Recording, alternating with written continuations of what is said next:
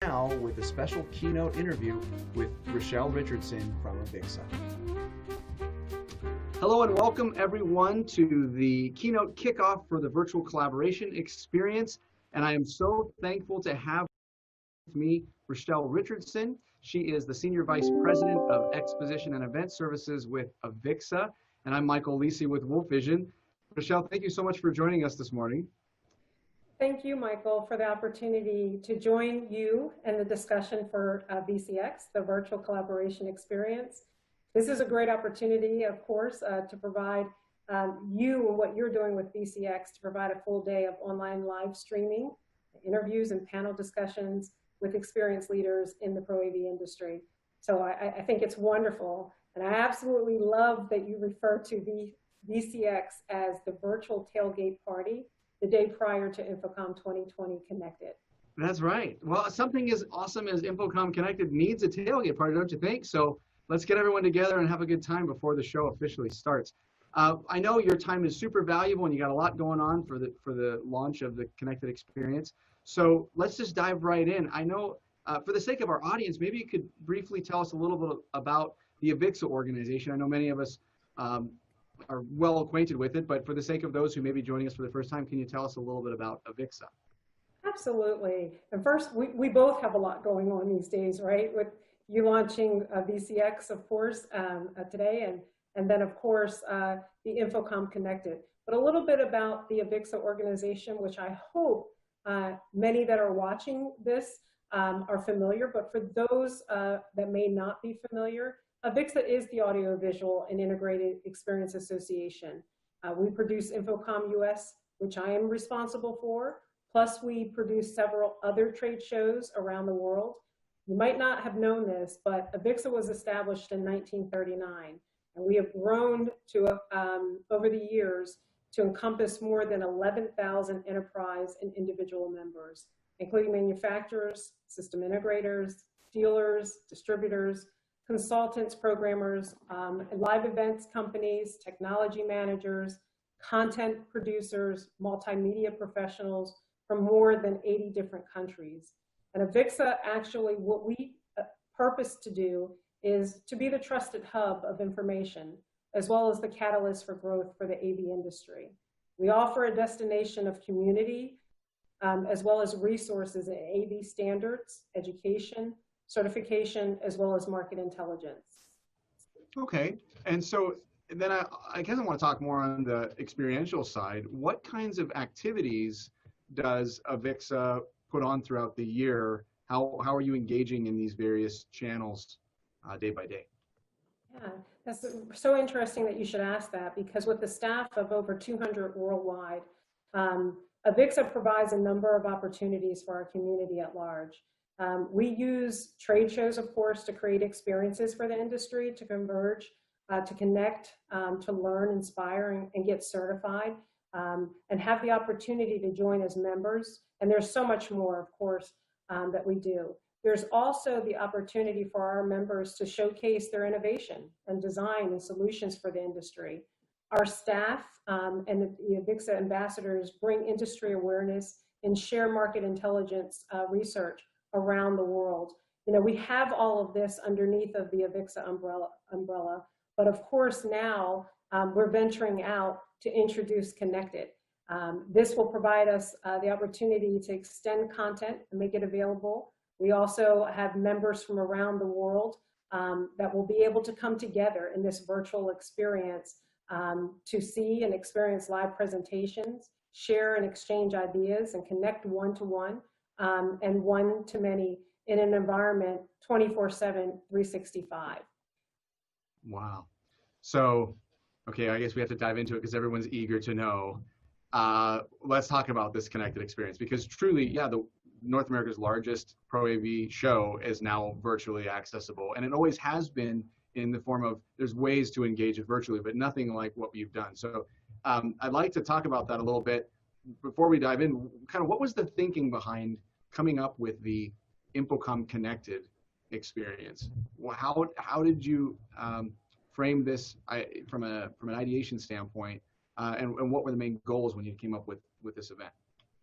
Well, it's interesting that you should ask that because, it was for us at Avixa, and I say us, we at Avixa, when we look at others in the industry, our members, individuals that participate in different services that we provide, everyone unanimously, I would say, for the most part, we just couldn't imagine anything or a year without there being an InfoComm. And while we were all very, I'm sorry? I said, I don't think many of us could imagine what that would be like. Yeah. You and I spoke a little bit earlier about, there's just nothing like the experience of seeing all of the amazing innovation and technology and solutions up front, up close, to be able to feel and experience that as you peruse or walk through a trade show floor. But while we were all very cognizant of the fact that there was this need to cancel the in-person event, we recognized that we had participants, we had staff, we had our membership, that we needed to make the right decision in the face of COVID-19. And I do believe very confidently that we did that. But right beyond that, there was still significant interest about, how could we still come together? What would we be able to pull together as an association to service our industry? And so we, of course, brought together some of the brilliant minds within the organization, and we created a virtual online experience. And we announced back in April, the new event, as we are all now calling it, is InfoComm 2020 Connected. We knew that many in our industry would have the dates already reserved to attend the in-person event in Las Vegas, and we're expecting Avixa to do something. So as a result of that, we said, let's leverage those dates. Let's take those dates. We had already invested so much in our resources and the development for the in-person event. We decided that there was some of the content that was already curated for the in-person event that could be selected to present as a part of the virtual online experience. And then we also decided what additional content could be added. And we created parlayed what we did from a content perspective, and then we added and created an exhibitor multi-level option, and added some sponsorship opportunities. We added the one-on-one networking. There's also AI matchmaking within the platform that's incredible, and I can't wait for attendees and exhibitors to experience that. And then, of course, we added some special events around that as well.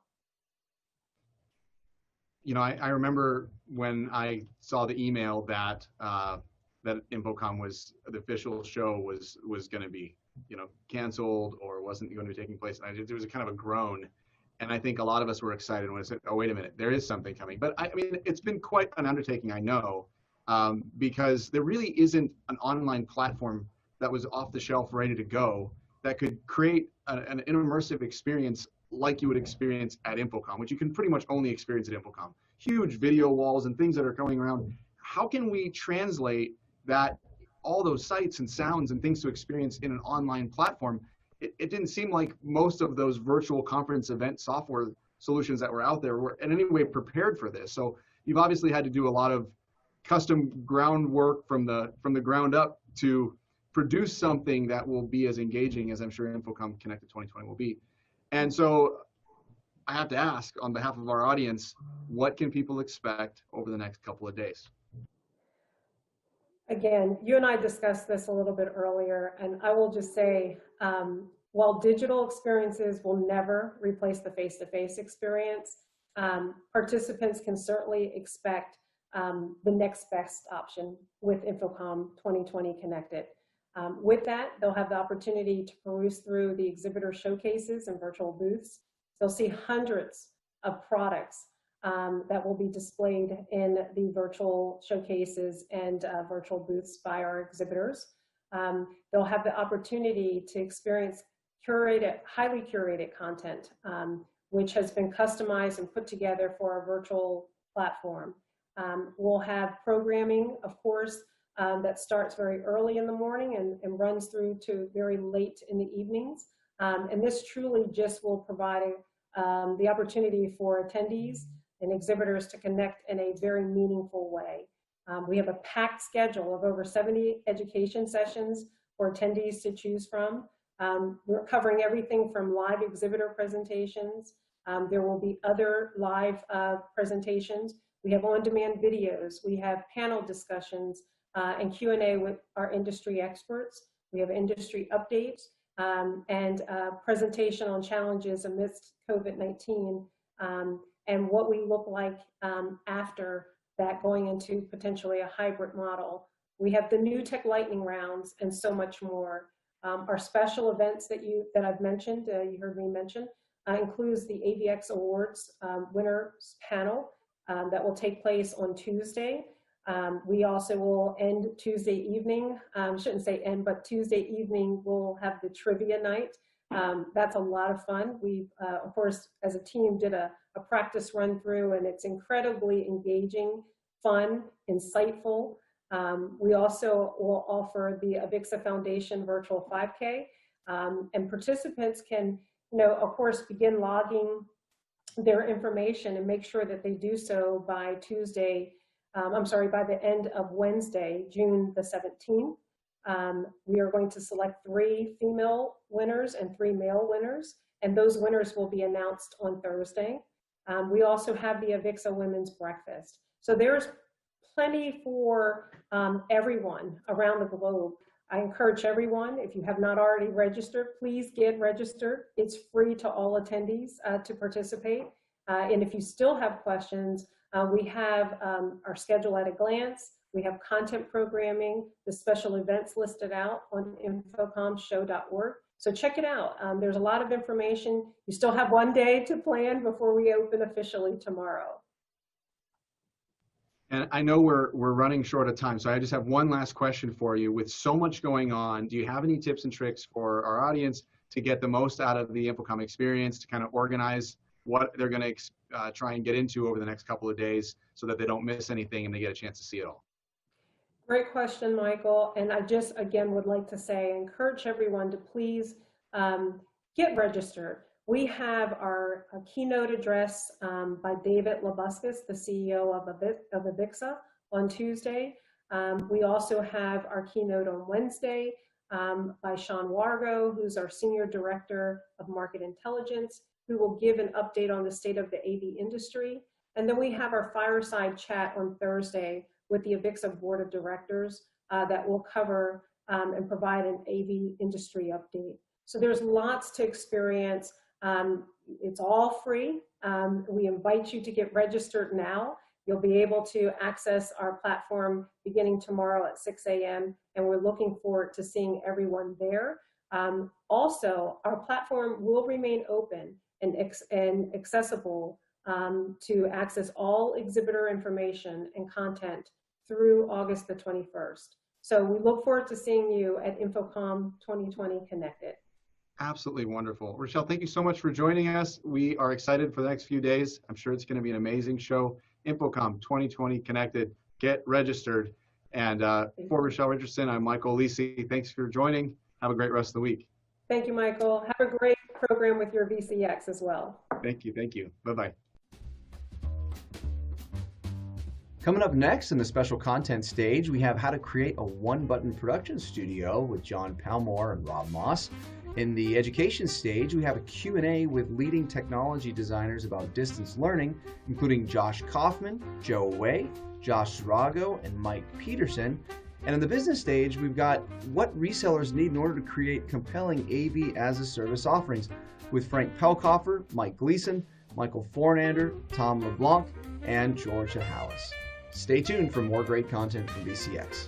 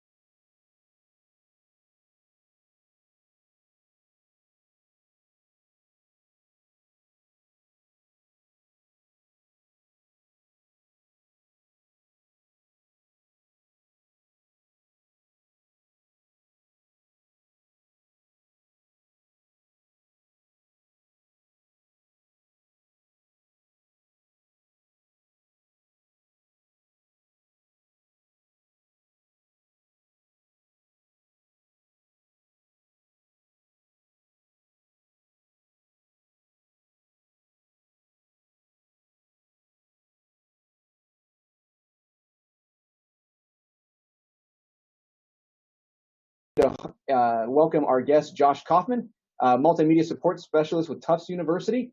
We have our friend Joe Wade, Director of Learning Environments with the University of Southern California. We have Josh Rago, Juris Doctor Candidate at the Santa Clara University School of Law. And we have Mike Peterson, Audiovisual Experience Manager at Iowa State University. Thank you all for joining today. Hey, thanks for inviting us. It's great to be here. We have a lot to talk about. So the whole world has decided it wants to do distance learning now, and I want to ask you about that. I want to get your ideas about that and see if we can give some counsel to our friends who are participating in the event.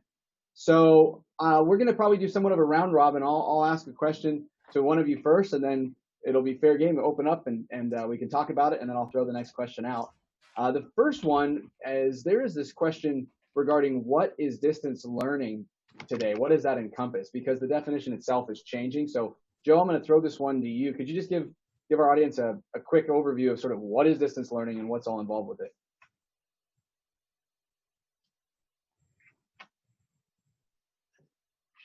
Who wants to go first? I guess I'll dive in. All right, go for it. So, yeah. One of the challenges with distance learning right now is how we're defining it, and so that's kind of what we're here. That's what we're here to do. So, what I would like to start by saying is what distance learning is not, and distance learning is not what we did a lot of in the spring. We were laughing and we were referring to what we did in the spring. In many cases, was remote or emergency remote teaching, right? Or emergency remote learning. It really wasn't a well-developed distance learning. Distance learning is, of course, it's education, at a distance, not in person. To do it really well, though, you really need to think through the pedagogy of how you're putting that class together and making sure that it's designed well for that online experience. And in many cases, we were not doing that well this spring. Right. We were just happy to be doing anything at all. Correct. Yeah. Correct. So, I mean, I think we need to talk about it being multimodal, right? So it's distance learning that's not necessarily synchronous. It could be asynchronous. So Josh, can you help fill in some of the blanks here? What are we talking about? So we're talking about really is that when we talk about traditional education, we're talking about, this traditional, you go to a classroom, you sit there, you listen to a lecture, maybe you interact somewhat with the instructor. The advantage of online learning and what really needs to be tapped in order to make online learning something that is not just an emergency situation, but something that's palatable for a lot of people, the parents, the students, the administrators, is the other ways that distance learning can work. And we can have anywhere from being, you no longer have to go at a specific time, the lectures are pre-recorded. You have the option of going, let's say, for a synchronous session, but if you can't make it to a synchronous session, you can watch the recording. You can learn by watching that. You can listen to the audio files. You can, go over the materials that are presented. And that comes to looking at education as more than just the traditional, as they call it, sage on the stage learning. And that really does, I think that is going to be where we're going to have to go, not just in this distance learning situation, but as we take advantage of what we've learned now for how we can reshape learning as we return after COVID. That's right. Yeah. And Joe, we had a conversation, a great panel discussion just the other day on higher education after COVID-19. And you had mentioned that mainly we went video conferencing at USC to get started, and you were able to kind of rapidly roll out Zoom and get everyone online almost overnight. What are your thoughts now on what the next step looks like? Yeah, it's interesting. I like the word that Josh just used, palatable. That was good. But let's go even a step further than palatable. Let's talk about effective, right? How effective was the transition to online? Okay, it saved the semester, but okay, all grace is now gone, right? Now we have to actually deliver, which is why we're doing 250 room upgrade of Zoom rooms everywhere so we can create the hybrid look. We are in Los Angeles. We know that our whatever is the social distancing and all of those health standards will probably be last to be raised, right? So we're going to have to be very conservative with what we do. But also we're looking into every single option that we can physically, but then also bringing in a ton of instructional designers in order to help the faculty at the same time. Because again, and I know we've beat this down a ton of times, you know, lecturing to a webcam is not actually teaching, right? That's one directional, and now we need to be bidirectional. We need to be able to get that feedback back. We need to be able to have the faculty members interact, or at least the TAs interact. So what we're doing is looking at how we can utilize our spaces. Like, for example, taking a group study room, you throw an integrated camera Zoom display in that room. You could actually now have the faculty member just live stream their class from there, have breakout rooms and discussions with the TAs, and start to look at how we can get the communication back, to the students. So it becomes, as you said, kind of multimodal, right? It becomes looking at how we can recreate the on-prem experience in an online environment, while also then being a hybrid environment. And that's why I've said this, that I feel really bad for any faculty member right now.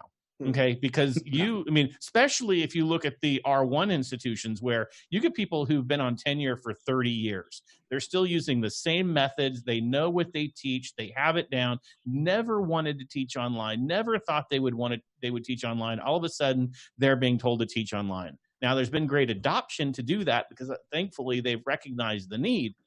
But now we're bringing them back on campus. We're going to give them new technology. And, oh, by the way, you know how you were doing traditional and then you were doing online? Well, now we're going to show you something called hybrid. And we're going to teach you another way to teach. I would not want to be that faculty member. But thankfully, so far, we've seen great adoption and at least a desire to learn and listen and collaborate. Well, and not only are we going to make you teach hybrid now, but we're going to judge you based on whether or not your students really love the way you teach virtually, right? So there's this whole nother dimension. Before, we were just thankful that you were brilliant and you had a lot of really insightful things to share with the students. Now it's how camera ready are you? How well do you project? How well do you remember the fact that you're not supposed to pace in and out of the field of view? So actually, we're going to pivot here because this is a good segue into the next conversation about what do we need to do then to make our distance learning content palatable, right? So focusing on the production value. How can we, what are some suggestions that we can kind of up our game, since the Zoom call hasn't been the most incredible experience I think most of us have received. So I'm going to start this one off with Josh.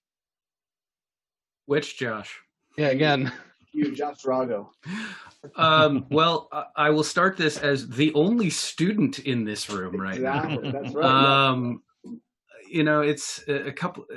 Listening to my industry colleagues, it's interesting because the concerns that change, the concerns and how they change. Like Josh's point about being able to flip the classroom and being able to view these asynchronously, have these recorded videos. There's value in that, but there's also restrictions because and I'm using law schools as an example. The American Bar Association has attendance requirements. So how do you confirm whether or not the student has actually done what they needed to do? How do you register that? How do you log that data? And going to very much to Joe's point of some professors don't want to learn this stuff. They have no interest in learning this stuff. And they're struggling with it. So creating what I've seen some professors starting to do is incorporating the tools as best they can. It requires a lot of self-work effectively. Like they have to put in the time to learn how to do these things. But I've seen breakout rooms getting used effectively for small group environments. Polls are starting to get used. I've also had some professors, what they started using was outside tools. So Zoom became literally just a room you existed in to have a conversation. But then they were using other online web tools in order to conduct polls, conduct surveys.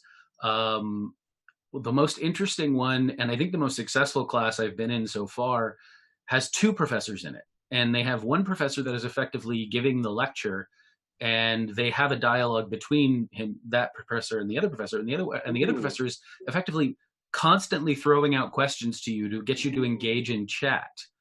And so effectively, you have one person monitoring the chat to be able to force that dialogue, and invite you to talk back if you want, because then if you raise a point in chat, and law school, of course, Socratic method. So it's like, oh, well, I'm going to raise a very brief point. Hey, now you're going to have to talk, and now you're going to have to elaborate. It's the problem that you face is this is a small class. It's only like 20 people. How do you do that in a class for 70? How do you do that in a class for 300? And that's where the struggle gets, is the bigger the class gets, it gets a lot harder. So do you start offering more small classes, which then becomes a faculty restriction? Or do you start to figure out how to tailor that? And those are some of the methods that I've seen thus far that have been successful. Because I've had other professors where they haven't changed. Who they are is like they don't use a projector in class. They don't use PowerPoint. They use nothing. They lecture at you for 75 minutes straight. And or they force you to recite back what you read, and it gets into a dialogue, but there's no multimedia. And they continued that into the next semester once we went online. And while they themselves are an engaging professor and in class, it's amazing. Once you're online, there's distractions nonstop everywhere around you. And on top of that, you're not in an actual classroom environment. Some students are on their beds. Some students are in their dining room.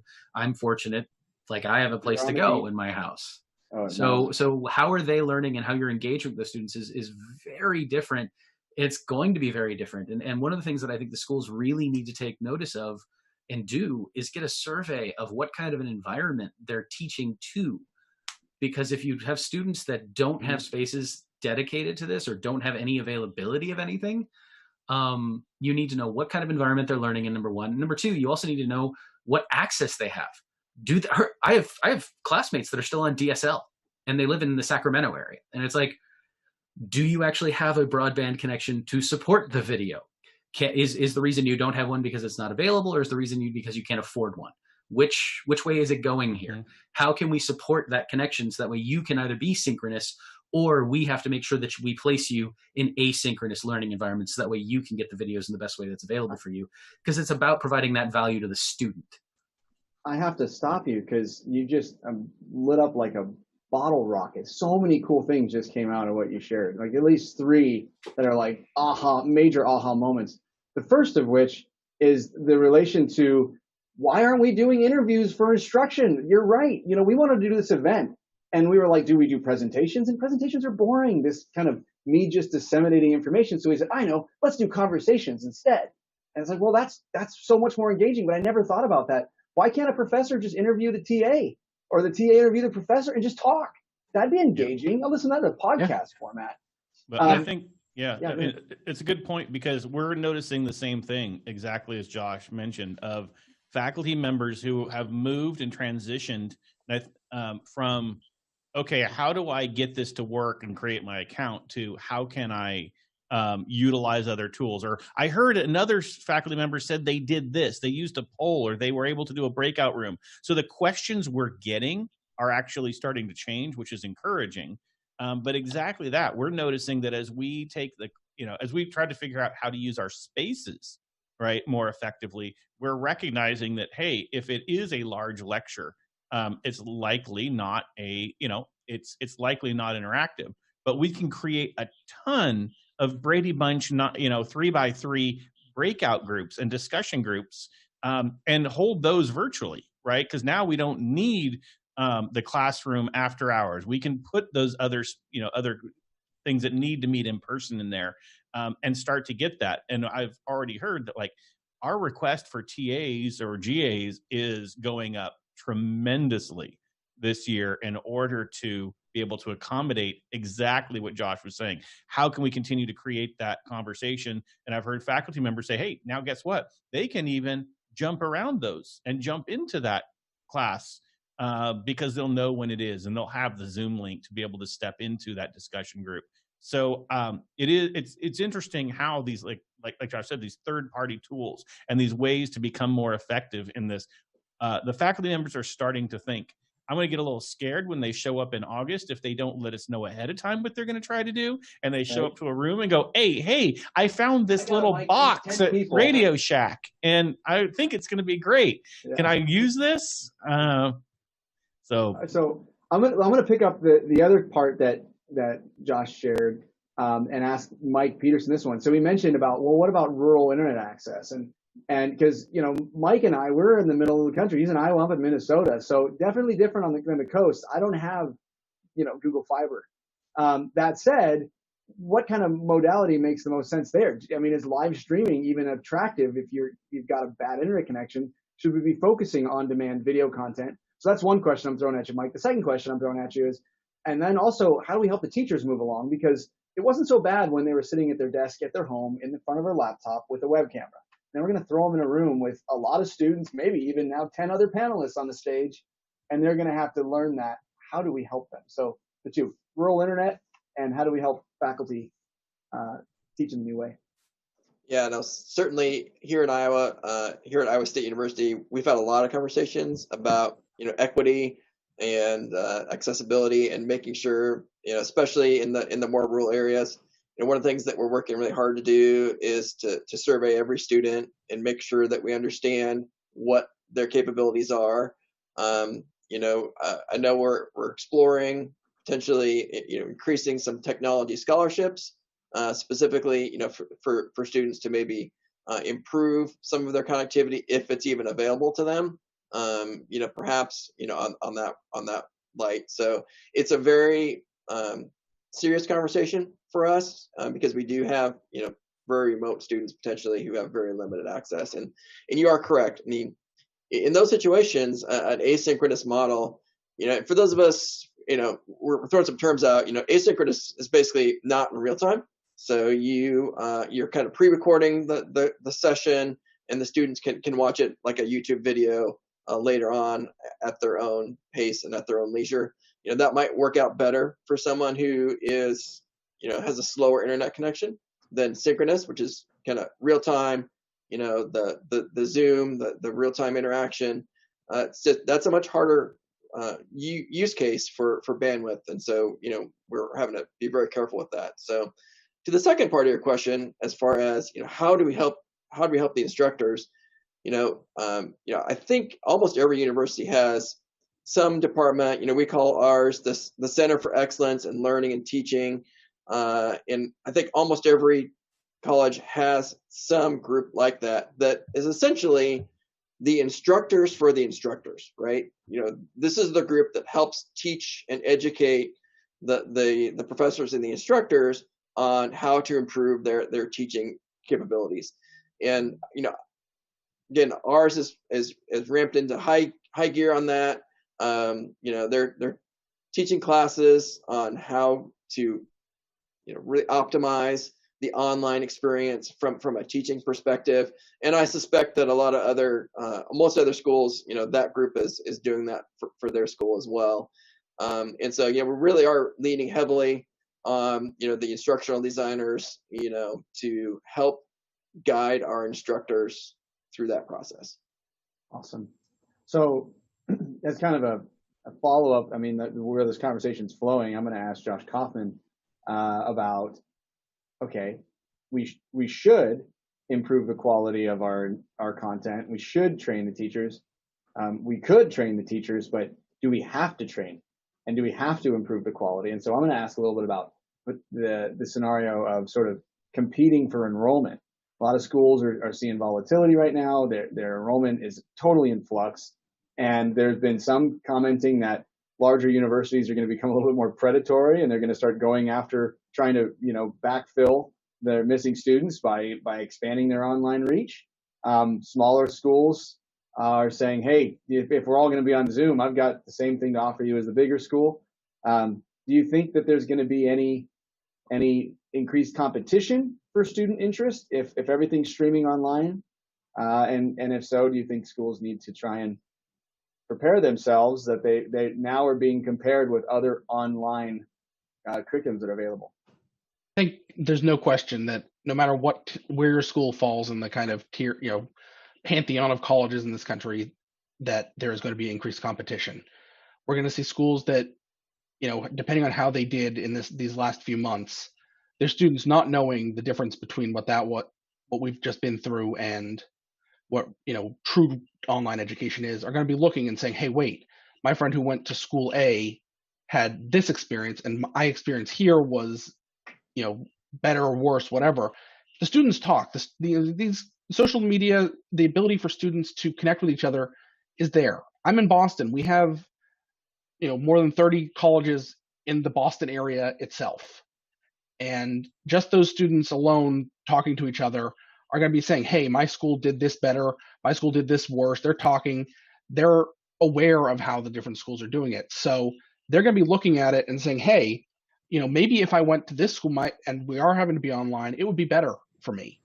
I would have a better experience. Maybe if I go, if I could take even just a class at this school, it would be better. And I think that really speaks to there will be increased competition, but there also needs to be increased collaboration between the schools.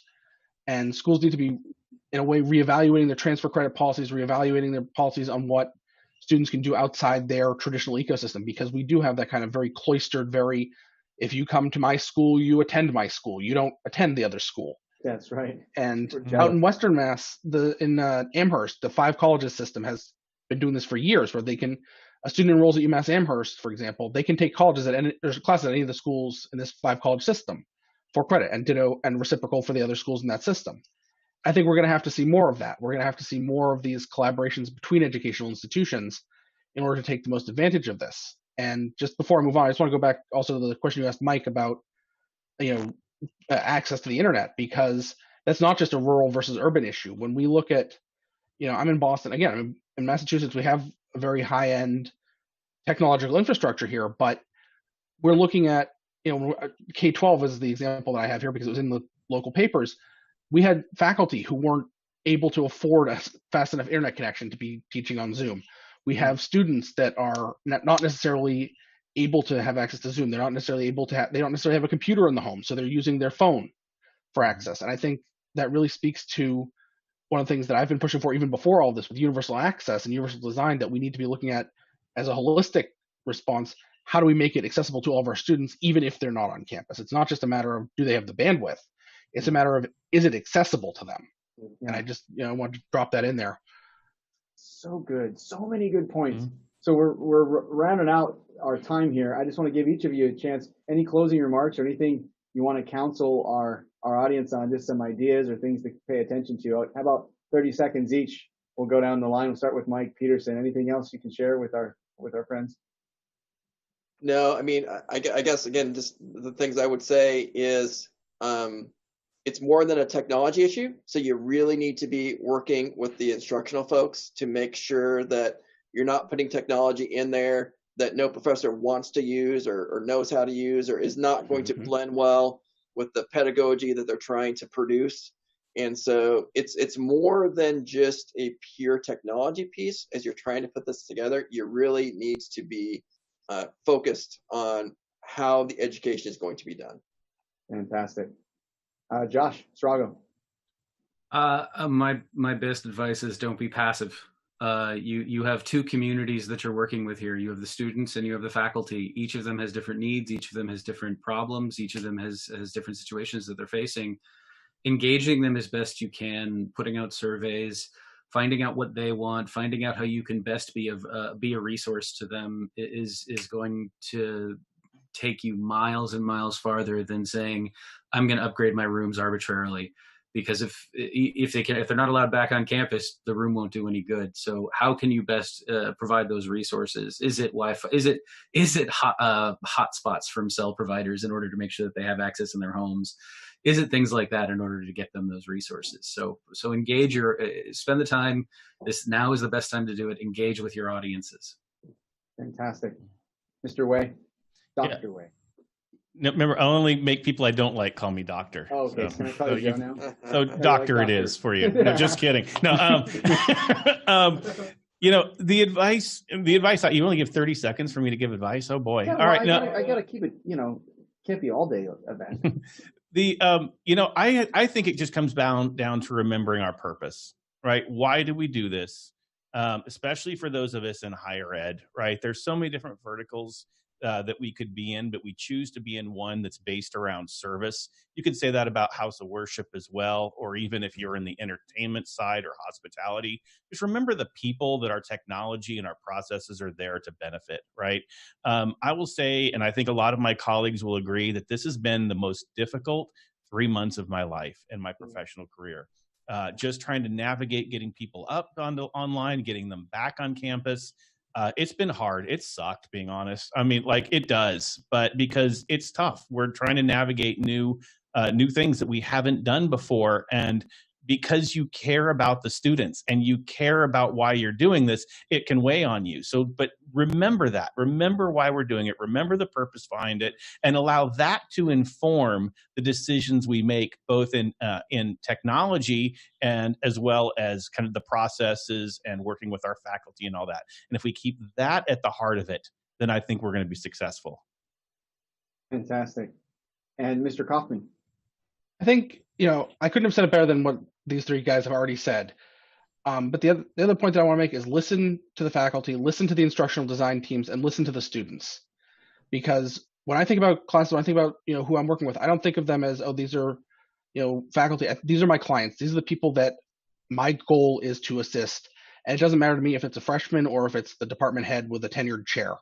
That's the person who my goal is to help do their best, however that they define that. And so listen to them, listen to what they need, look at the social media channels that our students are using, that are expressing what their views are, so that we get that kind of in-depth look at what they're believing, and then listen to our instructional designers and get them on board with these same channels where we're seeing what students and faculty are saying when they aren't saying it to us. Fantastic. What a supercharged conversation. 30 minutes of just pure insight on distance learning, guys. I really, really enjoyed being here with you. Thank you so much. And for those who are at the event, I've got some other things coming up for you here at 1 o'clock Eastern. I invite you to join how to use social media to promote your company's offerings and influence your target markets. That can also be in universities, right? How to engage those students on the social media platforms that they're using. And that's going to be with Chris Netto, Paul Richards, Melody Craigmile, and hosted by Tim Albright. We also are going to have on the education stage coming up, mistakes to avoid when deploying and managing lecture capture solutions. That will be with Michael Dannenberg. That will also include Andy Bortz, Randy Tritz from Shen, Nilsson, Wilkie, and also Mike Rich, Vice President of Business Development with Panopto.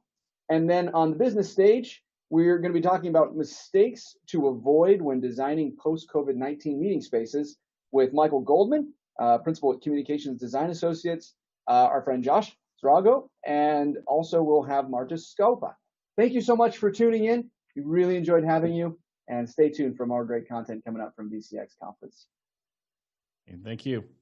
Thanks, guys. Thanks.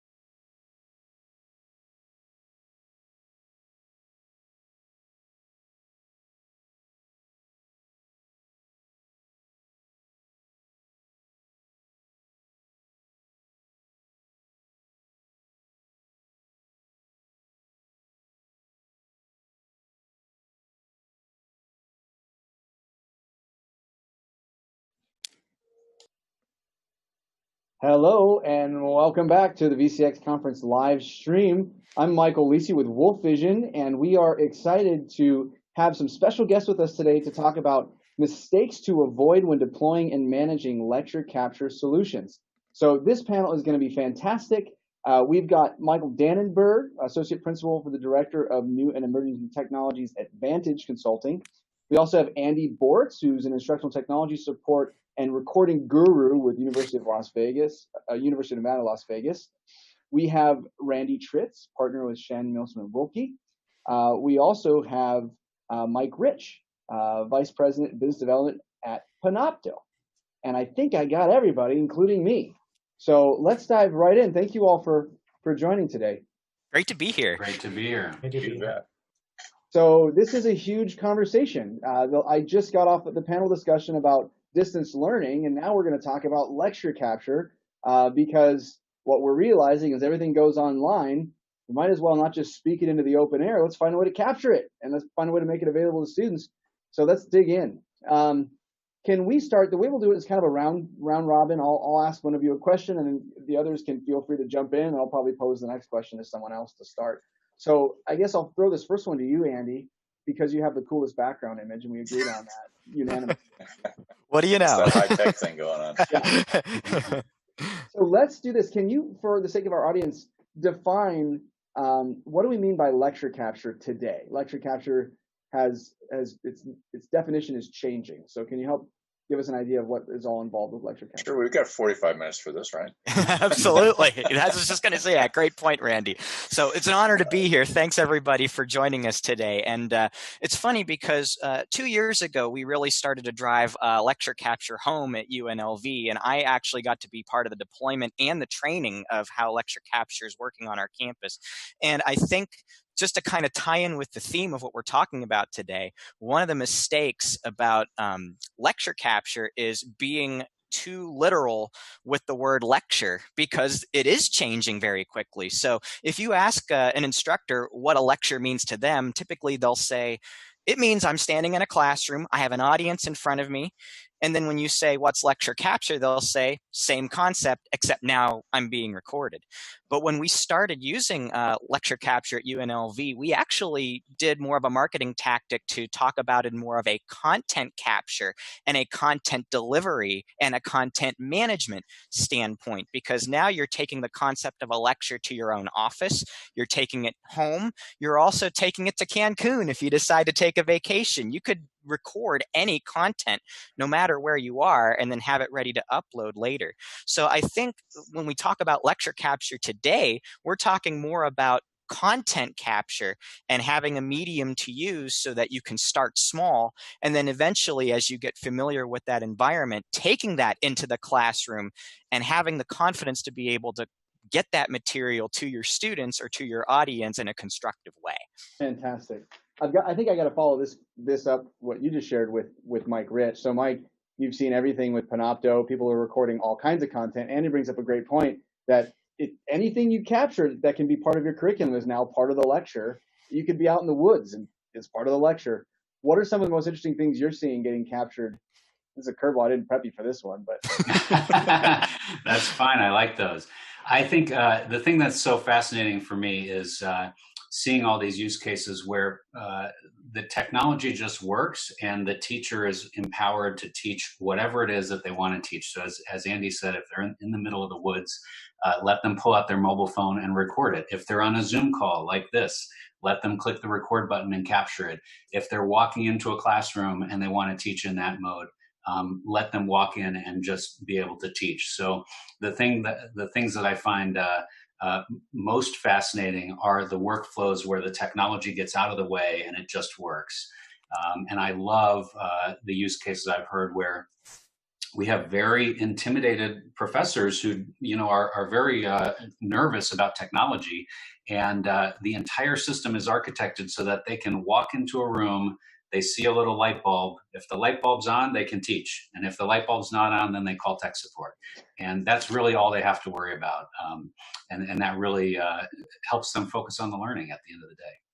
Just to tie in with Right. what Mike said too, it's pretty neat because when you start an instructor out from the simplistic manner of putting a little webcam on the top of their computer, they basically start to get that workflow into play where they check their camera position, they check their microphone audio, and then when they transition into the classroom, we made it as paralleled as we could. So we basically said you hit a couple buttons to position the camera, you put on a microphone, and all you do is start when the clock says 10 o'clock or 11 o'clock when you wanted to start the recording. It's just nice to see that parallel go across the board. Yeah. And Mike really touched on it pretty well, I think, too. It's a matter of keeping the technology out of the way of education of the teacher and the instructor. If that doesn't happen, then Andy, where you were is the exact same discussion where they start to get nervous about it and they start to get out of their comfort zone. And now the technology becomes the discussion, not the education itself. But also making sure that they don't get too comfortable. We want to make sure that they look good on the camera. They're not thinking about it, but they are thinking a little bit about going into it, what their on-screen presence looks like, knowing that they're going to be recorded for a long time. This is going to be out there, and making sure that the environment is set up for them properly so they don't have to think about going through and doing a lot of tweaks and things like that, that they can really walk into the space and it is set up for them properly. And Michael, make it sound easy. He makes it sound so easy. Now I'm going to ask you the tough questions. I'm going to point this one first at Michael and then at Randy. Okay, how do we do that? Just make it so it's really out of the way and they feel comfortable. But any suggestions right off the bat? And again, the main point of this conversation is mistakes to avoid. So what are some things that we may not know all the answers, but we definitely know the things we want to stay away from, right? So, Michael, I'll throw that at you first, please. So some good things that I've seen that have been problematic in the past is the institution doesn't have a formal plan or strategy for deploying distance education programs. Post-COVID, as we're going through this, I mean, this has opened up a lot of eyes to people. So I think they've kind of had to delve into it feet first and just get into it. But now we can step back and start looking at what were the mistakes that happened and how can we use this, capitalize this in the future, making sure that there is a plan, that there's a unified and a consensus on how to deploy this appropriately, how you're going to store the content, how you're going to distribute it, what is the content portal and searching, indexing, and engines for students and staff to be able to access and search and utilize that content, and making sure that that plan has a lot of different elements into it that builds on what is the architecture of the room, as Randy noted, and how what is the cost that's associated with it? What is the reoccurring operational costs? And making sure that there is a plan for that, including etiquette and lots of different elements. So, I think it goes in exactly where you're at with it, Michael. I think the LMS system, the learning management system, is a key component to it, working and continuing to work on down the road. The physical space itself becomes important in terms of acoustics.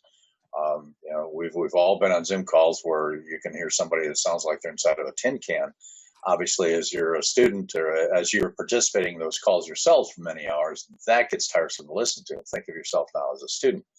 The flip side of that, in addition to that, now are a lot of classrooms are trying to figure out how they can make the jump into, as we were talking earlier, hyperspace. But the standard classroom jumping into hyperspace and going into the learning environment with a projector that's probably washed out by lights within the room. So the architecture of the space, the lighting design is really conducive to a camera seeing that screen if it really needs to. At the same point in time, is that image being projected directly into the recording system or connected to the recording system and not projected onto the screen, so you can get around some of the lighting issues. So lighting, acoustics, spatial dimensions become very important in a class environment that's now being recorded, whether it's on the beach, as Andy was saying, or in the middle of Syracuse at the university.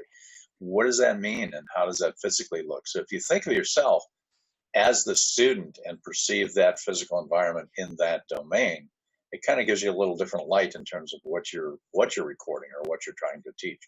Well, and let's break this wide open, because this is, I think, this is the crux of the matter. So what is going to be good content for the students to be able to see? That's the first thing. So is it just somebody walking back and forth, pacing and talking? Are we showing them that digital content? Is it interactive? Are we getting it from a bunch of different camera angles? And I think of like a cooking show, right? It's not just them talking about the food. They're showing you the food. You've got this up close, high definition camera of them slicing the onion open. And you got all these shots of them throwing stuff in. I mean, there's a whole production mix going on there. So I want to talk about what kind of production do you think will look attractive to students? And then how can that be created in the classroom without making the teacher, the instructor, have to become a video production specialist where they're handling joystick controllers? Would you suggest auto tracking cameras? Would you suggest framing them within a tape mark on the floor that says don't walk out of the field of view?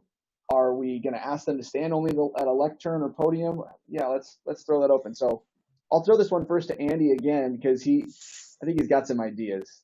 Hey, you know, it's been cool working with so many different faculty members with so many different perspectives and styles. I mean, it's really opened up my world into experiences like this.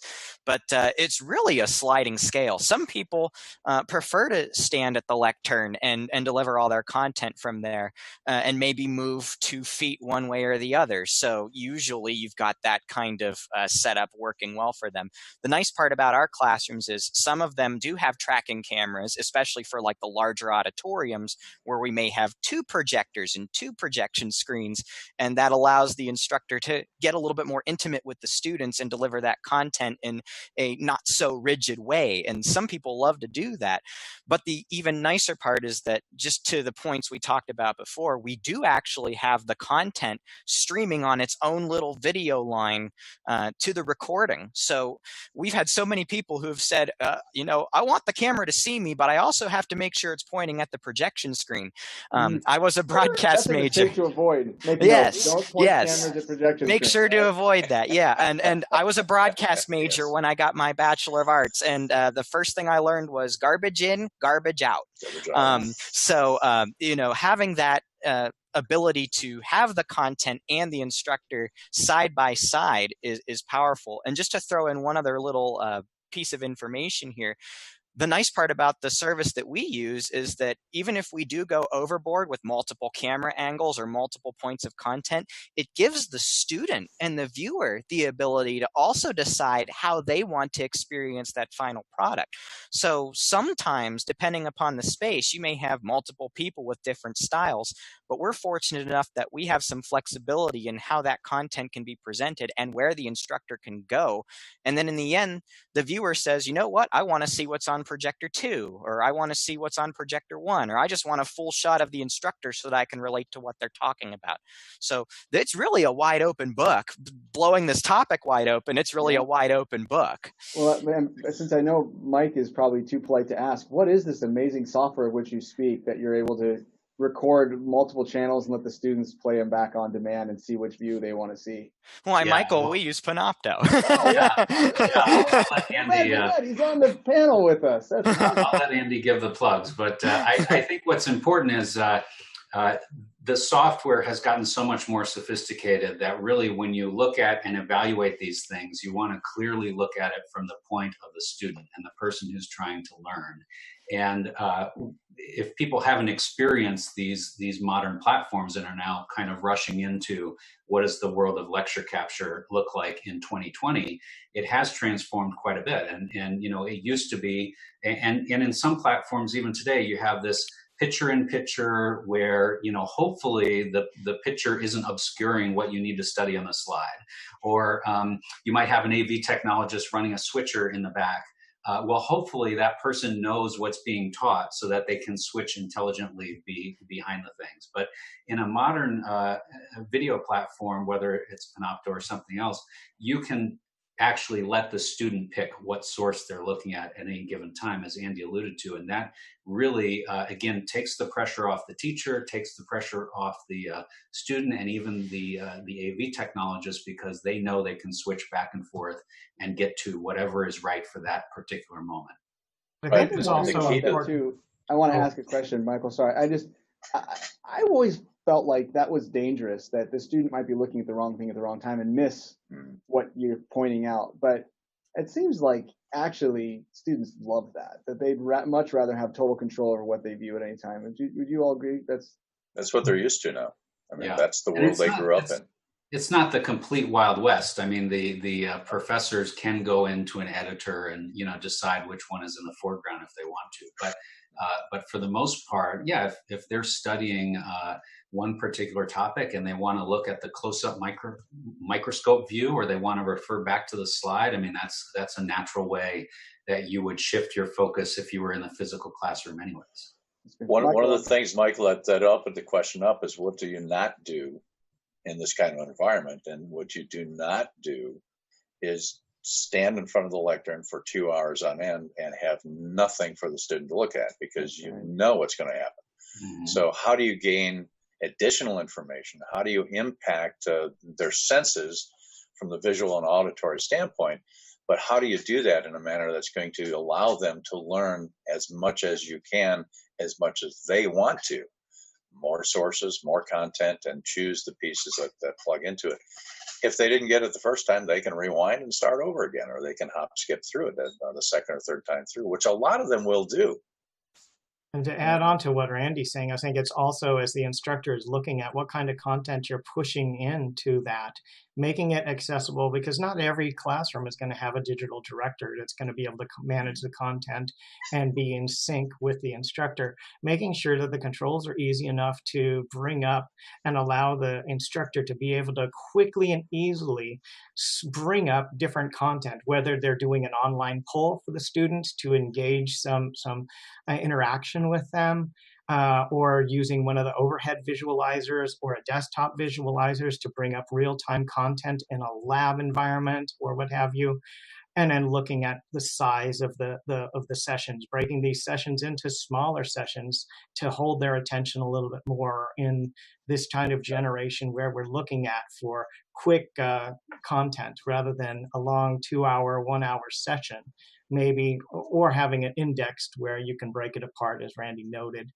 where you can easily reverse back, look at the content that's relevant to you, and then move on.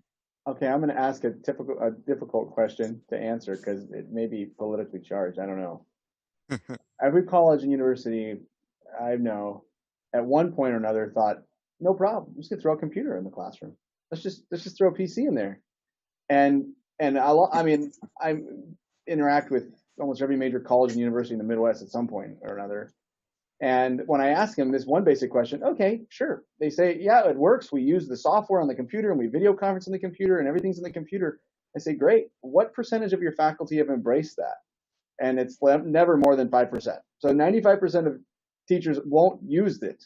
5% will use whatever you give them. I mean, they'll build their own computer if they have to. And so, okay, tell me, have you seen someone use a computer as the centerpiece of their lecture capture solution effectively? And have you found that teachers, coming back to this whole conversation, are comfortable managing their PowerPoint or their presentation and managing an AV switcher and managing special software on a computer all at the same time and teaching? Only if they don't know that that's what's happening. Exactly, Randy. They do it on accident, you're saying. Well, the key to that is, and we've all seen different ways to get around that scenario. The touch panels or the touch panels, the voice activation is the voice activation. They all have their issues, their problems, and shortcomings. But for instance, there are tools out there today that I can bring a thumb drive along, and my thumb drive has my profile on it. My thumb drive, when plugged into the device under the lectern that goes boom in the night, it can be a PC, it can be whatever, that drives that device to start recording in 3 minutes, 5 minutes, whatever my profile says. It stores my information onto a drive and streams it out automatically based on what I've set up as a profile. It locks the cameras to me. It allows me to set up X number of sources in addition to that. It also allows me to use my PC as a source. So now I'm not trying to figure out what happened to the instructor before that uses a left-handed mouse versus a right-handed mouse. So there's ways of getting past that, still using that technology, getting past that 5%, when they don't really know or care what's underneath that Okay, counter. so I'm going to play the difficult one here. So, because our sign app, very similar. You could bring your user credentials on a USB stick, and you can plug it in. And I said, just plug in the USB, and your profile loads. And so many organizations said, we don't want to use USB sticks because there's dangers there.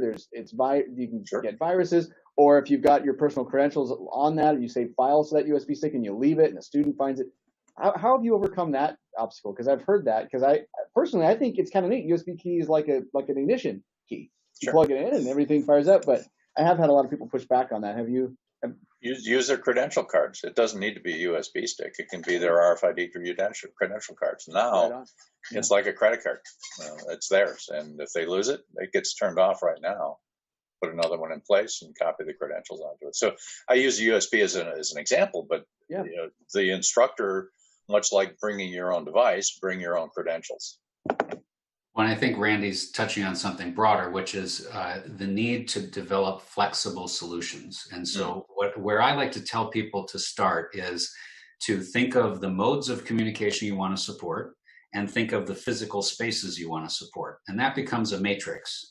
And the most common ones that you think about are real-time communications, like us experiencing this conversation right now, but that doesn't solve everything. So then you go into broadcast communications, just doing a live one-to-many broadcast, and recorded asynchronous communications. And then across the top, you have things like the physical space, the physical classroom, the lecture hall, the person's home office, and whatnot.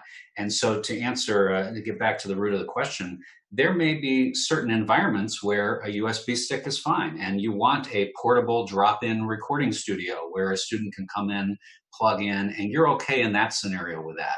There may be other scenarios like the lectern at the podium where you've got 5 different things you need to capture, where you need a much more sophisticated device. So I think organizations need to think about the right level of modularity to these solutions, and that it's not a one-size-fits-all thing. And there may be different environments where you plug and play different solutions. I think it goes back to having a strategy going back, because what you don't want is people coming up and taking and recording it via Zoom and then posting it to their Google Drive because the school doesn't have another platform, or they're not aware of the other platform, because then you're getting into data privacy issues, you're getting into legal issues, all kinds of different licensing. Magic word. Magic word. Okay, everybody buckle up. Hold on. Click. Here we go. So 2 questions, actually. So one, we need to talk about who owns this content and what are some things that we need to discuss about that, because we live in a content-driven world where if somebody produces good quality content, someone else wants to pay them to license it so they can syndicate it.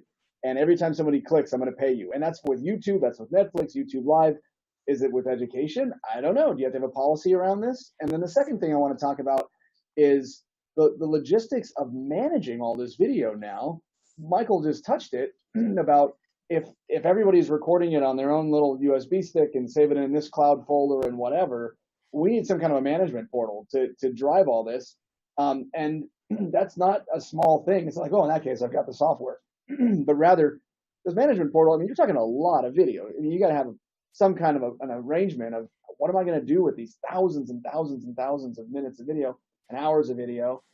And then our school's prepared to pay for that storage. And I mean, if they were only capturing 5 out of every 100 faculty's curriculum before, and now it's 100 out of 100 or 95. So what is that?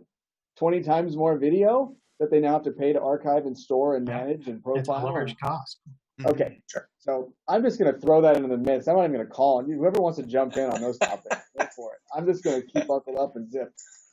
Well, I think certainly from the storage perspective, you're right. That's a huge risk if customers have not planned for that. So as you evaluate platforms and look around that, you want to understand how do different platforms monetize. And if you have a platform that's monetizing just based on storage, then you definitely have considerations when you're talking about large scale video deployment.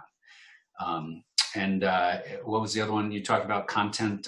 Who owns the Who content? owns it? And Yeah. can we pay the people who I'll produce it? defer Is there over a to model Andy. for that? I would love to know if UNLV has a policy on that. Well, so we do. I don't know it verbatim, but one of the things that we talk to instructors about is whenever they use Panopto versus YouTube, they have a much more likelihood of being able to grab that content and utilize it for their own resume purposes, or even for just saying, I nailed this lecture. I want to make sure that I have it available for next time and that I can group it with my own content rather than letting something else with random algorithms do it for me.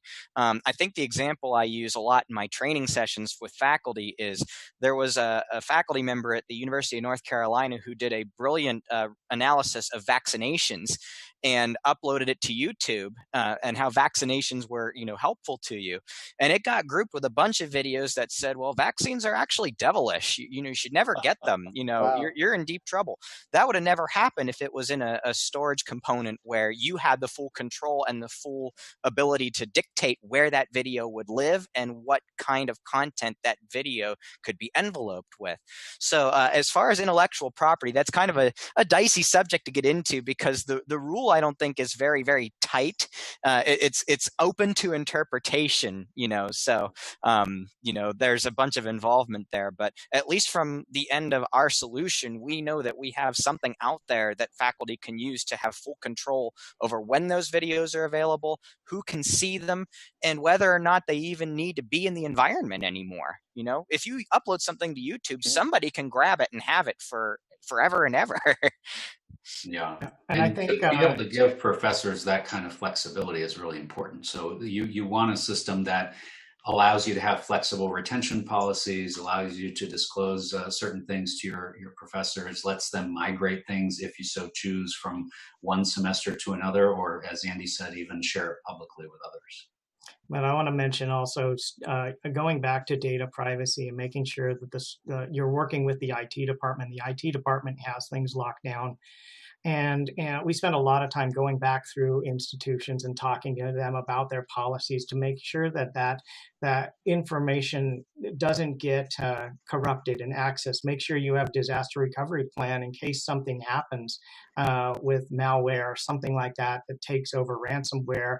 We've had institutions that have been brought down with that.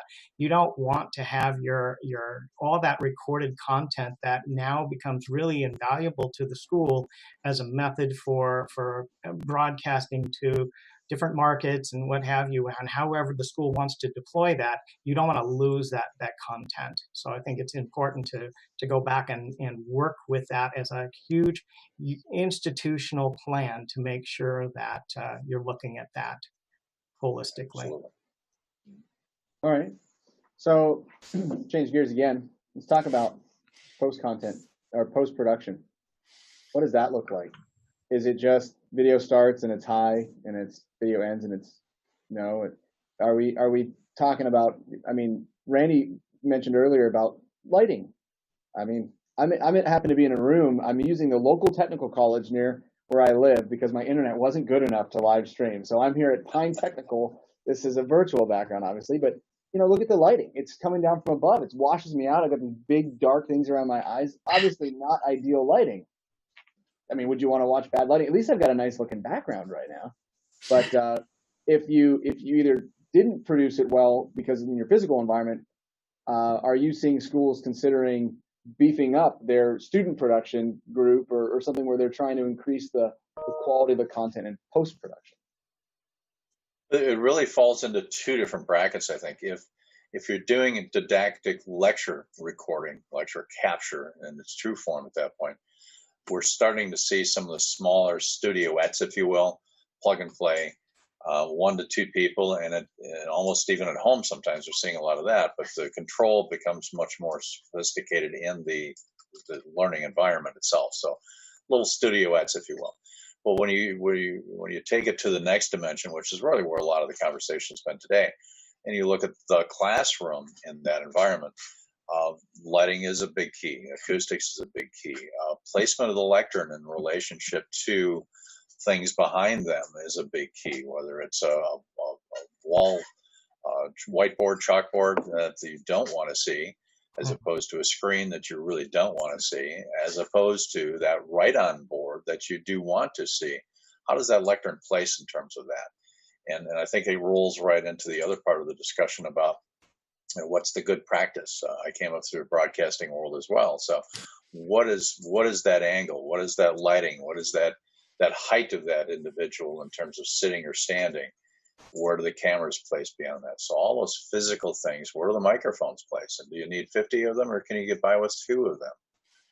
So I mean, it kind of gets into a whole different realm. Okay, well, and we've got the time to break this one open because it's important. So we just actually had a session last hour on how to create one-button production studios, and I think they probably talked about the sign-up in there a little bit. But you know, we were talking about one-button recording studios before, where faculty could go in and record something. Now we're talking more about production. Why? Well, because we may also now be streaming and web conferencing from that small, you know, sanitary, quasi-isolated teaching environment that's well lit and such. And it bumps this other conversation that in the past, it seems like lecture capture, it's definitional in that online learning may have only referred to a teacher in front of a webcam at their own computer teaching only virtually to only virtual students, right, that are online. And now we've got these mixed modal environments that are showing up where the teacher is planning to teach in person and stream it online. And then there's this other new model where it's only the teacher is in a nice physical space. It's like an empty lecture hall, but streaming to online. Where do you think we go from here? I mean, there have been silos in a lot of colleges in the past. They had an online program and then their in-person program. Emphasis on the online program was well-produced content. They didn't think they could get that production value out of the physical. Now we're trying to like throw them all in the same bucket and say all the physical is going to be online. It's going to be produced well. Whoa. Well, there's a lot of that's come together in what I've kind of termed as the blended environment now. So it is the live classroom, but it now brings in that other dimension of the remote student as a live component to that. So you know, it takes the sterility of a studio out of the discussion. It takes that didactic lecture almost out of the discussion, that self-produced or that highly produced piece. And now you enter into the collaborative interaction between 1 or 2 or 5 or a dozen or 50 students remotely and another 50 in the classroom. And I'd love to hear how Andy's playing with this one right now, because it changes that dynamic to things that you cannot physically control because you've got student interaction.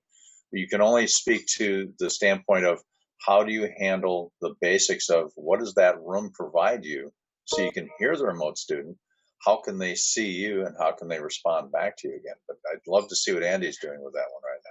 Well, so the funny part about this is I learned this term for the first time last week. We're calling it HyFlex, HYFLEX. And so people have that mentality that they have to teach the remote audience and the physical audience at the same time. There are a lot of challenges with that, even if you have the most chic space. And I think the biggest challenge is imagine that you are an instructor standing at the lectern in the room and you have 50 people in the room and then you have another 50 people outside of the room. You're either going to have the people who are in the class looking at you teaching like this, or you're going to have the people who are in the physical space watching you try to watch the other audience too. So it's going to kind of look awkward with all this looking back and forth, because then as a student, you don't really feel into it. You know, if you're on the outside, you feel like you're just kind of infiltrating or interfering with the session at hand. Have you seen some of these wild green screen studios where the teacher's teaching in a green space and they've got all these monitors and it's really well produced, and then they put students in there, and it's the student experience is the teacher never looks at them the whole class session. The teacher's always looking at the camera and waving their arms in an open green screen, and the students, you know, they have to look at a TV monitor to not feel like they're, you know, watching.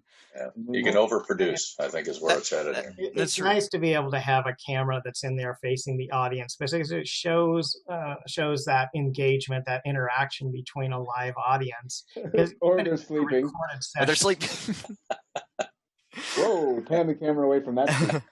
But tying into that as well, I mean, the thing that we've been encouraging instructors to do is, first of all, really dictate whether or not they need to have that full-time interaction synchronously, because believe it or not, some students may not have internet. Some students might be relying totally on a weak 5G signal or a weak 4G signal to try and keep up with your class. So we also talk about moderators, because think about it. If you're doing some kind of content sharing with the class, you also have to be simultaneously sharing that content with the outside audience. So next thing you know, the class in the room is seeing every little chat notification pop up. It's seeing who's dropping in and dropping out, especially if they have their noises activated when somebody enters and leaves. So it's just such a nightmare conceptually. I mean, it can be done, but you have to have the personnel and you have to have the use case that would really embrace having two audiences simultaneously be involved with a case like that. I think one thing people learned the hard way in March is that you can't do everything over unified communications. You know, it becomes far too complex to try to handle any type of learning scenario where there's 20 or 30 people on the call who can potentially talk at the same time. And so to be able to offer that flexibility and tell the instructor, you know, what are you trying to accomplish in this session? Is this an interactive session where that kind of two-way dialogue is very important? Then here's the tool you use for that. Is this an instructional lecture and you're primarily trying to cover a topic and teach a topic? Well, you need to, you know, configure a different way. And just one last little, piece of the puzzle here. Whenever folks have asked us about this and they really don't feel very confident with it, one of the things that we try to make sure that they understand is that if you cater to your internal audience, your physical audience, and you record the content, not only does your outside audience get to watch it on demand, but your internal audience can also watch that and review it at any point. And then we say, if you want to have something synchronous where everybody's on level playing field, just have the class stay home and host it over a video conferencing solution so that way everybody has an opportunity at least to be on level playing field when they can't be in the room. And that's really helpful for people to understand, because the other thing that comes up a lot is conceptually, if you have people in the room who ask questions, how often is the instructor going to remember to re-ask the questions so that the outside audience can hear exactly what was asked? It's just something that you have to completely change your mindset and almost practice religiously to get it right. Yeah, so one mistake to avoid is when students ask a question saying yes on the recording. Yes. Yeah. That's all the far side students hear. Mm-hmm. Yes, no, yeah, definitely remember that on the quiz. And the student's like, what, remember what on the quiz? And then it adds more time, right? You have to go back and rehash that. And then, some people, believe it or not, do scratch their heads a little bit when they're hearing this back and forth, because they're thinking this is time we could be spending going over more content instead of answering the question, then going back and re-asking the question and then re-answering it the same way. It's hard. It's really challenging. And a shiny nail got set, and I just want to drive it into the wood here. You mentioned, Randy, that we don't want the really long, drawn-out lectures, 2-hour-long lectures. And we haven't really dug into that too much, but this idea of smaller sort of micro modules that become supplemental content. Lecture capture doesn't just have to be one long contiguous stream. Could it be I'm capturing lots of little snippets and I just keep building up that repository so that eventually when my students are taking any of my classes, maybe watching the long lecture that there is for that class, if they need to dig back in to get extra examples or they want to really understand a definition more closely, there's a bunch of little small supplemental videos that they can consume as needed, right? Sure. So maybe the mistake is avoid only long lectures. Right. And we've seen that for a number of years now with the lecture capture series that were out there a few years ago now. The more you can break that up and build it into little vignettes, whether purposely or by happenstance, the student appreciates that more from the standpoint that they can watch through the entire piece if they so wish. But when it comes to final time, they start crunching, they can sort through that whole LMS system and find the bits and bobs and pieces that they want to learn, as opposed to spending time sorting through it all. So what not to do, don't build it into a solid 2-hour presentation. Build it into little 5-minute or 7-minute vignettes. Yeah, and we're catering to the TikTok, YouTube culture now. So I think breaking it, like Randy said, breaking up into smaller segments makes it so much easier for the student to digest, as well as to be able to search and just get specifically the targeted thing they're looking for. It makes it easier for the instructor too to build it. Go ahead, Andy. I was going to say, I have to say that originally when we launched Panopto on campus, we didn't have many classrooms ready. So we got people into that habit of trying to create those vignettes just to kind of get their point across and allow people to be able to go in and grab an example here and there if they needed it in case they were hazy on a concept. And that has taken off. People are recording pre-lecture content and flipping the classroom. People are even in the classroom and saying, they struggled a little bit understanding this concept. So let's record a 3 to 5 minute thing post-lecture and just elaborate it on it further. So that culture's really picked up.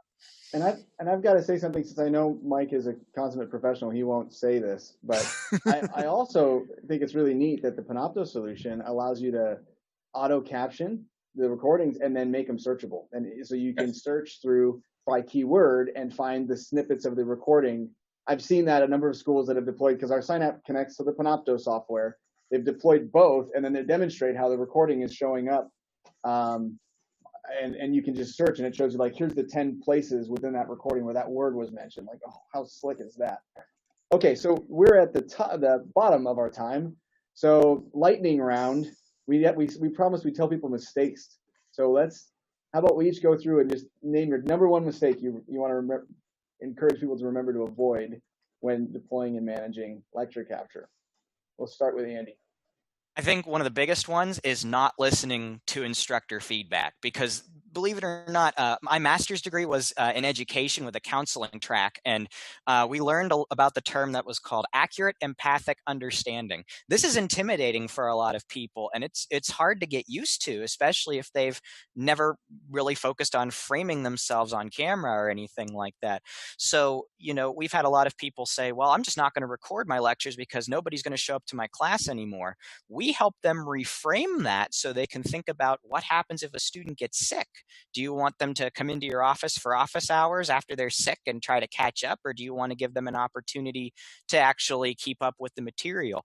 So, their feedback is valuable, and helping them understand almost like a self-realization, helping them understand some of the benefits of the tool rather than focusing on the negatives really helps the overall morale of implementing a system like that, especially if it's being done for the first time.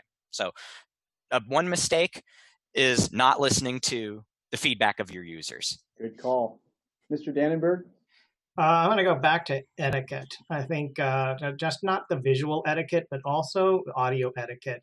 Just how the presenter is talking, the language that they're using, knowing it's going to be recorded. I've seen some bad examples of this, and making sure that they know that they're representing the institution that they're putting this out. So making sure that what they're saying is appropriate for the students and representing the school. I also wanted to throw other thing in that we didn't really talk about on the content, which was closed captioning, and making sure that that's considered as well as an option for final publication. Accessibility, huge. Don't time. Forget it. Don't miss it. Visual, for the visually impaired, for the auditory, those who struggle with auditory learning, we need to make sure we give them a voice assisted system or some way to hear the audio really well. Mr. Rich. I will say to remember that the audio is as important or more important than the video in many cases. We talked about closed captioning. We talked about the speech recognition. It's amazing how you can invest so much money in these sophisticated systems, and they're all thrown away because the professor didn't know how to clip the microphone on. So remember, it doesn't work. The battery said, like, this whole system doesn't work. I'm out of here. Exactly. So that audio, getting crystal clear audio of certainly the professor, but ideally the students in the physical room as well, is a really big mistake that people should focus on avoiding. Excellent. And Randy? I think playing short stuff for the team here, it's wrapping it all together. It's applying technology for technology's sake. You've got to understand your curriculum. You've got to understand the instructor's standpoint and their role. You've got to have the right technology for the right solution for the right room. And we see it way too many times that technology is applied because, well, just if you apply it, they will come. And that's not the way to go, obviously. Yeah, making This has sure been you an have absolutely incredible conversation. Absolutely fantastic. 45 minutes of just pure insight on all these topics. Thank you so much for joining us. I know our audience is happy that they got a chance to hear your thoughts in this kind of very flexible, casual conversation. And so coming up next here at 2 o'clock, so 2 o'clock Eastern, we're going to have an interview with Andreas Ganal, who's the head of research and development for the Synapse portfolio. That'll be in our special content stage. We also are going to have critical elements for designing future-ready hybrid classrooms. That's going to include Frank Alemo, Bob Smith, Jason Eidelbach, Jeff Robshaw, and Joe Way. That'll be on our education stage. And then also we're going to have a Q&A with today's leading technology consultants about conference rooms. That's going to be on the business stage, and that's going to include our friend Randy and Joey D'Angelo and Craig Park. And I'll also get a chance to be on that one as well. So thank you all so much for tuning in. Stay tuned for more great content here at the VCX conference live, and we'll talk to you soon.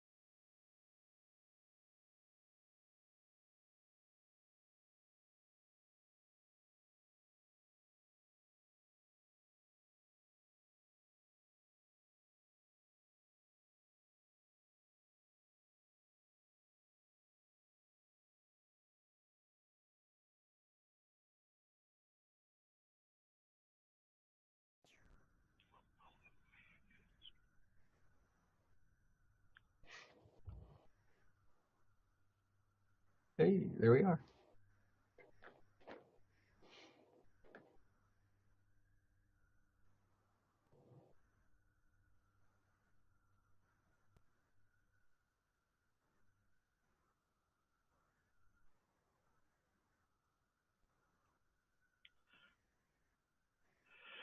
Well, hello AV industry and hello Infocom. It's really nice to be here. You've arrived at the Wolf Vision VCX event.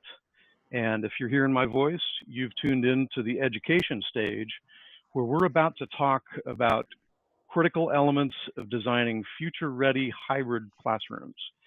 And I can't think of any better people to talk about this than the panel we have in front of us right now. Just quick introductions. We have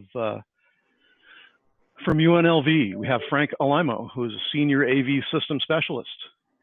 We have Bob Smith, who's director of classroom innovation at Stanford. We have Jason Eidelbach, who's an AV system design engineer at University of Notre Dame. And we have Joe Way, who's director of learning environments at University of Southern California. So I've asked Joe to sort of coordinate the conversation for us today. And guys, I'm really looking forward to this. So Joe, I'll hand it over to you and you guys do what you talk about the best. All right. Hey, thank you very much. And we have Jeffrey on too here. Oh, I missed Jeff. I'm sorry. There we go. Hey, that's why I'm moderating. See, you're the voice in the darkness, and I'm here bringing light to the panel. So there we go. Thank you, Joe. Of course. Hey, no, thank you very much for the invite. When you see this list of panelists, you're going, wait, I got to moderate what? Because we've just got 4 rock stars here with us today. So we're going to jump right in. Yeah, we're talking about the critical elements for designing future-ready hybrid classrooms. There's quite the mouthful. So in our prep, I ended up asking, what are we doing? Who's actually taking their bill of materials, shredding it up, and doing something new? And of course, we'll start right away, going right to Frank, because controversy is always the best way to start a panel. Frank, talk about that. Yeah, when have you ever known me to keep my mouth shut, right? Frankly, I'm hanging on to my current bill of materials. I'm of the naysayers that I think that this is a necessary need for right now, but I have the funny suspicion that moving forward after a semester, maybe a semester or 2 of the current situation, we may be heading back or have some sort of similarity of both instances for research classes and some classes that absolutely need to be on campus. I think that throwing out our bill of materials of our rooms that we know work as a standard right now, I think that'd be just silly. I think we need to keep with that and keep evolving that. But I think we also need to focus on the problem we have in hand right now, and we need to get our classrooms ready for the situation that we're coming up into very shortly. Yep. Jeff? If you had asked me that question 2 years ago, I would have been on board saying, yep, I'm throwing it all away. But we had recently updated our standard. And so that standard actually is very flexible and does allow us to do a number of different things. And so I agree with Frank. It just so happens that we're on a good standard now that gives us some latitude, and we need to keep evolving that. Which is an interesting question. So I'm going to stick with you then on this. So I know for us at USC, we had to really upgrade all of our spaces. We had a lot of legacy spaces. We were already in the process of doing an enterprise upgrade this summer, and then COVID happens. And I'm going to say we got lucky because we'd already planned for it. Had we not been planning, I don't know what we would have done. So was being able to capture the audio video, was that already your standard? Were you already thinking, hey, maybe not COVID, but we need to account for these types of things already?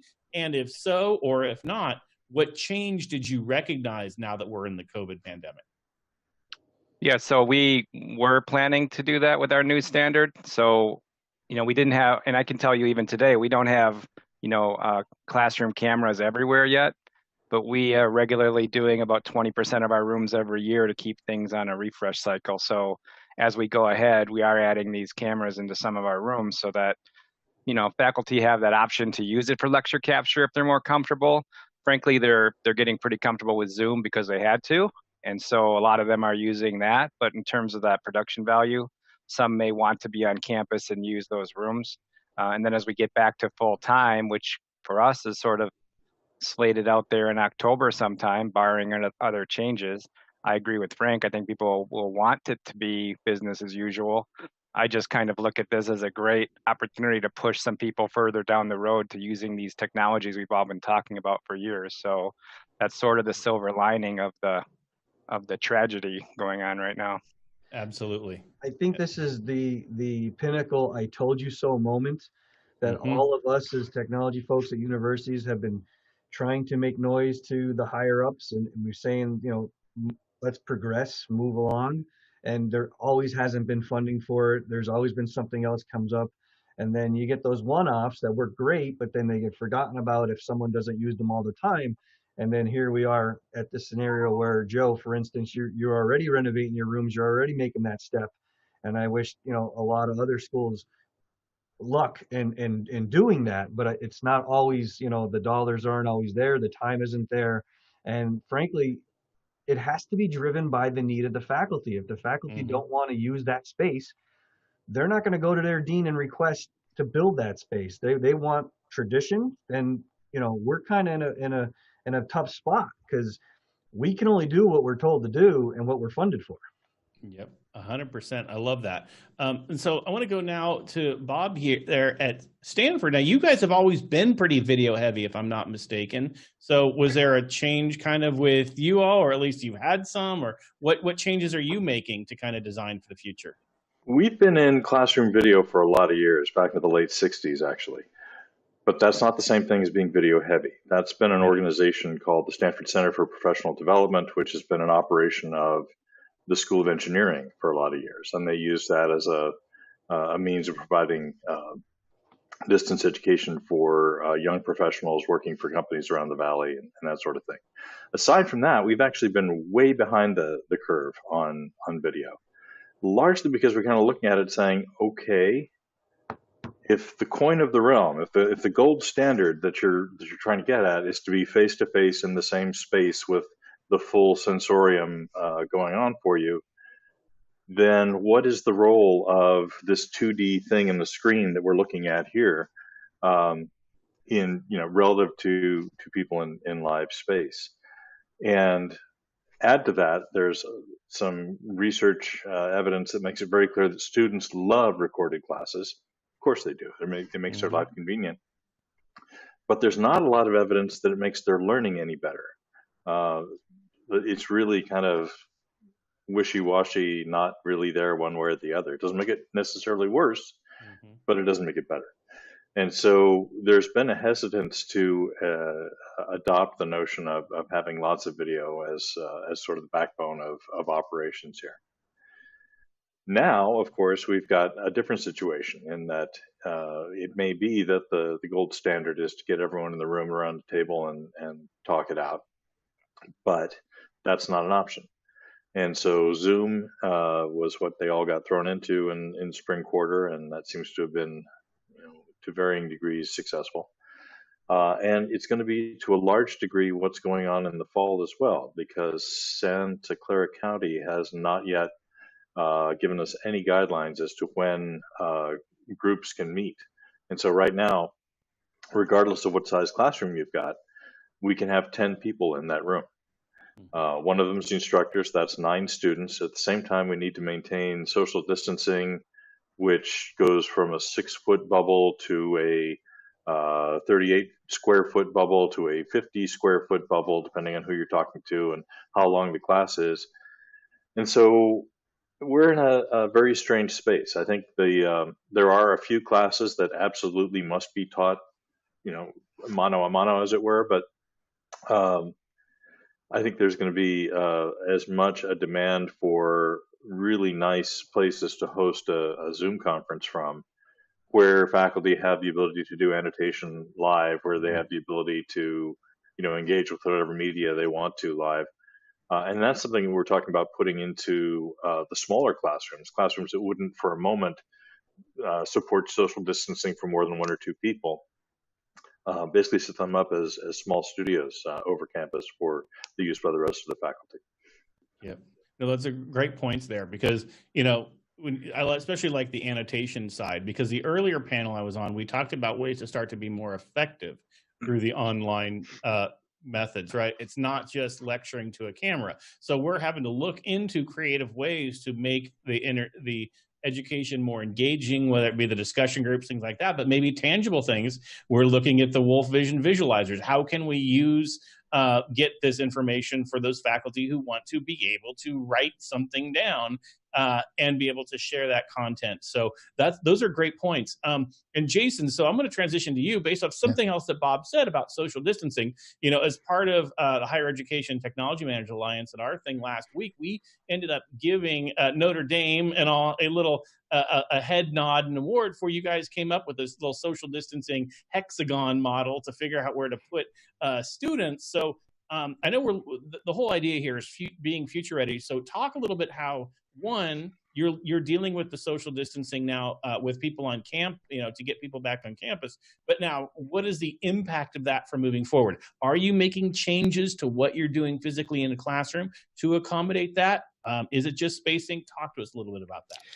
So I think, one of the things that we're doing here at Notre Dame is it is a very vertically integrated operation. So, Frank, you had talked a little bit about, where are these requests coming from? So a lot of what we're doing design-wise is driven from faculty committees through our teaching and learning and technologies group. One of the interesting things about the way we're organized is we're organized under ND Studios. So we have a lot of production knowledge base and also, those the sort of ever elusive educational technologists we're all kind of it's all part of one whole process. So as far as how we're doing the layouts of the classrooms, I think initially it is being done kind of very formulaic, and it is very much just about spacing people out in the physical space. But what the technology is there for in those rooms in our hybrid designs is to augment that, to create more of a kind of full duplex communication from remote and local participants. So the idea isn't so much is really trying to do as best we can to build a real synchronous atmosphere by augmenting it with these, high fidelity cameras and microphones to kind of get people into the classroom virtually. So it's not the sort of necessarily like a standard proscenium view, although a lot of our professors like to teach with chalkboards and kind of very conventional setups. We can accommodate that, but then really try to get a more higher fidelity experience. So from a design standpoint, we're not going through and doing much, I think, on the physical side. It's really more about kind of recalibrating where people can sit and kind of how people are distributed throughout the space, but then really focusing in on the technology with that in mind, so that we can have folks in the space however they're going to be related to that and driven by those committees, and then we build the technology kind of around that use case. Yeah, that is fantastic. I love the full duplex. Yeah. Is that your version of high flex? Is that where we're going? Well, no, we're adopting the high flex branding as well. But I think, in our proof of concepts that we've just run through in the last couple of weeks, what we were really, from my standpoint of kind of a silent observer on the Zoom calls, is pretty quickly people stopped talking about the technology, and then we had a big meeting virtually in a classroom of all the different, we had faculty members, registrar, TLT people, ND Learning, all these folks in the space. And they just start talking about, well, we think we need to do this, and we need to approach it this way. And we need to make sure we have this square footage. And I was pretty happy in those proof of concepts because we had that technology in there and people stopped talking about the technology and it just kind of faded into the background. No, that's great. That's great. So I'm going to do one that I'm going to throw out to the group here. If we want to talk about a classroom experience traditionally, we would say that you need a display of some sort or projector. You need speakers of some sort. You need an input device of some sort, and maybe a control system. That's at least a general setup. Is there anything else that we're now saying to be future ready we have to accommodate for? Or is that that's our classroom? I think for us, the thing is about, typically our classrooms are custom solutions, right? So we control how things are integrated, how things are automated, what the control, we pick and select the products based on that. But when we move onto these cloud sourced platforms, we have to then design around a kind of a totally different set of automation. So I think for us, it isn't about throwing out, the past, but it's about figuring out how where we slot into that narrow band. So it's a lot of designing onto platforms, but sort of common carriers that we don't normally do, like USB, UVC, and some of these other, Zoom whitelisted devices and things like that. Yep. How about you guys, Frank? Yeah, I'm concerned with everyone right now is telling us about the high touch areas that need to be sanitized, right? So I don't think the folks saying what needs to be sanitized really understand how many high touch items there are just from the door to the lectern, let alone all the devices at the lectern. If we're going to be sanitizing every piece of equipment, you're going to have to shut that room down. It's basically room, shut it down, class, shut it down, so on and so forth, because it's a lot of sanitization, right? So if we want to get rid of that, fine. You're going to get rid of touch panels, do everything by voice. Okay, so what? The computer, the mouse and keyboard that's there. Are we going to issue a wireless mouse and keyboard to every instructor so they just take their own? We're kicking around the idea of possibly giving every instructor their own lavalier microphone. Well, that comes with EQ, pairing, any other instance that now if someone has to go and support that, now we're at that 6-foot privacy bubble and everybody's wearing masks and you got to wear your gloves and you got to go in there to work. And it's very an uncomfortable situation to think about every piece of equipment that now needs to become personalized. There's no more group community property. I mean, take all the computers out of the classroom, give everybody a laptop. Where do you draw the line, right? So I think this year is going to be a lot of that, troubleshooting to find out right now, how are we going to build our future standard? We have our standard right now. Standards evolve all the time. But I think this semester, we have our campus, we have a month of summer starting in the middle of July. They go till August, and then fall starts in August. I think we're going to use that, 8 weeks of classes, 10 weeks of classes to develop for next spring, because I don't think we have the answer right now. I don't think anyone has the answer as much as everybody thinks they do. Yeah, no, that's great. And I think that one thing that we might want to recognize is there's probably a difference between future ready and COVID ready, right? COVID is a temporary setback in our learning experience for our institutions, right? But that's not necessarily future ready. Now, there will be some things, like if you look at the whole work from home phenomenon that's happened, will some of that translate into the business world long term? Yes.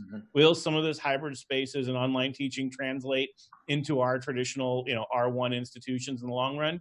Yes. But how much, I think, is still to be decided. And maybe combining and being, if we're being too strict with thinking that future ready means COVID ready, that we're going to run into problems there, right? Especially when you talk about things like the cleaning. And Bob, you were saying yes. So what are your thoughts on that? A bunch of different thoughts. With regard to the lavaliers, you're absolutely right. If you've got a frequency plan at school, you can't just hand everyone a belt pack and say, go forth and prosper. That's not going to work. But by the same token, we're talking about putting something that is air and droplet permeable into their immediate proximity, and that's kind of not okay as well. So what we're thinking at this point is we're not going to buy belt packs for everyone. The belt packs stay in the room, they stay in their chargers, and you come in with your $30 microphone and plug it into the little jack on top of the belt pack, and when you're done, you unplug it and you take your nasty soiled microphone away with you. And you can just kind of keep using your own device. With regard to having touch issues in the classroom, I mean, I don't think anyone's got any huge enthusiasm about going in and cleaning touch screens at this point, because they're not really meant to be cleaned in any kind of mass way, right? If you look at, for example, I'm not going to mention any of the brands, but if you look at the brands that say, how do you touch our touch screens? It's spraying onto a microfiber cloth and gently wiping, and Q-tips in the corners, and for God's sake, don't touch the bezel, and that's not a win. Voice is not the only other answer. I mean, the thing that's changed is we got these things now, right? And this, I think, is going to be an interesting play, because with your own personal smartphone, then there's the potential that you could take control of the room. certainly at the first level where you've got the ungodly expensive application that runs on your phone that ties into the room system, or maybe because most of us operate our own networks, maybe we can get a little smarter about that. So that's something we're going to be poking at pretty hard. Oh, that's fantastic. So let me go now to Jeff, because now you're a technical college. That's like by definition hands-on. So how do you handling, just the entire COVID? And then I'm going to throw the same thing to you, make this a two-parter. We're interested in the short term, but is there a difference in the long term? Are you changing anything substantially to account for that? Well, I'd like to believe that we're trying to be flexible, and we always have. So we're putting systems in that give us simpler and better functionality as we go. We used to have super complicated rooms and, just 80 buttons to, I can't imagine wiping down the old systems. There were 80 buttons there. But so we went to Sign-App recently within the last couple of years. That has really changed the way we're doing things. We're encouraging people to use their devices to, present from and not use that instructor station as much. We are hands-on. So like our programs like nursing that do simulation, they're well within that 6 feet bubble, wearing masks and everything, but they're training for the nursing profession as well. So they'll have to get used to that as they go out in the world. We're just doing smaller class sizes for those simulation events. Same with law enforcement training that we do, first responders. So it's real world to them. We definitely have their interest and their compliance in terms of working within the guidelines for PPE and that sort of thing. So it's kind of what we do. We're just looking at increasing our online presence a little bit more to synchronous as well as traditional online in the fall, up to 50 or 60% of our overall offerings being offered in those modalities. And so, we just, I kind of feel like I got lucky in putting Zoom in place about a month before this happened. So we just had folks trained up in time, and I'm like just thankful every day that we were able to do that in time. But between that and our sign-apps, those were tools we were buying anyway. So again, I don't think we did anything super special for COVID. I like Bob's idea of giving everybody a mic. If the Wolf Vision people turn off their audio for a second, we use dock cameras, but they're not the Wolf Vision brand, but they're relatively inexpensive. Thank you for joining us. We will. Yeah, I'll be back. No, I won't be back. But no, we have some visualizers in some areas, but in the rest of our college, we have some very inexpensive dock cameras that are HD quality, et cetera, et cetera. So it just plays into their teaching styles, because some of them just want to point it at their notebook and write on it, and so others want to use digital whiteboarding. That's great. I'm using one as a web camera right now. So that's an option if people want to do lecture capture or present from home. So those are inexpensive enough that it's feasible for us to look at issuing one of those to all faculty members instead of tricking out a number of rooms. So I guess that's one of the few things that we've done that we're thinking about. Yep. No, that's great. And I think that the key is being able to trust the technologies that we've already knew about. Frank nailed it when he said earlier that our "I told you so" moment is now, right? We have a spotlight. We have a seat at the table.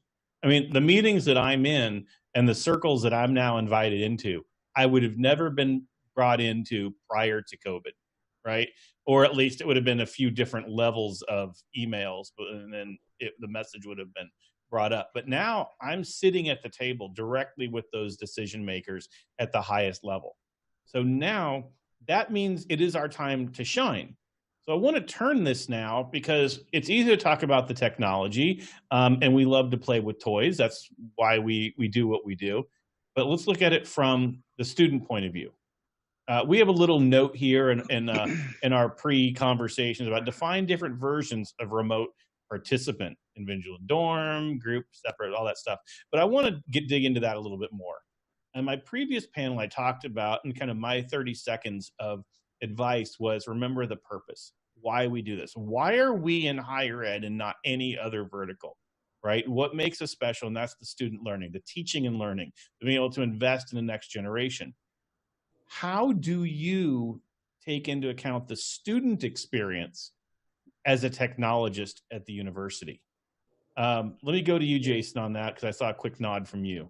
Well, I think, it's kind of what I had said before. We're trying to build out our synchronous learning spaces so that we can help facilitate full participation from the remote folks. So we're envisioning a situation where your inability to be co-located in the classroom isn't going to be a detriment to your participation, right?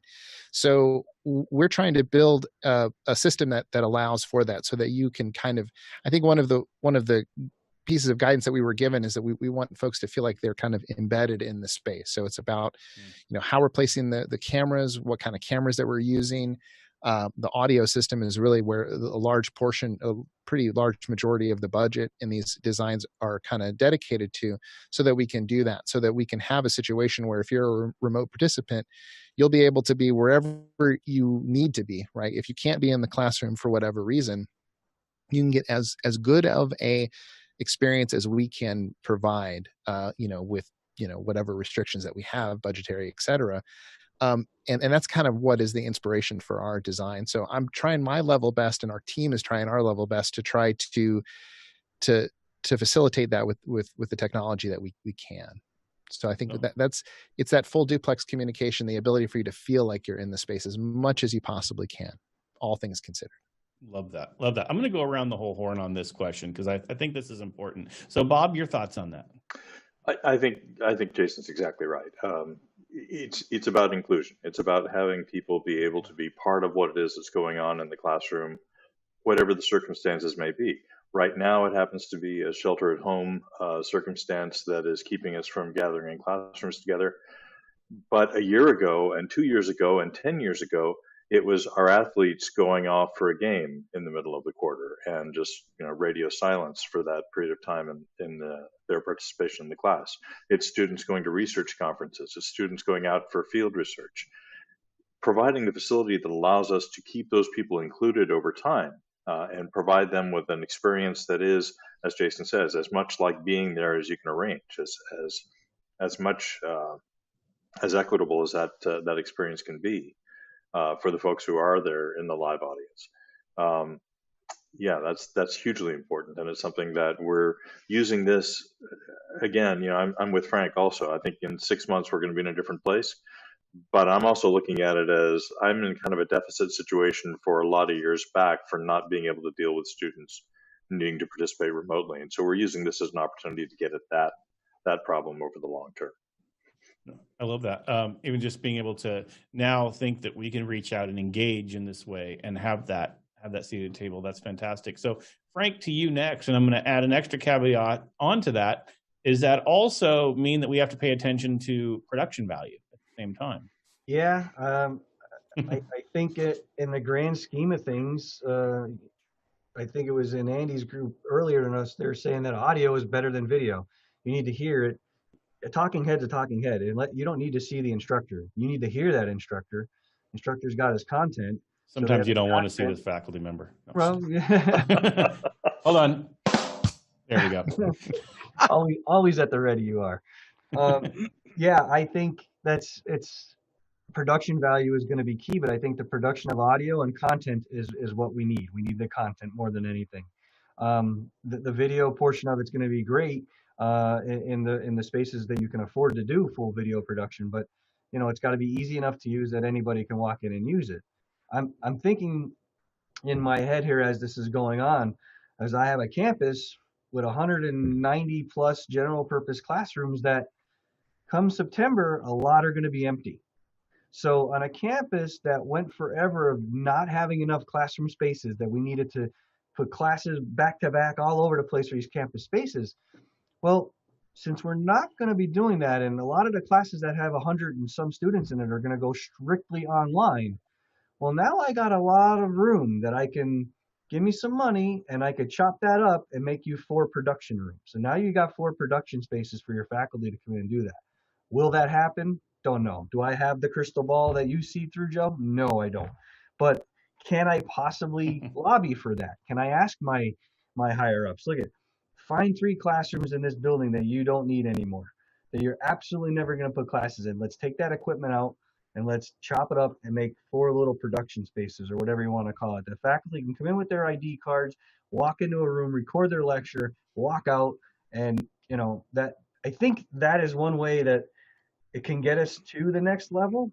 I think it's going to help our current problem that we're in, but I think even moving forward, I think it'd be a good thing to fulfill and sustain our online presence. Absolutely. So that's kind of I let the cat out of the bag with that. And my boss is probably watching, so he knows what I'm going to come back at him with now. But I'll make it sound like I thought about it for weeks, but it really just popped in my head. And this is the opportunity. Strike while the iron's hot.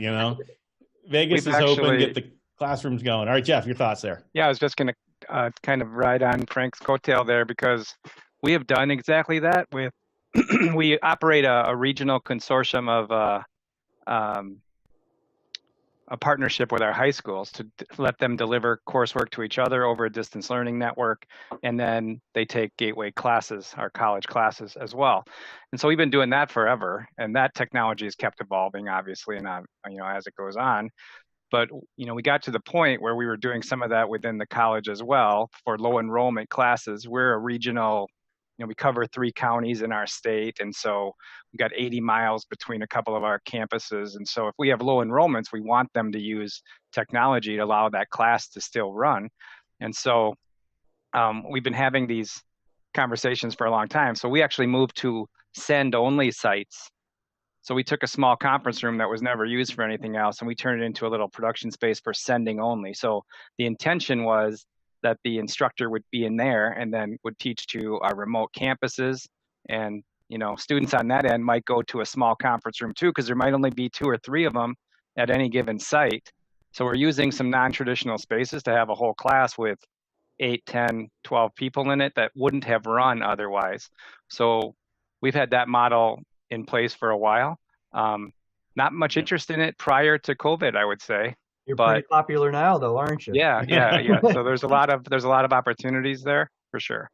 Yeah, it's funny because we're doing very similar. We have the group study rooms down in our main library that we control, and we just went and put a bunch of the D10 displays in there, the touch-enabled, Zoom-enabled display, and we said that's our lecture hall, right? And I've said this other places is, the larger the class, you get to the 500 and 600 person class, the more likely it is that it's a talking head and it's not an interactive class. So to bring that online, I just need someone to be able to sit there and speak to a camera and hopefully be able to do bring the TAs and GAs in to help facilitate other conversations or discussion groups. But for the main lecture, I don't need that large space anymore. I can use a group study room that has a proper camera and ability to share their content. And now what that does, that saves that auditorium, which after, would have been, say, 300 people or so, is now only 70 with social distancing. But now I can put a 70-person class in there that would have normally been 70, that would have been in another room, and to have that enrollment cut directly in there. So you're playing a game of shuffleboard with it, but you can make it work if you start thinking about these things outside of the box, right? Yep. So I know with our time, I want to do one more topic here. Hopefully we can get through it. I won't mind if we run past the 45, so we're just going to roll. Because he was not adamant about that at all. No. So take all the time you need.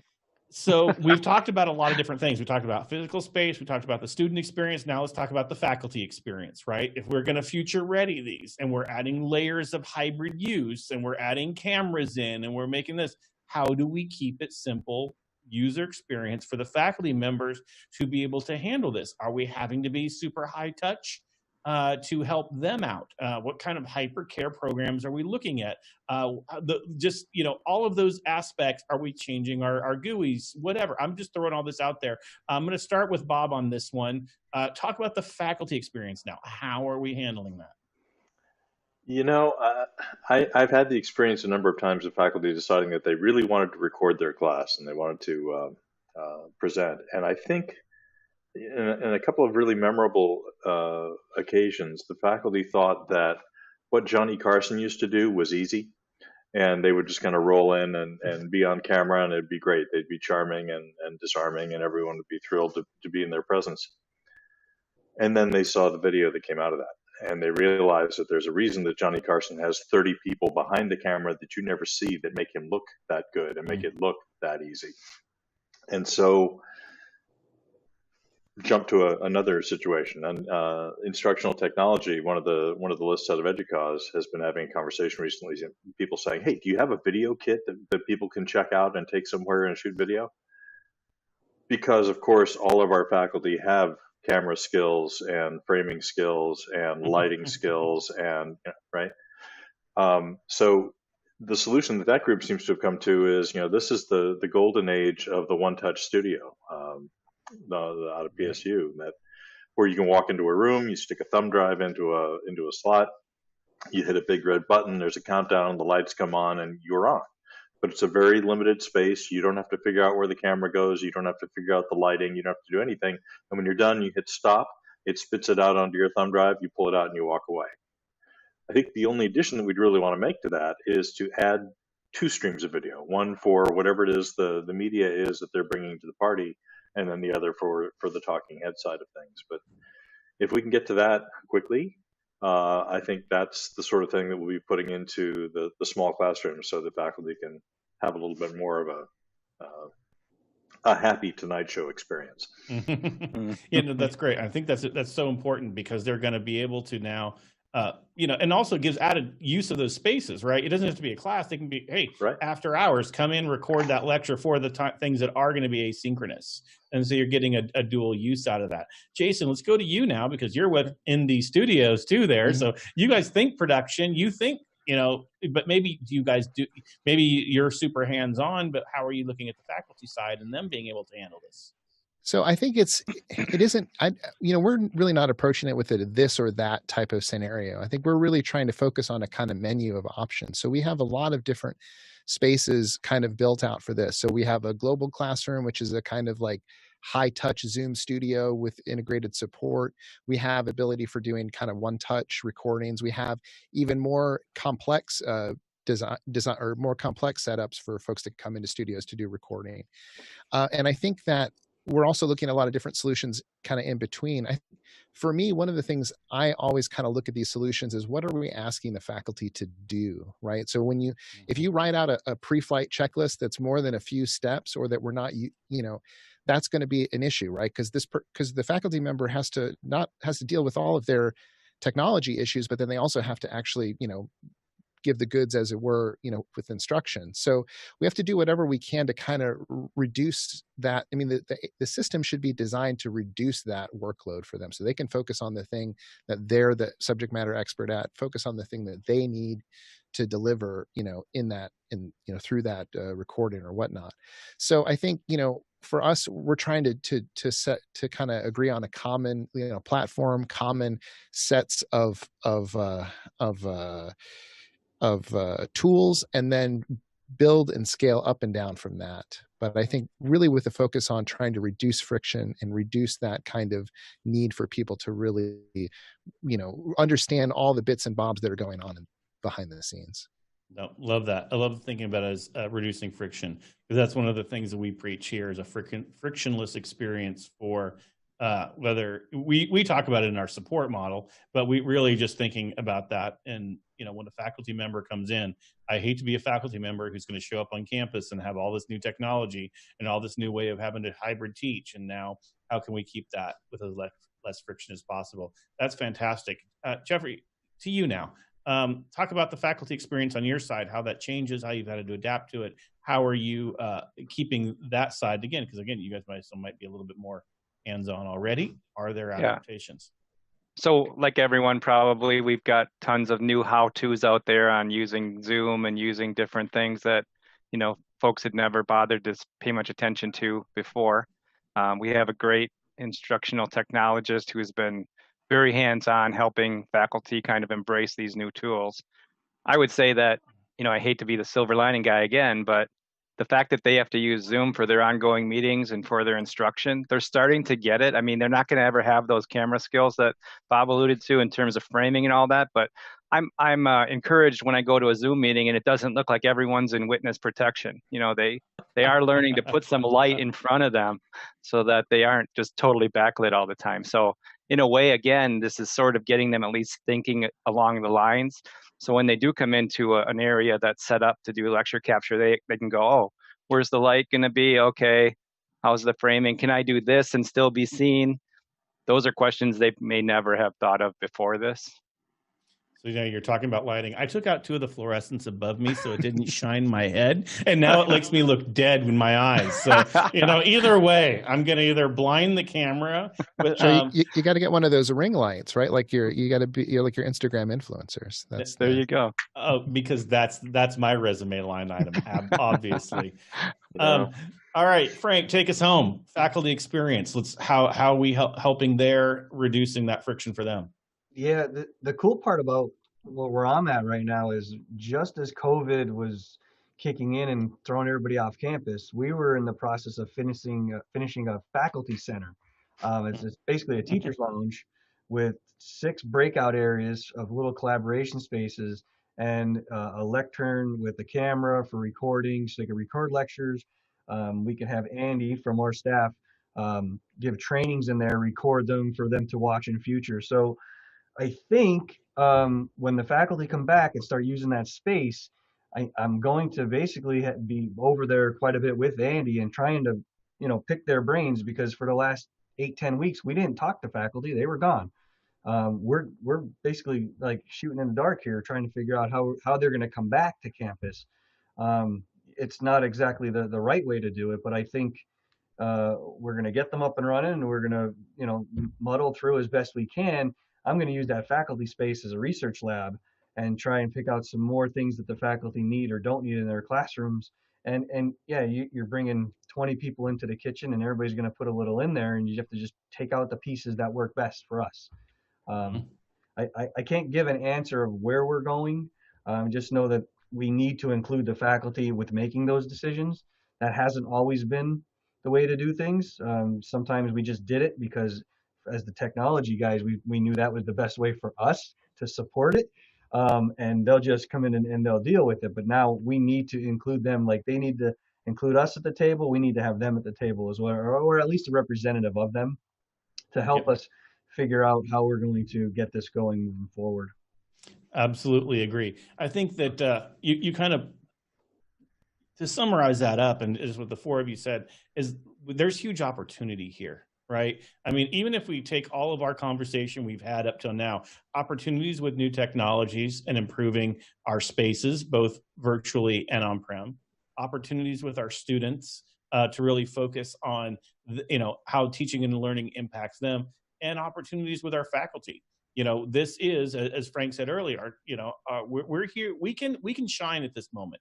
We can take and stake our claim, and people are watching. And I think that if we don't come out of COVID as university technologists with a new level of respect for what we do, then we've failed, because we've really had a very, very important impact on the future of not just our schools, but I think higher ed in general.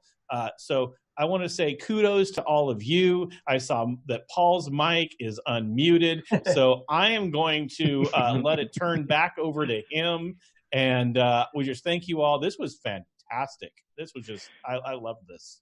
I couldn't agree more. Thank you so much, guys. It's hard to imagine how valuable this kind of stuff would be if I were someone in your shoes at a different institution going through this whole thought process. So thank you so much. So we're going to wrap this one up. I want to thank all of our listeners out there for being part of this. And if you can, stay with us. There's more content coming. At the top of the hour, we have 3 more sessions. So first up would be what system integrators need to understand about customer networks to successfully install remote collaboration solutions. We have creating active learning environments post-COVID-19. And we have building and managing future-ready conference rooms over on the business stage. So that's a wrap on this one. We hope you enjoy the rest of the show. Thank you, everybody. Thanks for having us. Thank you.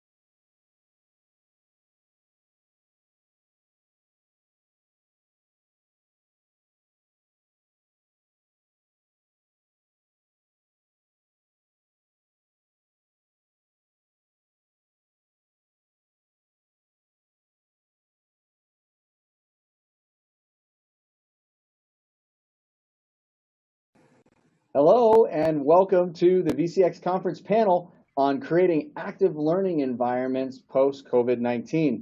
I am excited to have a really special panel with us today, including Rebecca Frazee from San Diego State University, also Associate Director at FlexSpace. We have Bob Smith, Director of Classroom Innovation at Stanford University. We have John Bannon, Associate Director of Media and Technology Support Services at the College of New Jersey.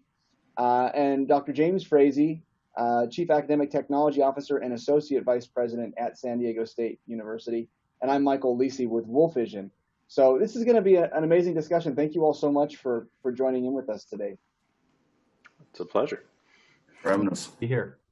Yeah, so I'd like to start off, we're going to go on somewhat of a round table where I'm going to ask the question of one of you, I'll direct it to you, and then give everyone a chance to respond, and then we'll just keep going. But it's obviously going to be a very casual conversation today. I'd like to begin because obviously post-COVID-19 threw quite a monkey wrench into our active learning spatial design, because whereas before we couldn't wait to get as many students in a room as possible, now we're concerned about having too many students in the room, and we're trying to get them all virtual. So I'd like to start off by asking Rebecca, what was the state of the state? Where were higher education institutions in their adoption of active learning technology prior to post-COVID-19? And then have you heard anything about what are they thinking right now for the fall? Well, I know that, a lot of active learning spaces, thinking about physical learning spaces, it's been top of mind to either convert or build new active learning spaces or think about how to create active learning learning activities in the spaces that we have. So I think that that's been well understood and adopted, moving in that direction pre-COVID.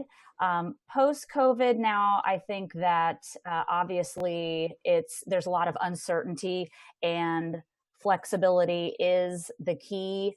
So we're now looking at, if we're coming back to campus, how are we now re-outfitting and reimagining those spaces in terms of active learning, and then also really putting an emphasis on professional development with faculty who are now maybe forced to reimagine their learning and their course designs in a partially online environment, perhaps some on-campus experiences, and really start to look at how do we build in learning activities, whether it's synchronous, asynchronous, virtual, on campus, so that we can support student collaboration and more of those active, engaged learning experiences.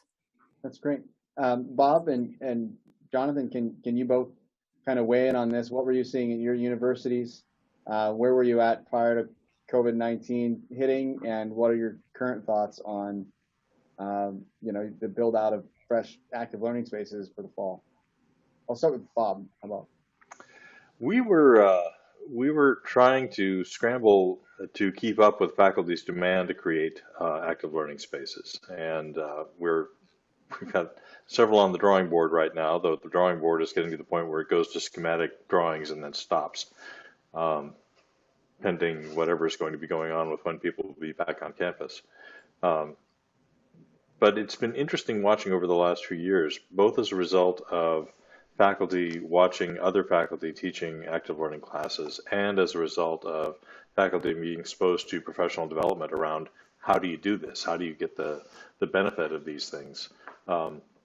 There's been a surprising level of enthusiasm coming to the fore.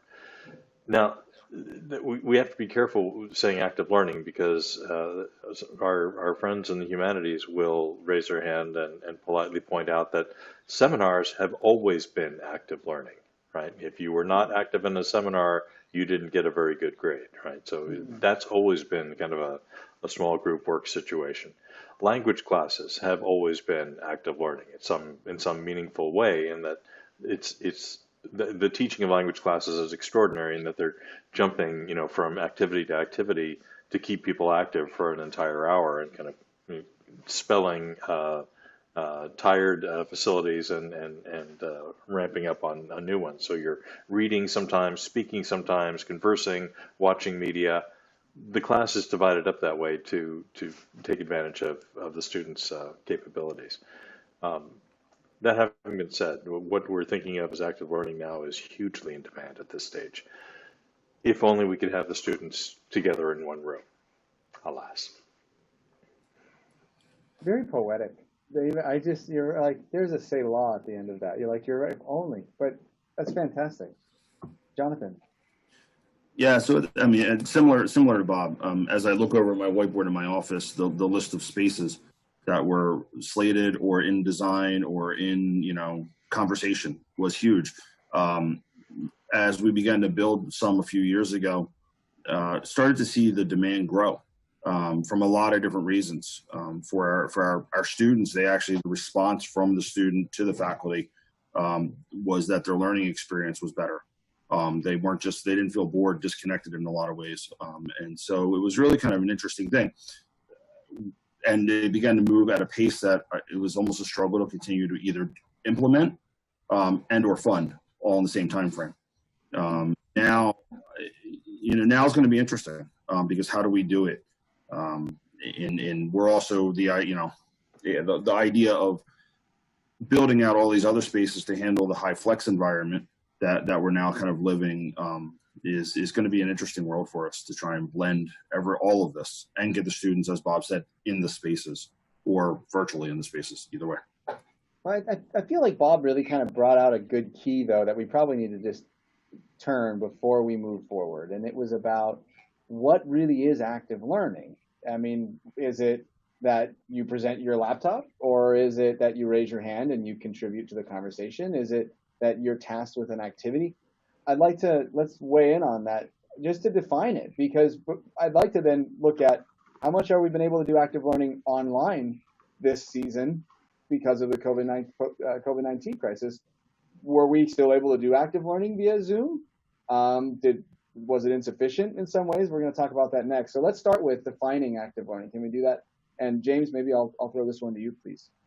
Sure. I'll start with a non-definition. Active learning is not lecturing. Right? Yeah, so that's easier maybe to understand for some of the people in the audience, right? I mean, there's this kind of didactic one-way transmission of information that has been very conventional, I would say, in higher education for centuries, where you have the sage on the stage, they profess to the students who sit passively, and there is not really much, if any, opportunity for them to engage with one another, with the content, with the instructor very deeply. So I think that there's been a lot of research. I would point to the Freeman meta-analysis that has been kind of the seminal work in this regard, that has demonstrated that when you compare traditional lecturing versus active learning, the effect sizes, and these are the terms you want to use when lobbying for more active learning environments on your campuses, because the people who are the senior executives are going to know the difference between a statistically significant finding and an effect size. So that, I don't want to get too into the. I'd love to know the difference. Would you be willing to briefly touch on the two? Because I don't know, I've never heard either term. That tells you I'm not in your role. I would have to start lecturing, and I'm not ready to do that right now. Let's just say there are standard deviations, of how much of an impact this makes, right? And it has been demonstrated through hundreds of studies, especially in STEM disciplines, right? Science, technology, engineering, and math, that the conditions where students were given opportunities to engage more deeply with one another, with the content, outperform the students in a more conventional lecturing type of situation. So those are the kinds of studies that I've pointed to with our chief financial officer and provost and the other people who cut the checks for this stuff, and have been able to increase the investment in these types of environments here at San Diego State. In fact, we were in the midst of building what would be our largest capacity active learning environment at San Diego State pre-COVID. Thankfully, we're continuing with that project over this summer, although that was very much up in the air given the California budget situation and a dramatic decrease in funding from the state and budget uncertainty around where we're at going forward in terms of resources. Nevertheless, we have pivoted away from a number of other big renovation projects that we had planned for this summer, and rather we're now converting 80 general assignment classrooms, which is really, we're a large university, so that's a fraction of our general assignment centrally scheduled classrooms, but 80 of them are going to be outfitted for capture and streaming. These are rooms that were already technology rich, I would say. All of our classrooms have a ceiling mounted document camera, courtesy of Wolf Vision. Had to say that just to give a shout out to Wolf Vision. I appreciate that, thank you.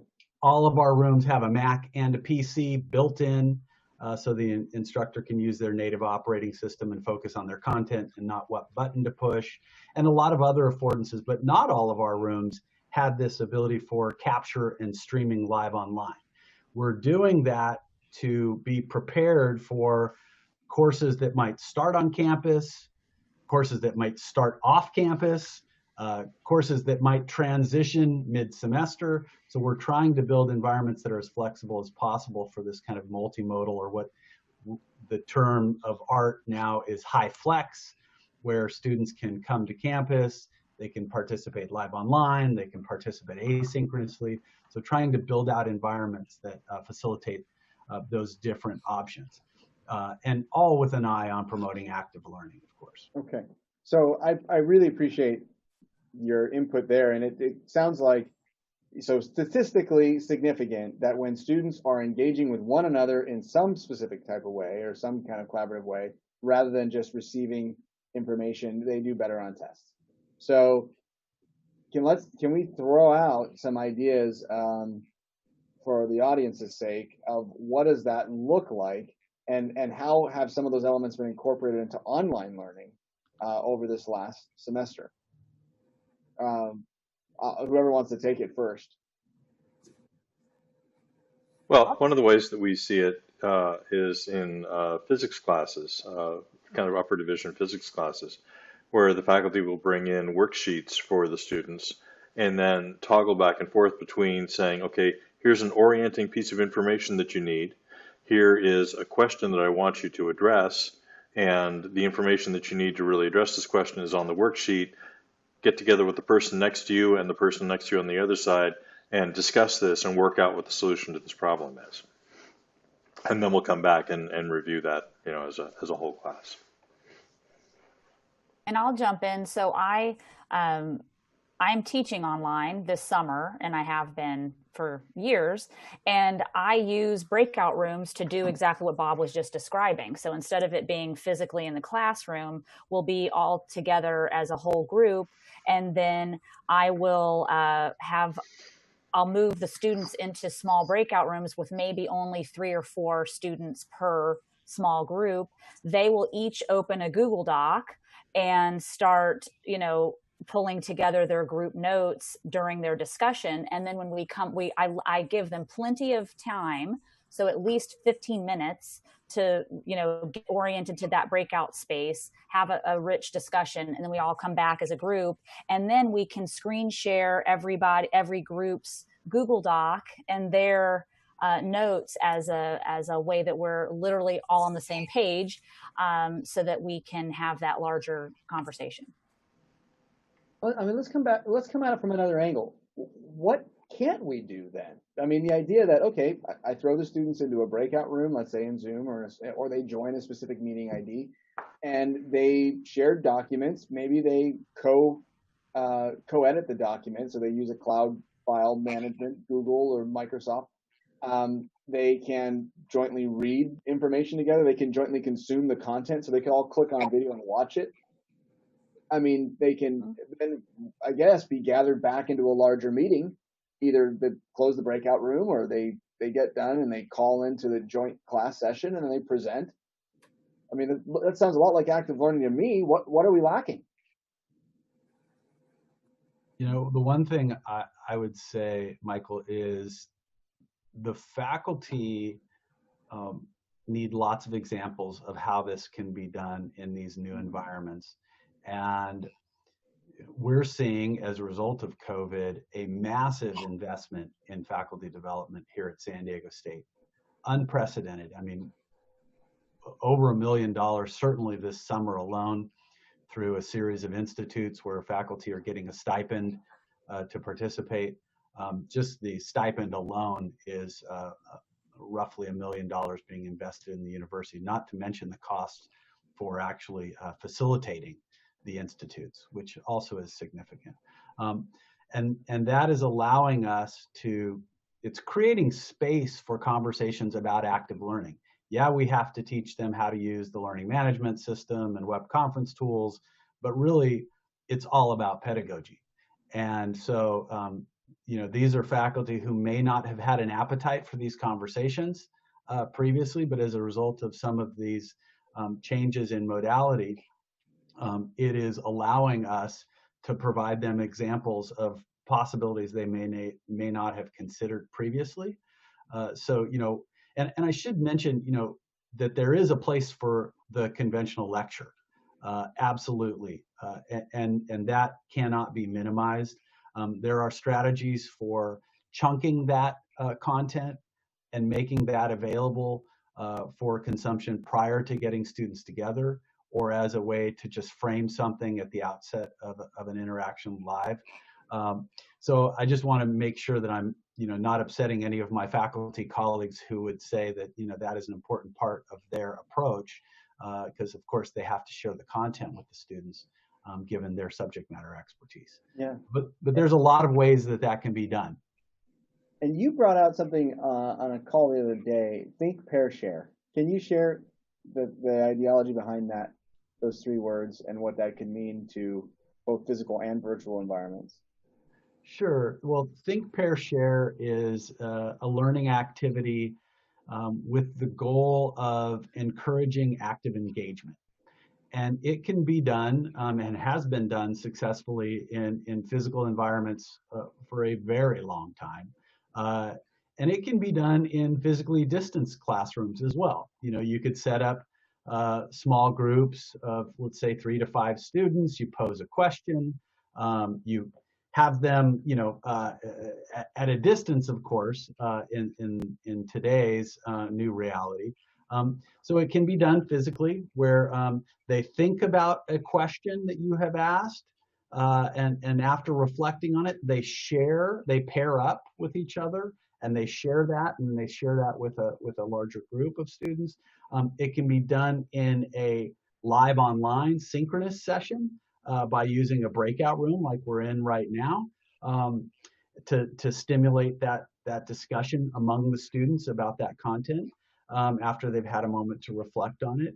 And it can be also done online asynchronously using a discussion forum. So the prompt is put out, students have some time to reflect on it, and then they, you know, either in video, they can record themselves, or in text with writing, they can share that with either another student or with the larger discussion forum. So that's an example of one strategy that can be done across different modalities. So that it actually is a good segue into the next part of the conversation about, okay, what are some ways that the online experience for active learning has enriched the learning? I mean, there's some things we can do when we're engaging with one another in a digital world that we can't actually do in the physical world. I'll just throw the first one out: polling. I mean, and especially, I mean, James, you're building some really large classrooms. You know, I don't know a lot of students that say, I love being the one that raises my hand and says, I don't understand, can you go back and explain that for me? But private chat is great. You say, teach, I need 5 more minutes, please. I'm just not getting it. Or where can I find more information about this? Or the teacher can poll, hey, you need me to slow down? Yeah, please give us another example. You know, some of those, but are there any other functions of the online experience that have enriched active learning? And Rebecca, you said you're teaching, you know, course online this way. Anything else you can contribute? I'll just say I can bring in guest speaker experts from around the world. And so I I'm love that one. exposing I my like it. students to a lot of different perspectives that they would not get if we did not have the virtual experience. And in fact, I just got an email today from our global student, an association on campus that was letting faculty know, hey, we'll help you pair up with some global international students to come in as, guests in your classes this fall. So that's a really exciting aspect of it. In an earlier session today, Josh Drago was mentioning that he's seen some lectures, because again, just talking to a camera for distance learning, it was a distance learning conversation, gets tiresome. Just disseminating or just receiving a stream for 60 minutes. He said he's starting to see or heard about faculty being, working with the TA, where the TA is like kind of moderating questions from the students and asking them with the professor, and then the professor's like responding to the TA. And what came out was like, wow, what a great format for information sharing, where it's more of like a one-on-one interview, where the TA is asking the professor questions about stuff and the professor's responding and the students are just listening in, just kind of like we're doing right now. And it's, instead of just listening to words coming at you, you're kind of watching the dialogue of multiple participants. Mm-hmm. I love that. Mm-hmm. Anything else you've seen, team? Digital enhancements through web conference? Well, I think what you just mentioned is a really good example of just providing agency to the students, that there is a role for them to play in the class, that they do have the ability to some degree direct where things are going to go, how the faculty is going to respond, what sorts of things are going to go into detail on. And yes, that's one of the really nice things about working in an online circumstance, in that you can type that in as a chat question. You don't have to draw the attention of 250 kids to you because you raised your hand. Right. And there are all those thresholds that are really tough to get across, whether it's reaching forward and grabbing a microphone and deciding, what do you want to ask this question, or do you want to be the person to raise your hand and ask the question. Whereas in an online mode, you've got different ways of kind of slipping things under the door if you're not really wanting to stand out and lead the crowd there. I was just on a large web gathering this last week, and they had language interpretation built in to the Zoom call. And I don't know if you've seen this, but there's an interpretation function in Zoom where you can have multiple channels of audio. So nice. One person can be listening to the conversation in one language and then speaking into their own microphone and translating it, and everyone else who's tapping in from another language. I mean, that's pretty compelling. You could have one student, or a couple of student moderators, and now you could be doing active learning with mixed cultural classes, mixed languages, mixed countries. I mean, you can really start to blend and have collaboration with sort of built-in translation now in a virtual world. Couldn't do that when you have rooms of hundreds of students, unless literally the translator was sitting right next to another student, and kind of whispering into their ear, something like that. We do have to keep in mind that there are still time zones. True. Yeah. True. Something I've seen that is interesting, there's been a variety of things I've learned from our student assistants. So we have, we would be dead, in fact, without the army of student assistants that work with us at ITS at San Diego State, both federal work study students as well as student assistants, graduate, undergraduate.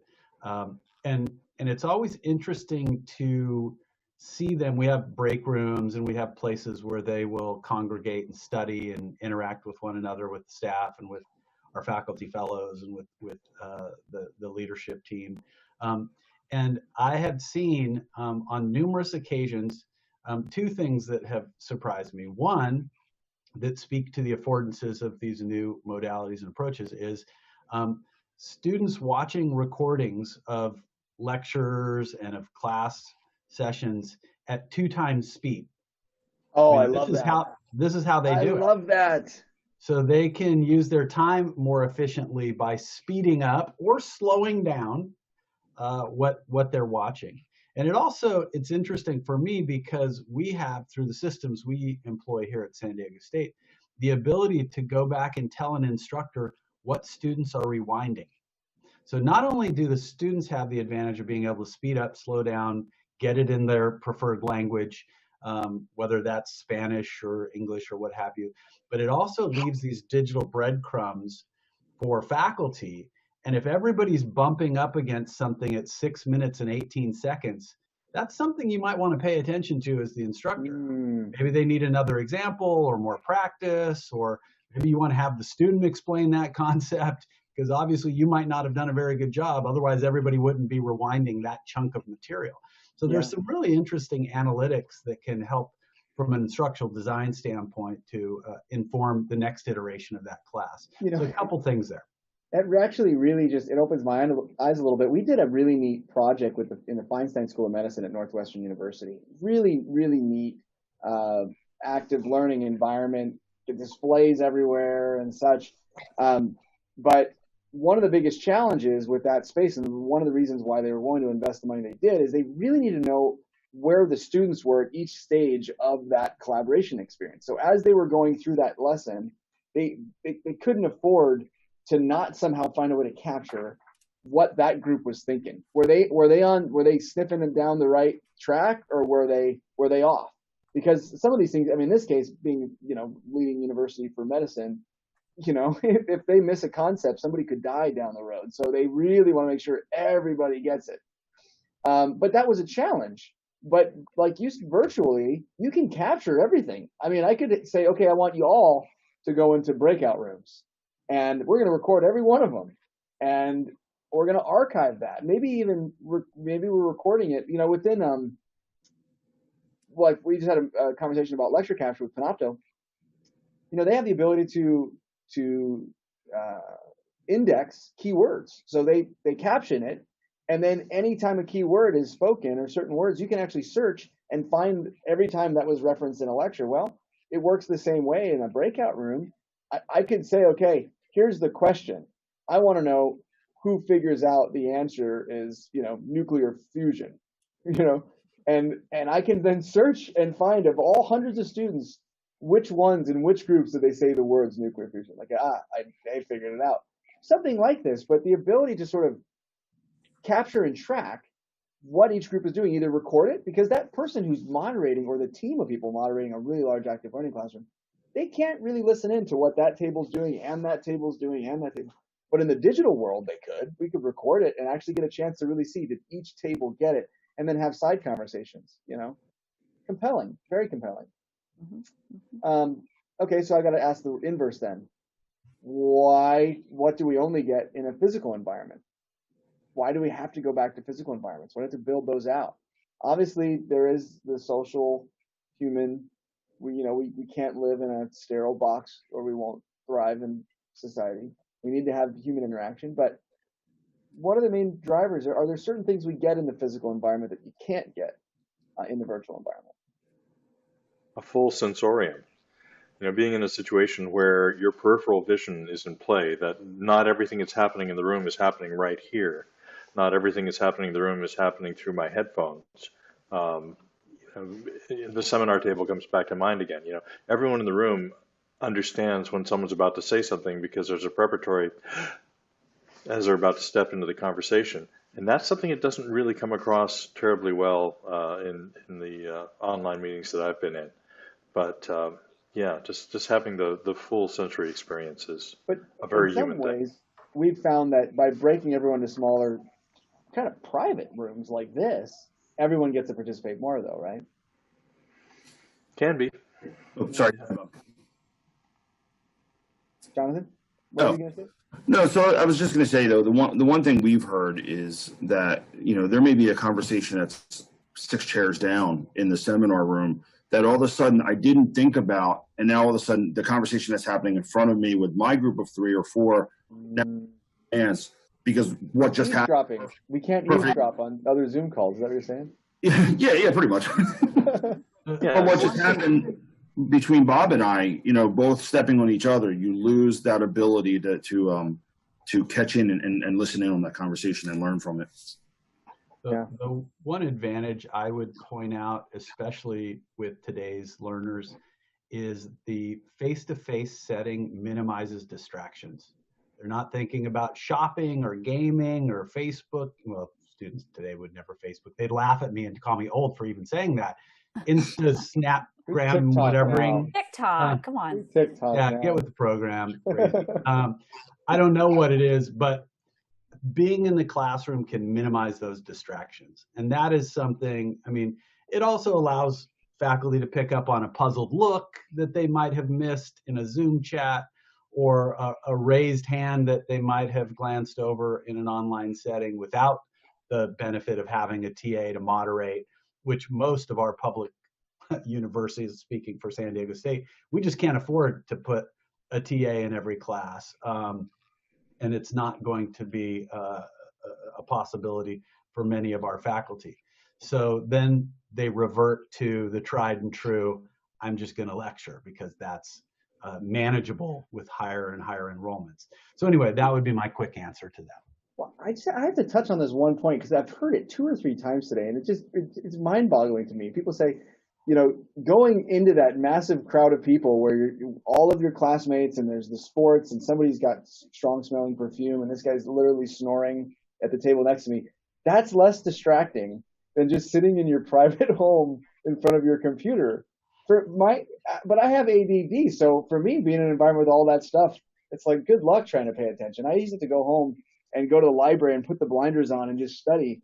But it's true, I guess, you know, you're getting, you know, notifications on your cell phone and the screen pop and the YouTube thing and the Facebook chat. And so it's fascinating to me to hear that if you really want to be able to concentrate and not be distracted, go into a massive crowd of people. But it sounds like that's the case now. Like our technology has gotten so chatty that we can't put it down long enough to concentrate on anything. Is that what I'm hearing the consensus is now? Yeah, I think so. I know for me, all right, Well, I would say. Oh, this is a good example. Look at that. Yeah. Digital tech Go ahead, issues, Jonathan. latency. Go ahead, Jonathan. So all right, so Michael, you mentioned ADD, right? Grew up, I'm that kid, right? I sat in the back of the room, stared out the window. The fact that I work in higher ed is even funny to begin with, but yet for the years that I've been here, I've always worked in an office, so I can come in, I know what's structured, I know what's around me. Now I'm working from home. Well, you know, okay, I got 20 minutes, I'm gonna go walk on the back deck, and now all of a sudden I forgot what I'm doing, right? Whereas if I'm going into a classroom, I'm kind of forced to be structured in that model. Yeah. Talking to my neighbors who are both high school teachers, right? How many of their students never even get out of bed? And so how aware are they for actually learning? You know, they open their laptop, they're sitting there. You probably see about this kind of like, you know, Tim the Toolman, Mr. Wilson thing. You see that much of them? Not even, it's all black screen. All you see is their name in white letters. That's it. Yeah. And so you do lose that that relationship with them a lot. But I've heard the inverse, though. I've heard a lot of students say that they feel closer to their teacher now. They're now only 18 inches away from their teacher's face. They get to see the background of their teacher's virtual family room. And they feel like they've begun to establish a little bit of a connection because they used to be at the back of the auditorium. So now, you know, they can even actually see facial expressions when the professors speak. Well, I want to jump in. There's a couple things. One, I teach classes that are online, but we have weekly synchronous sessions. And then I teach a class that's completely asynchronous. And so students have a hard time because I still have them do student projects, group projects, I should say. I'm sorry.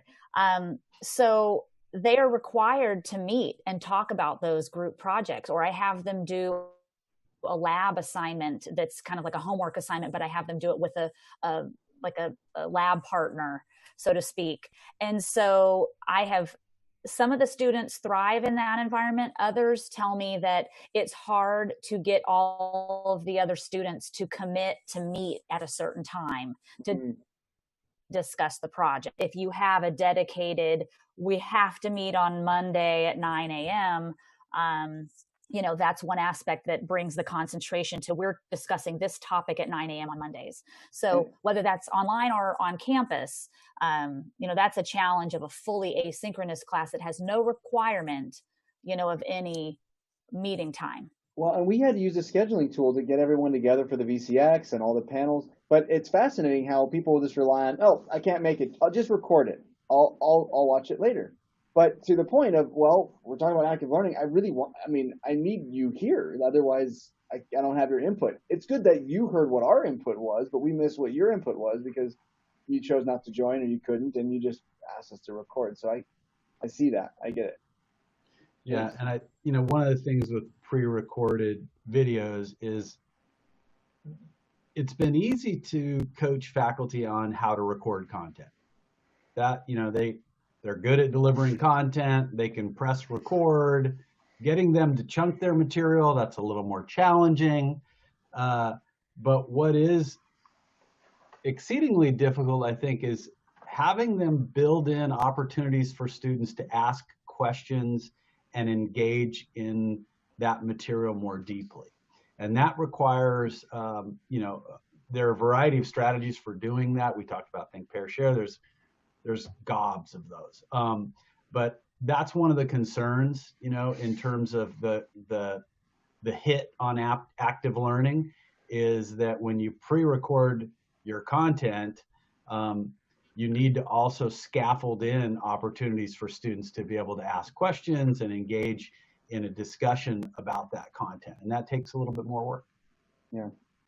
Well, we're coming down. We only got a little bit less than 10 minutes left. Let's bring out one more big question to discuss. And this one is, okay, so we start going back to school. We come back to physical classes. Maybe we have students virtually. And then we're going to put our faculty in these spaces and we're going to have them teach. We were trying to get them to teach active learning to just in-room students.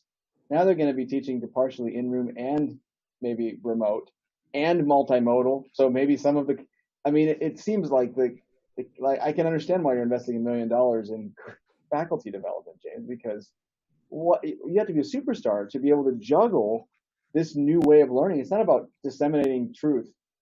It's doing it in 7 different ways from Sunday at different times of the day and different platforms with different people, and then measuring it through all these different mechanisms. And you got a chat message and a poll that you forgot to submit, and it's all being delivered online. And your student, you've never seen their face before because all you see is their name.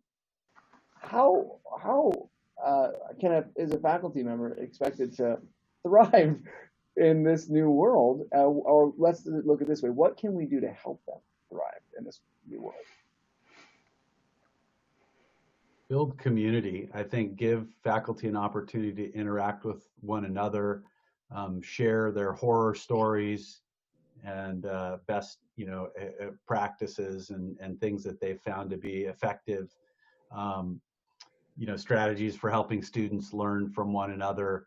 One of the things that we do in these institutes is encourage faculty to create a course cafe, which is a discussion forum where faculty respond to questions from students, the types of questions that they would get via email typically.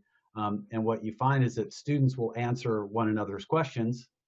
More often than not, they would answer the same exact way the faculty would, which is on the syllabus on page 2, it says very clearly the answer to that question is X. I think that it's all about getting faculty more help, whether that's from a colleague who would have been down the hall or from somebody who's in more of a supporting capacity on staff, but making sure that they feel like they have a community that they can lean on as they move forward. I'll throw that one around the panel. Jonathan? So I would say listen. If there's anything that I think COVID-19 has maybe actually helped us with is breaking down silos between different departments. Because maybe this department only handled the in-classroom support of day-to-day stuff, but they didn't actually do the instructional design. Well, guess what? Now you're going to have to do both. And maybe we need to reach out to OID and say, hey, how can we help you, right? And maybe that conversation happened before, but maybe happened on a very artificial or superficial level. But listening to the faculty for me is really key, right? Their world has been turned upside down. And so how do we best support them to do whatever they need to do? And so I think for me, it's really kind of listening and collaboration. Yeah, there's got to be needs now. Like, I think there are a lot of faculty that were stressed by technology, period, first. Now it's technology to the hilt. I Yeah. would think we have to be sensitive to that and say it's okay to feel overwhelmed, right? And find a way to talk to them and let them kind of communicate. Otherwise, they're going to shut down and just be like, I can't do this. This is too much. Yeah. And my hope is that they would actually ask their students in the class too what they need more, not even so much us from a technology point, but hey, how is this coming across to you? I'd love to find out, just one quick question, and we were running out of time, but how often do you ask the students what they like and what they don't like? Do you get a chance to survey the students very much? Yearly. Great.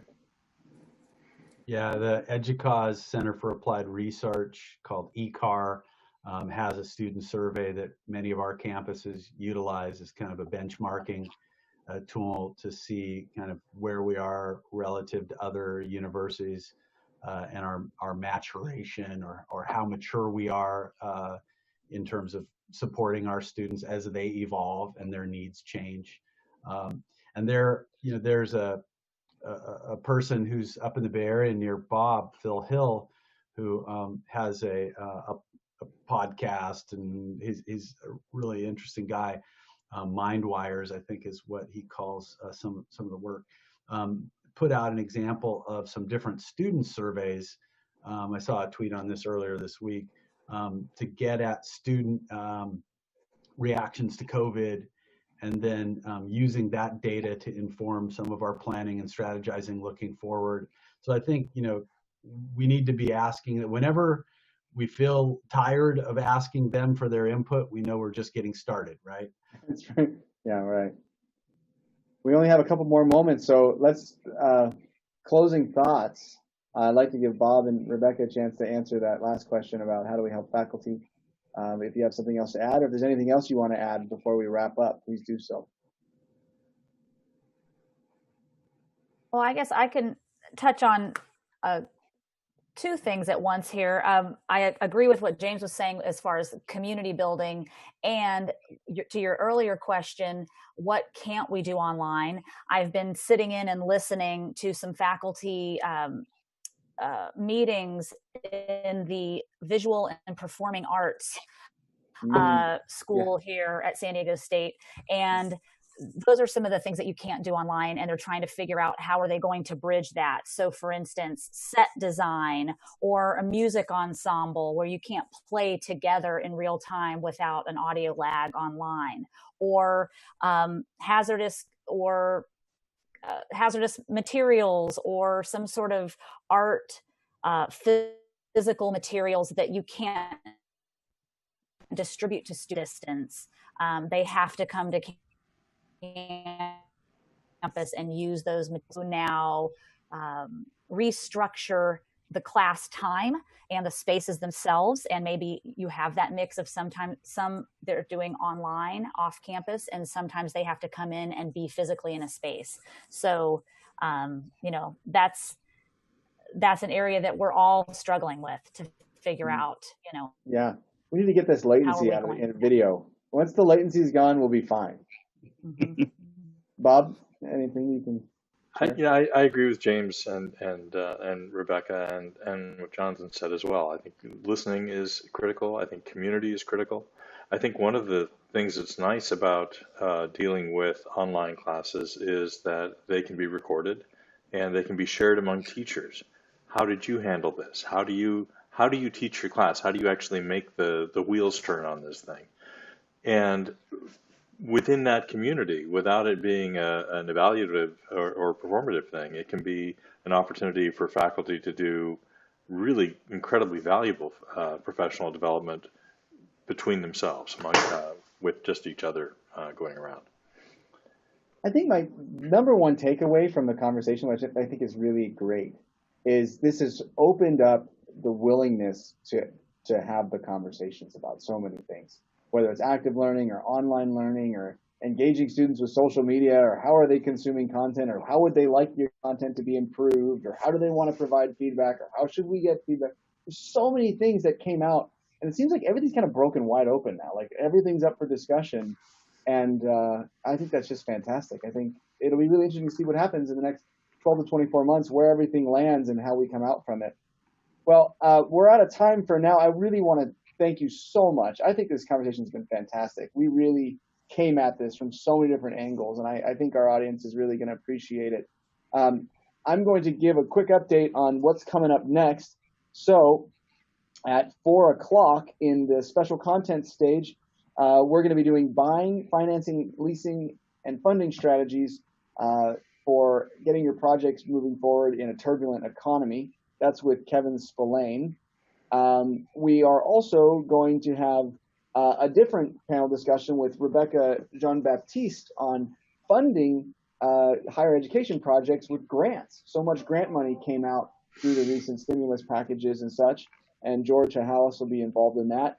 And then in the business stage, we'll be discussing managing collaboration technology in a software-defined world with Mark Jones, Michael Dannenberg, and Frank Pelkoffer, and also we will have Rob Moss joining that. So I'm Michael Lisi, and thank you so much for our panelists joining us today.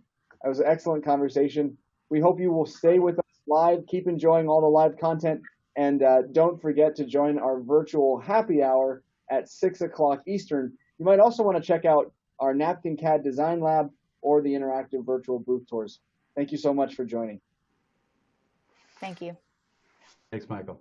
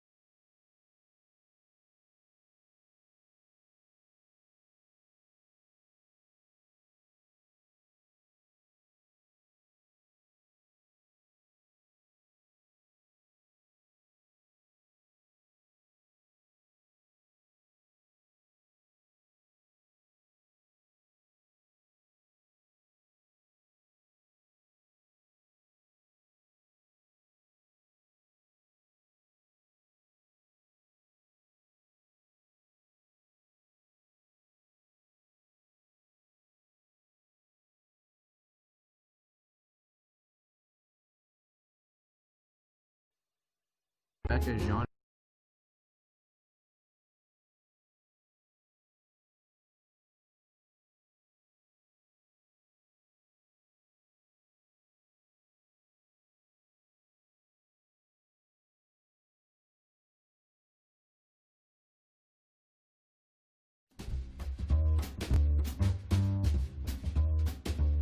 Coming up, we have a live interview with Rebecca Jean-Baptiste and George Hahalis on funding your higher education projects with grants. Good day. My name is George Hahalis. I'm the Regional Sales Manager for Wolf Vision US in the Mid-Atlantic region. And the topic we'll be focusing on this hour is funding your higher education project with grants. And with that, we'll also be touching on the grant process itself. Helping us navigate this topic is Rebecca Jean-Baptiste. Rebecca is the founder and president of RJB Consulting Management Group and Government Funding Gurus. Welcome, Rebecca.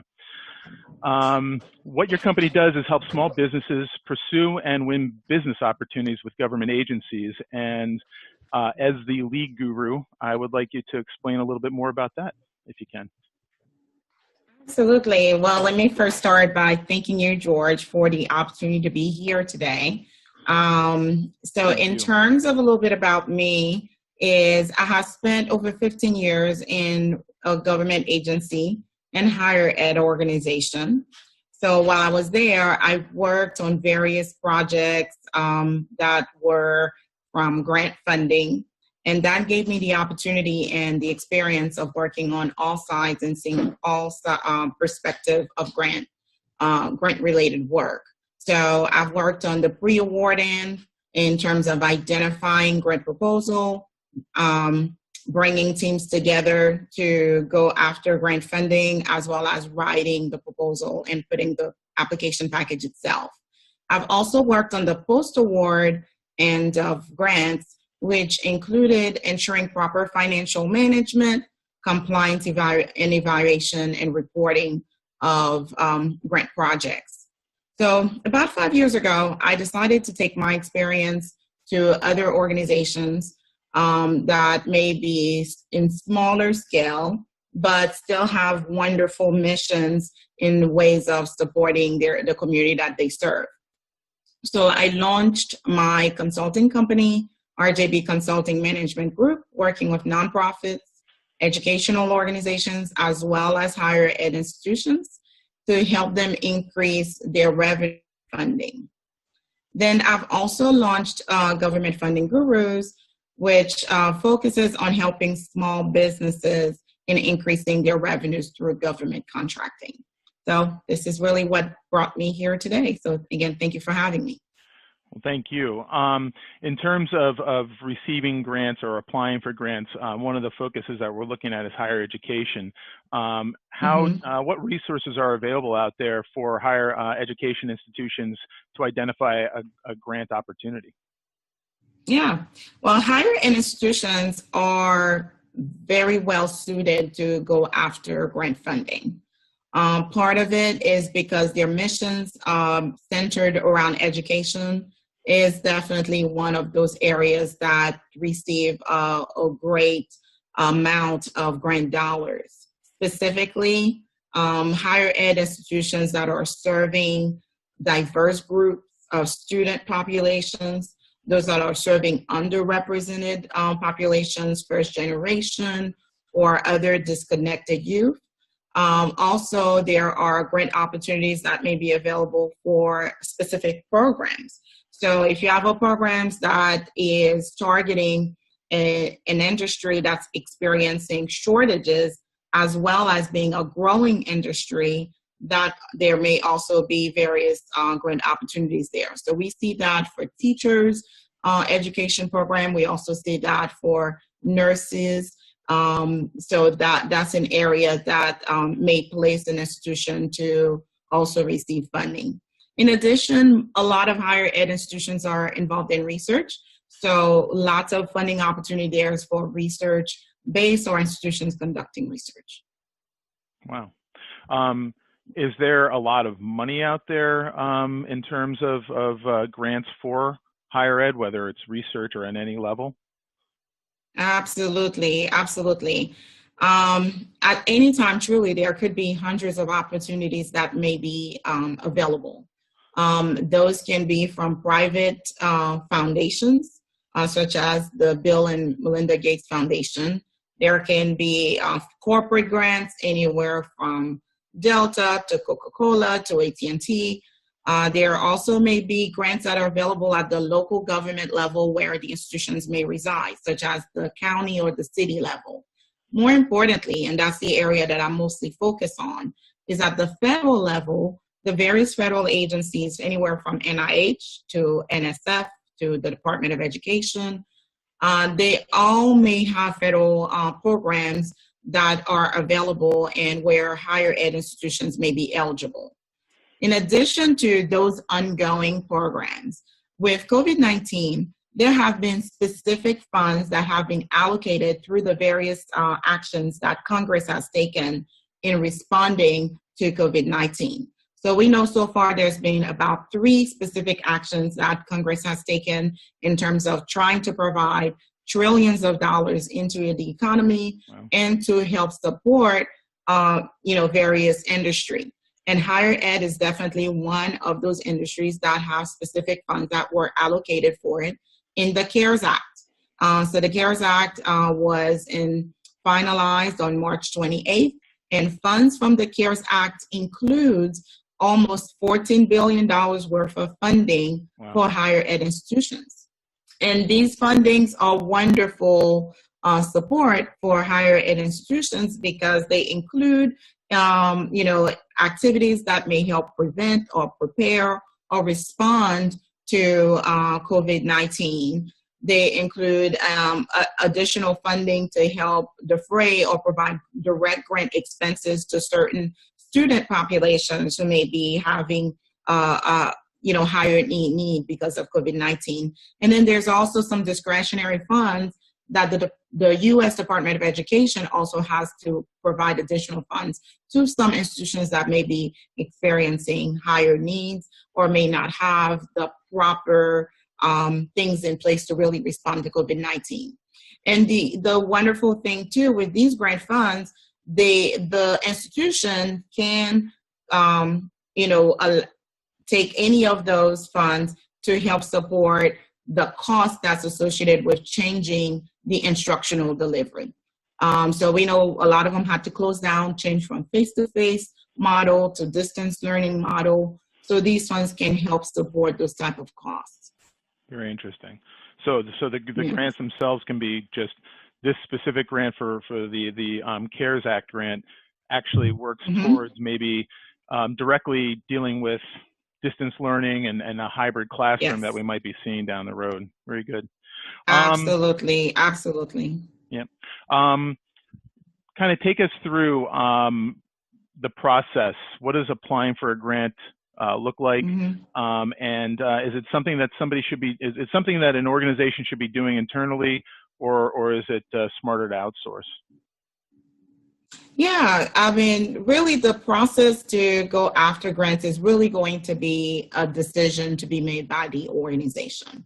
The organization is certainly placed to know exactly what the internal resources that they may have, what's available, what their capacity is, both in terms of their knowledge and expertise, in terms of the program that they want to go after, but also time. Going after a grant may involve the substantial amount of time that they may not have the staff available to pull away from their ongoing programs and then allocate towards going after the grant. So that may be, those type of things may help them make a decision whether they have the capacity to do it internally, or do they need to get the support of an external grant writer like myself to assist them in terms of the going after grant funding. But one thing I would say is that the decision for the organization to make, they need to consider that not only the expertise in terms of knowing how to pursue federal grant funding, but also they may look at whether they need to bring in someone who may be familiar and have experience in a particular program that they're going after, to just kind of make sure that they are preparing a program design that is truly answering to the requirements of the actual grant. Where are some of the where are some of the places they can go to find these opportunities, as far as websites and things like that? How would you go about looking for them? Yeah, so the pursuing grant funding, you can, I should say, first of all, you have to consider not only the things that I've discussed in terms of programmatically, in terms of the program design and the preparation that needs to be done, but it's also important to consider the process of grant funding. Mm-hmm. So the process is, if you, specifically federal grants, it's important for the organization to have the proper registrations in place. And the first thing they need to have is to have a DUNS number, and then do a STEM registration, which is done on stem.gov. And that registration allows them to not only provide the basic information about the organization, provide the point of contact, but also making sure their financial information is already on hand. So when they receive a grant award, that's already set up for them to be paid and receive the actual grant funds into their account. And then the other place that organizations need to go, and to kind of answer your question about where to go, with the federal grants, most of those grant opportunities, they reside on grants.gov. Mm-hmm. This is a government portal that includes most opportunities that of all the various federal agencies. Even if the full package is not on there, you should be able to search there, identify opportunities, read about what the requirements are to see if it's a good fit, and then follow up to see what you need to do in terms of responding and applying for it. Well, at the same time as finding those opportunities on grants.gov, you are able to also apply for these opportunities on grants.gov. So having the registration on grants.gov will definitely make sure the organization is ready to find and respond to these grant opportunities. So it's almost like a layered approach. You cannot register on grants.gov without being registered on SAM, and you can't register on SAM until you have your DUNS number. So really taking that time to do that up front, and that will prepare an organization to find these opportunities and be able to apply for them. In addition to these federal awards, I would also say look at the Foundation Center Directory, which is a great resource as it helps organize a lot of different foundations, the private foundation funding opportunities that may be available. So you can go there, research to see, well, what type of foundation is funding what type of programs or what type of organization or what type of regions. And then from there, find those, do that research up front so you can know even before the application is available what can be done and what needs to be done to go after those. So Foundation Center Directory is also a great resource to have to go after grant opportunities. And you may not apply there as you do on grants.gov. However, it will give you the direction of where that particular foundation is. And once you go there, you can follow the instructions on how to submit the application. So those are the main two resources I would say to focus on. And for local and state, say, for any kind of grant opportunities at that level, you're probably best going to your state's website and looking for it there, I assume? Absolutely. And it's different for every state. Yes, that's correct, right? Because there's going to be so many variations at the state and local level as you start getting to these levels, that going directly to your state website, that may be the Department of Administration for your site, or you may have to go to the Department of Education or the Health and Human Services state websites to see what funding opportunities may be available for the particular program or population that you're trying to serve. And one thing I will note, there may be some programs out there or other businesses that may have some subscription or membership model where you can sign up and they may organize the different types of grants to make it easier in terms of finding them. But I would say you can Google for various grants if you put some great search parameters, or again, check your governmental sites at any level and see what the different funding opportunities are that may be available. Thank you very much. So you go on to these sites and you apply for these grants. Assuming the way it sounds, I would definitely contact somebody like yourself for some guidance on it. But what can an organization do to increase their chances of receiving a requested grant? Yes, absolutely. The wonderful thing is, even before you have a specific grant in mind, I always encourage organizations to do the preparation work even now. And the two main things I would say to focus on, in addition to what we talked about before in terms of the process of finding and registering at these different sites, is to research and prepare. So one thing that is always going to be consistent with most grants that you're going after is the need to tell the story about the needs of the community you are going to serve. So it's important for the institution to know the community that they are serving very well. When it comes to the institution, if they're talking about their student population, obviously they're going to have a lot of the data there for the student population to support that. So but if they are looking at not only the student population directly, but maybe the town, the county, the state where they are, having the data there and readily available to tell the story around the needs and show the demonstrated needs of the community, that's important, because you have to think about the next person over is going to come and tell that same story. And sometimes those who can show where the most needs lie, that's going to give them an advantage in terms of being able to, give the compelling story.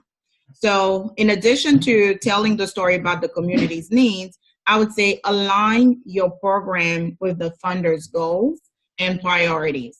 That's very important. I say the funders, they're writing the check, they determine what the program goals and priorities are, and it's important to see whether you can align yourself with those programs and goals in terms of what you have to offer. And if not, then that may not be a good fit for you, and that's okay. You just pass on to that and find the right fit. But aligning your program is absolutely important. And I also say, make sure you're approaching whatever your response is or your approach is to the grant. You need to make sure it is founded and research-based. It is evidence-based. There was a time where grant applications would be done with just anecdotal stories. We're way beyond that. Data tells the story now. So it's important to have research and evidence to show why you are choosing to go the way you're going. And then be ready with all that information to tell a compelling story about your program, both in terms of the current needs as well as the impact of having your program will accomplish. And then make sure that your application is compliant so that it is found to be responsive. And that's very important, which is another reason why you may need to find some resources to help you with that if you don't have that internal expertise, is to make sure that you follow all the requirements in the grant instructions and you're compliant. Because if your application is not found to be responsive, it is possible that they may toss the whole thing and you don't get a fair review at that point. And more importantly, understand that most grants are competitive. So be sure you're submitting a very strong package for review and evaluation that's going to put you at the top of the list, and go after every single point that you can get to make sure that your application is strong. So following the guidelines is of the utmost importance, because if you're not following those Absolutely. guidelines, they probably won't even take a look at it. So No. So say you're lucky enough to actually do everything correctly, or not lucky enough, but say you follow all those guidelines, you tell your story, you do everything that you're supposed to do, you submit the grant. Right. How are grants typically awarded at that point? Is it like a first come, first served basis, or is there something, is there a process? What's the process, I guess? Sure. And I would say the first thing is it varies. Some grants are based on a specific deadline. And obviously when you're reviewing the requirements, and I'll say that up front, one of the first things you want to look at when you are, on that search of identifying grant opportunities is to look at the due date. If the due date is passed, obviously you've already missed that one. And if it's too close and you don't have your things in order, and maybe you just don't have enough time to put it together. So definitely pay attention to, is there a deadline and what the due date is, because most grants are going to be deadline specific. However, there are some grant opportunities that may be available on a rolling basis. So those that are available on a rolling basis, most of the time will just be open. And in that case, it will be a first come, first serve until the funds are used up. So definitely that's something to pay attention to.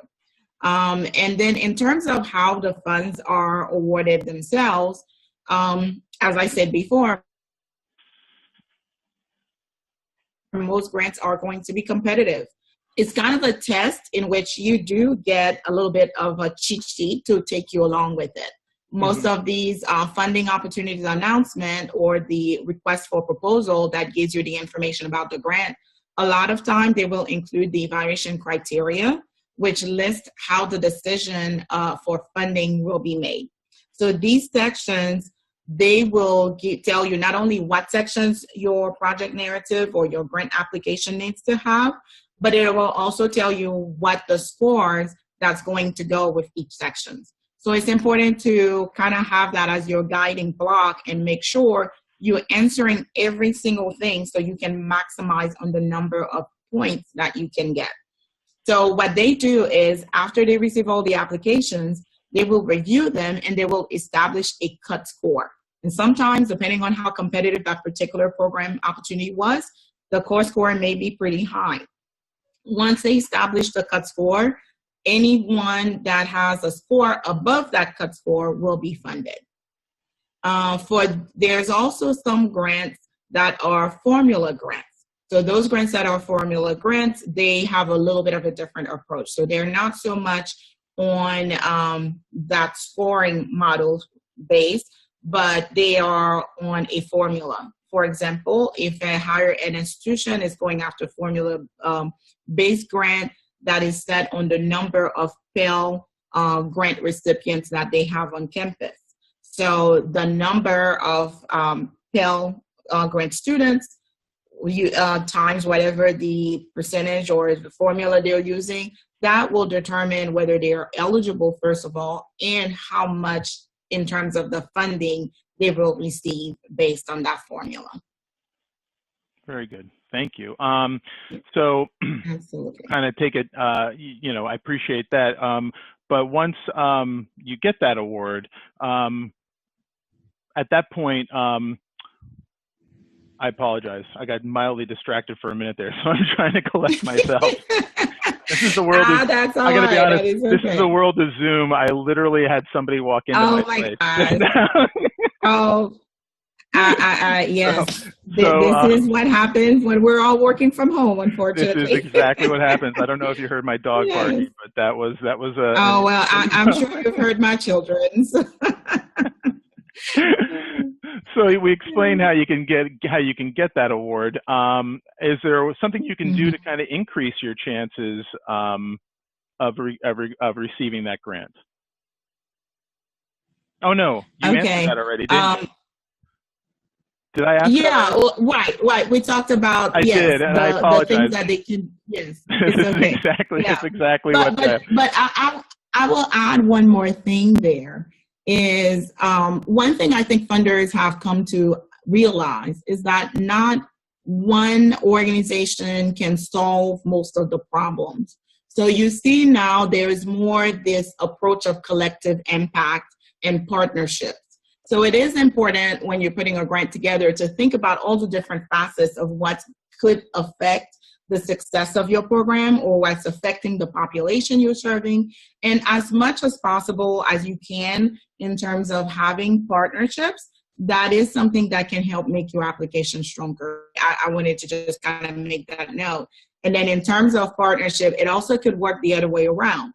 There could be grant opportunities that the higher ed institution may not be the eligible party for to be the lead on the application, but by partnering with a K-12 system or school or partnering with a community organization, that may even widen the field in terms of what funding may be available. Okay. And thinking about K-12, another $13 billion was also allocated to K-12 in response for COVID-19.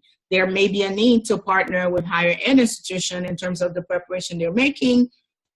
Usually higher ed institution may be a little bit further along in terms of knowing how to set up distance learning. And here you can come as a higher ed partner and partner with a K-12 schools and go after these funding. So partnership, I would say, is another good thing to strengthen the position. Well, I will thank you, partner, for re-answering, adding to a question that I already asked. Thank you for that. That was very, very helpful. No problem. So here we are. We've gotten to the point where we've applied for our grant. We've gone through the steps of storytelling and submitting it and properly submitting all the application, the paperwork. We've been awarded our grant. Are there any, more of a two-part question, are there any stipulations to spending those funds, and are you required to chronicle or let whoever the giver is of those funds know how they've impacted your local community? Well, the first answer, it varies. It depends. So in terms of how the funds should be used, that's going to vary depending on the funder and what parameters they put around those funding dollars. A lot of times, again, I would say kind of the lower threshold in terms of giving you the most flexibility is probably going to come from your corporate funders. So with those, a lot of times they may not have as many restrictions to those dollars. And also they may give you those dollars up front, and all they want is maybe a photo op.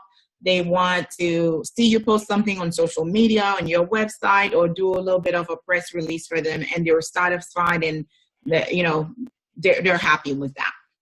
As you start moving on the threshold to private foundations, to government agencies, and definitely with the federal agencies, you're going to have more stipulations around the parameters of how you can use the funds, and as well as the reporting requirements to go along with that. The good news is you will know most of these things on the front end. So if anything appears to be an issue, you'll be able to make that decision even before you choose to pursue those dollars. So the funding parameters, they will tell you this is what the grant funds should be used for. You can use them for this, you can use them for that. For example, they may say you can use them for personnel, you cannot buy equipment, or it may be the reverse. You can buy equipment and you cannot use it for personnel. It may include training dollars, it may include capital expenses, but it will tell you specifically what the funds can be used, and normally it will align very well with what the goals and the purpose of the program was in the first place. So the funding parameters, they will tell you, and yes, there are restrictions on definitely the federal dollars. In terms of reporting, there's also reporting requirements with most federal grants. Typically, you have 2 reporting cycle. About mid-year to in the grant period in the annual, probably 6 months, 4 to 6 months into it, you will do an interim report. And that's just so that you can kind of let them know how everything is going, if everything is on track, do you see any changes that need to be made? So that's your opportunity to really communicate with the grant officer at that point. And then you will also have an end of the year report that you submit after the year end. Usually you have anywhere from 30 to 90 days to submit that end of the year report. So absolutely. speaking specifically about federal grants, so Yes. you know, during the application process, they tell you how the money should be spent, and you're aware of that, and then you do the reporting on that. Is there any time between? Is there any chance, say, an organization gets the funding and finds that they need to maybe possibly allocate it in a different way? Is there any way to request a change of allocation, or is it a hard this is what it is and that's all it is? Yeah, that's a little bit, I would say, more of a gray area there. Mm-hmm. I encourage organizations that at the time when they're writing their original proposal to put in most of the costs that they think they will have in the program. And a lot of times, even if, they're, be as specific as possible, but if you're not sure, try to include as many of those type of examples as possible on the front end. Because if it's already in there, it makes it easier to increase an amount towards an already approved type of activities versus that activity did not exist at all, and now you're trying to insert it into the program. Okay. And so you have to remember, once you get the grant funding, you really have a total dollar amount that you're talking that you have to work with. So if you are making you need funding for something else, you're really making a budget revision. So you have to take from budget line A to budget line B. So you can absolutely ask for revision. That is allowed. You don't even have to ask it for every single thing you're doing. Again, especially if it's something that was already in the budget in the first place. So a change that's not substantial and that's not impacting the program delivery in any way, you definitely can go ahead and make the changes even without asking for a revision. I do recommend that anytime you're making revision, either ask for it up front or when you're doing your reporting, you do let them know that you've made those decisions. What's important to them is that when they give you the dollars, they did review your budget and they did consider that these dollars were appropriate for each of the activities that you said you were going to do. So when you're changing and moving funds around, it may have an impact programmatically. And so they just want the chance to see whether, one, what you want to spend the money on is allowed under that program, and two, you are not changing the scope of the program by moving funds around, but it is allowed. It is allowed, and it's important. I think it's important to make sure that when you're applying for it, you cover all of the bases of what you might be needing for it, so you can make that. Yeah. Exactly. Yep. Very good. Exactly. Well, thank you very much for this. I'm going to ask you real quick if you could just repeat what we talked about earlier a little bit about some of the places where people can go to apply to look for grant opportunities. That would be great. Mm-hmm. Absolutely. Yeah, this has been great. Thank you again. Thank you. The first one that I mentioned in terms of more your general private dollars is the Foundation Center directory. So you can Google Foundation Center directory and you should be able to find it, or you can do foundationcenter.org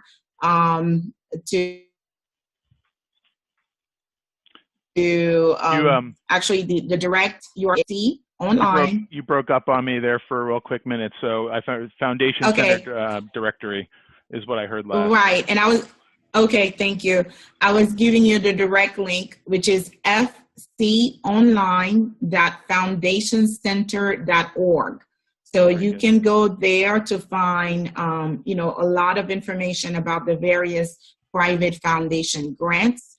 And then specifically for the federal grant opportunities and resources on grant writing, I should say the Foundation Center directory also have some great resources for grant writing and the things that you need to do to prepare you for grant writing, in addition to finding those private grants. And then for the federal grant, grants.gov is the central federal grants repository for the various federal agencies that may have programs that may be a good fit for these higher ed organizations. Very good. Well, thank you so much, Rebecca, for your time. This was great. I really appreciate it. Thank you. Thank you so much. Thank you so much for having me. This was great. Yeah, it was great having you. And if anybody watching would like to reach out to Rebecca, please email her at rebecca@govtfunds.com, or you can find her at Government Funding Guru. Rebecca, thank you again. Thank you so much for having me, George. Take care. Thank you. And now coming up at 5 o'clock, we have an interview with Thomas Zengerle, Head of Research and Development for Wolf Vision's Visualizer portfolio in the special content stage. We have tips for designing esports venues and training facilities with Michael Brooks, Executive Director of the National Association of Collegiate Esports. And then we also have on the business stage, AV as a Service offerings that are attractive to businesses with Mark Coxon, Tim Albright, Tom LeBlanc, Cindy Davis, and Charmaine Torella. Enjoy.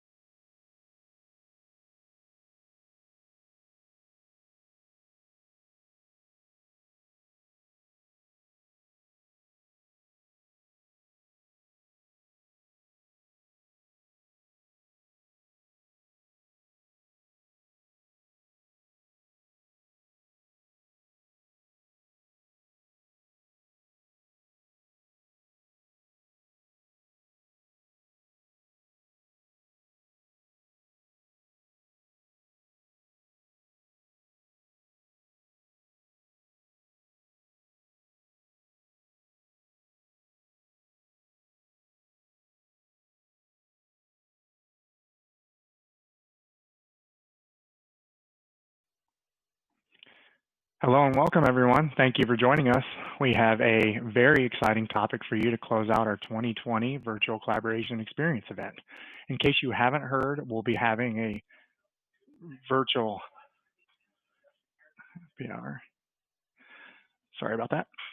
We'll be having a virtual happy hour event following this event starting at 6 p.m. Eastern Time. Details for the virtual happy hour can be found on our VCX conference website. With that said, let's go ahead and get started. Our topic for this session is tips for designing esports venues and training facilities. I'm joined by Michael Brooks. He's the Executive Director for the National Association of Collegiate Esports. Michael, It's a mouthful. I know. I really can't think of a better person to speak on this topic. So with that, how about for our audience, we spend some time defining electronic sports, or for short, esports, and what it is. Yeah. Well, you stole some of my thunder there. Esports, it stands for electronic sports, as you said, right? And I always thought that's a terrible name, but it's kind of decided we're calling it esports, right? It's more accurate to say competitive gaming. It's video games that are being played competitively between highly skilled players, either individually or in a team format. So, think of any traditional sport you want: football, basketball, baseball, soccer, hockey, you name it. Esports is no different, except for the competition isn't occurring in front of you in terms of an analog court or field or arena, but you're playing it online in a digital arena, and that's where the viewership and the action is occurring. So esports, yeah, it's competitive gaming at the end of the day, where it doesn't matter where you are in the world, how old you are, or what your race or gender is, as long as you have the skill, you can compete. Interesting. Which leads me to the next question. So, that's a great point. I look at my history. I played sports competitively all the way up until college, and I felt fortunate because I had the ability to play certain sports, whereas there were plenty of others that just weren't gifted or didn't have the skills necessary to play certain sports. So, how do you address that in terms of the demographic or the people that can participate in esports? Yeah, I mean, so if you think about who as a gamer, and this is partly, so pay attention to this, what is funneling the explosive growth of esports is it's not one specific demographic that you would label as an esports enthusiast, right? Similar to an NFL fan, we call them esports enthusiasts, right? They follow a certain game or many type of games Yes. at the professional or amateur level. It's basically cutting a swath across all demographics in the United States and further globally, but in particular, it's targeting millennials and younger in a massive way. So what we see with the NFL, with the NBA in particular, is the average age of their fans is unfortunately getting older. So that means that the younger generations are not becoming fans or transferring over that level of interest or love for those sports. So their average fan is getting older, and unfortunately, if that doesn't change, then you see a decrease in the size of their audience, which means a decrease in everything else. Esports seems to have come in and basically captured a significant chunk of that. And that might be in relation to cord cutting, shifting of interests, and all that. But you basically see the hard to capture target market millennials having led the way and coalescing in terms of live viewership. That's the important part. In esports, whether it be Overwatch or League of Legends or Rocket League or Call of Duty, right? Name the game, but there's an audience there. And that growth led by the millennial generation really is just being kind of exploding actually with the younger generations, right? They're coming in at even larger ratios. So it's not, it's not just the kids who couldn't play traditional sports or anything like that. It's literally across the board. And that's why, if you look at the NBA, if you look at the NFL, you have so many of our chief champions in esports are literally the professional athletes in the NBA and the NFL. There was this is a bit of an aside, but there was a commentator, he had an ESPN show, and he was basically making light of esports, saying it's not a sport. I don't get it. It's for, I think paraphrasing, he said it's for nerds. And he literally had Gordon call in from the Celtics and basically chew him out on live television, saying, you obviously don't know anything about esports or the NBA because you wouldn't be talking about it knowing that most of the people in our locker room play League of Legends, the exact game that you're poo-pooing. Mm-hmm. And that's his shift. The former president of ESPN, John Skipper, he had to issue a public apology for it, and that's just because the kind of the industry flagstones, right, the people leading in the traditional sense, basically missed a lot of what's happening in esports, and now it's being brought front and center, and they're unsure how to interact with it. But yeah, it's here, and it's here to stay, and it's growing. You asked for numbers. Nielsen said right now it's 70% of both males and females aged 10 to 20 identify as gamers before any other interest or hobby. So if you look at the youth of the United States, the majority, the super majority of that population is interested in gaming, and esports, what it represents is the very tip of that pyramid, right? You have casual, Mm-hmm. you have semi-professional, amateur. That top part, that's where the professional space and the amateur collegiate space lies at is esports, right? It's the super Mm-hmm. competitive side. Mm-hmm. And you said it, but if you look at ESPN, worldwide leader in sports, I listen to them talk about esports. They say that esports isn't really considered sports, or some of them have the belief that a professional athlete or a professional athlete, you can't be that in esports. But the way I look at it, you can be a professional in anything, whether it's sports, esports, whatever industry, you can be a professional in.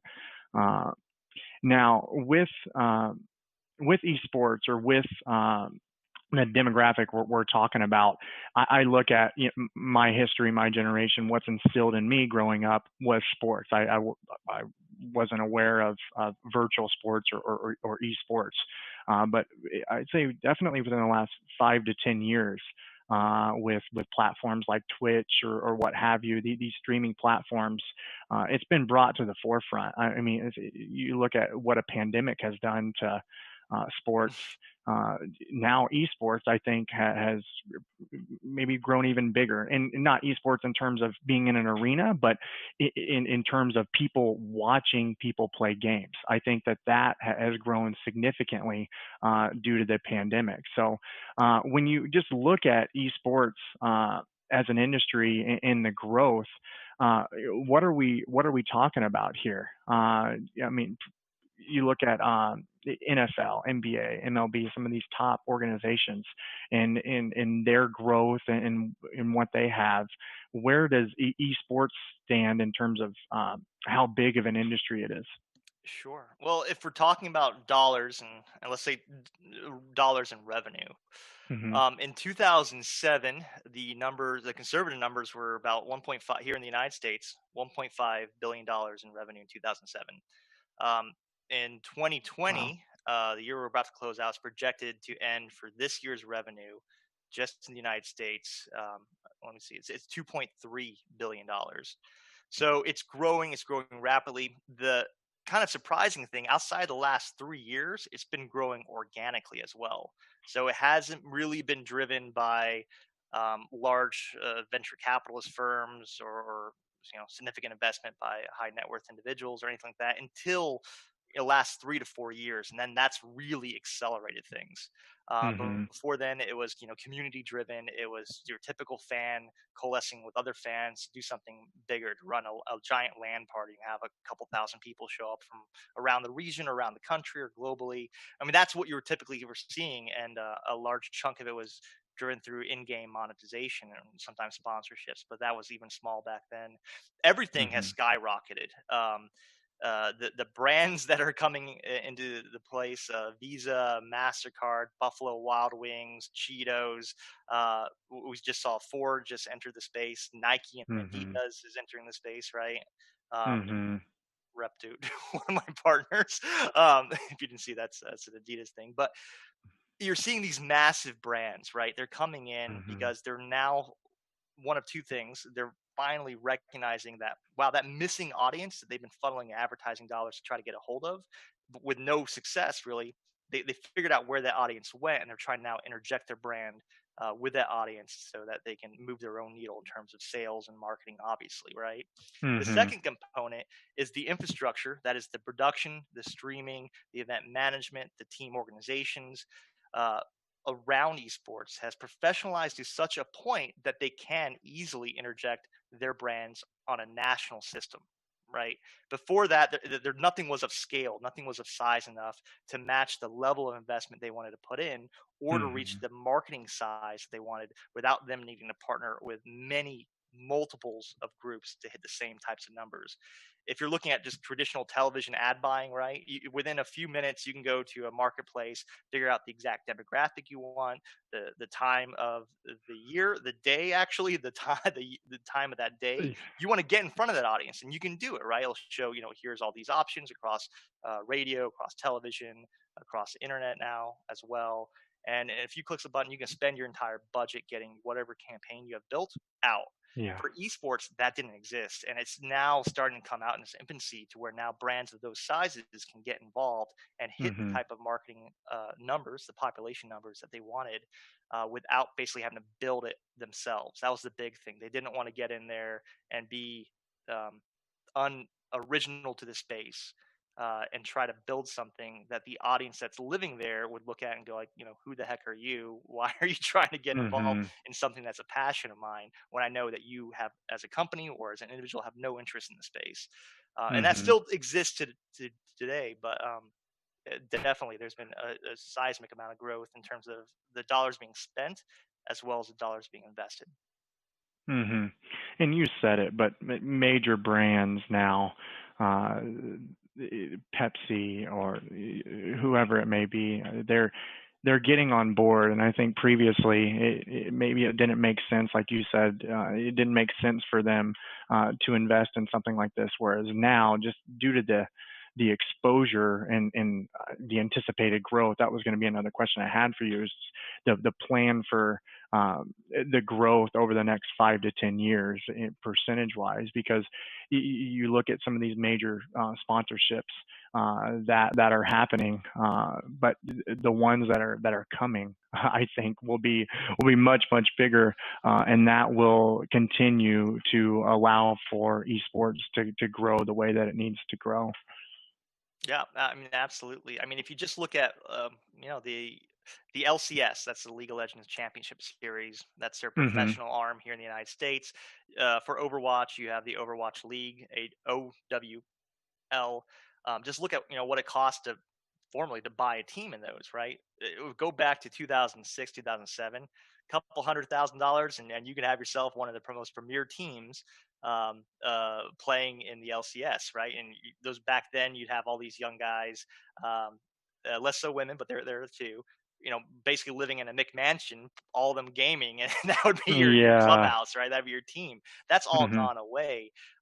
When League of Legends came out, right, it was a buy-in in its first round in terms of its franchise league. It was $10 million, which was a lot of Mm-hmm. money compared to where it came from. And then if we looked at Overwatch, they came out at I think $20 million per franchise slot. Their next expansion was at $30 million per franchise slot. It's grown, and that was in a year for Overwatch. So literally 1 year going from 20, next year 30 million.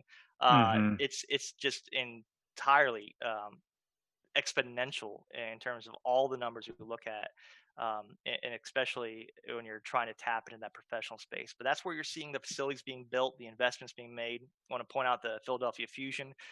Their new space was a $40 million investment, and the Overwatch League requires each and every one of its teams to have their own venue in their own home cities.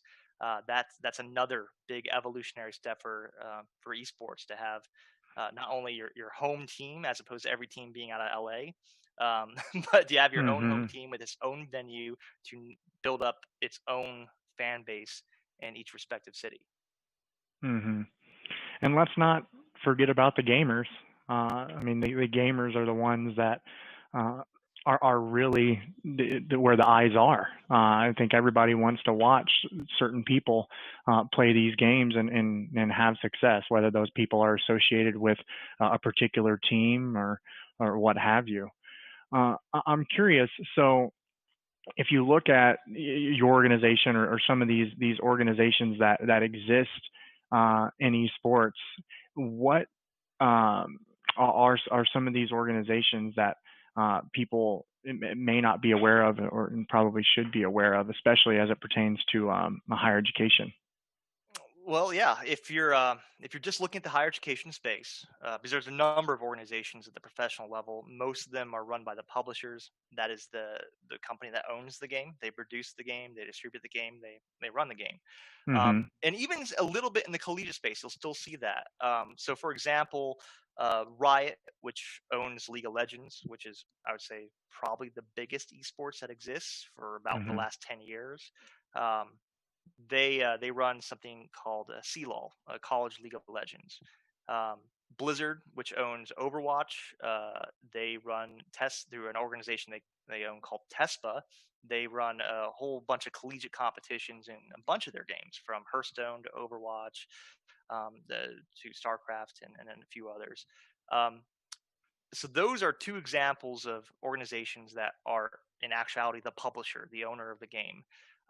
Outside of that, you have you have us, the National Association of Collegiate Esports. We're a little bit unique in the entire space because we're a nonprofit 501c3. We're the only org that's ran by our member institutions, and all of our member institutions are varsity programs. These are the official programs of their schools.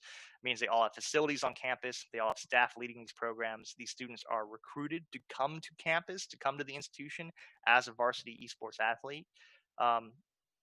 It's more similar to, when you turn on your TV and you see your football program or basketball or baseball, whatever sport you care for, and if you have an alma mater that you watch, it's more similar to that than it is to a club, right? A club is just Mm-hmm. something where students get together to play for fun. While I hope varsity sports is still fun, it is competitive, right? You are specifically at that institution not only to earn a degree but to win, and that's really about it. Mm-hmm. So that's kind of the mix in the collegiate space. You have a few groups who kind of touch upon it. There's another one called Play Versus out of LA. This is the first time ever they ran a season of competition in Fortnite for colleges, and but most of what they do is in the high school space. And that's roughly it. There were many more organizations, but the space is consolidated in the last 2 years pretty dramatically. Mm-hmm. And would you say that was for the better, the consolidation? But yeah, very much so, right? The publishers are always going to be here. They're active partners in the space because at the end of the day, it's their product, right? Mm-hmm. Outside of that, though, you really are looking at what value do other groups provide to their users. In my case, it's our member institutions. I report at the end of the day to the presidents of those colleges, universities. Usually Mm-hmm. they delegate to whoever's their subject matter expert, but that's where I report to, right? Mm-hmm. And that's key for us, and it's a unique differentiator between us and anyone else in the space. But we saw a lot of groups that were spun up either by students who were just excited and wanted to organize something bigger in the collegiate space. And we also saw, private-backed venture capital groups who try to come into the space, and Mm-hmm. most of them have failed out. And I think that's good because what we're talking about uniquely is there's going to be 3 groups in the college esports space that will never go away. It's going to be the publisher, because someone has to make the game and sell it. It's going to be the institution, because without the institution, there really is no college now, is there? And it's going to be the students. And those are going to be the 3 permanent groups in any discussion. Outside of that, the question becomes, what value do you provide to all or one of those groups to have a seat at the table? And I think what we saw is there was a lot of confusion, a lot of fracturing in the marketplace, because that differentiator wasn't clear. And it's, I think, dramatically become more clear as the space has become less contentious. Mm-hmm. Well, that's good. I mean, anytime you bring clarity, I think that's for the better. I'm curious. So our topic is tips for designing esports venues and training facilities. When I think esports, I think spectacle. I think, okay, yeah, I haven't participated, but I've seen videos online of them streaming these esports events, and I do think it is a spectacle very similar to how you would view a live sporting event. What types of facilities are you seeing people use, or whether, like we talked about the mansion earlier, but in terms of arenas, I believe there's only a handful of actual esports arenas here in the U.S. I'm sure there's many globally, but Wow. can you speak on that? And Yeah. go ahead. Well, it depends on how you define the word arena, right? Okay.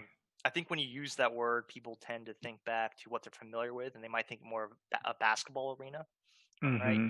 And in some instances, that is probably correct when you think about seating and the size of the space to a certain point, right? There is no dedicated esports facility that's going to fit 50,000 people, 40,000, 30,000, 10,000. I would say that's a huge stretch. What you're looking at is an in-person audience somewhere between 100 to maybe 2,000 people. They're more intimate, and that's because the viewership for the most part is online, and that viewership is massive. And that's where the monetization really occurs too.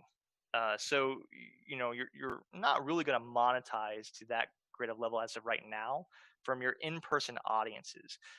All of that is actually to help you with your production stream, so that you have the audience cheering on. You get the video reels, you get the sound effects, right? And that's all going into your online production, because that's where 99.9% of your audience is going to be. Mm-hmm.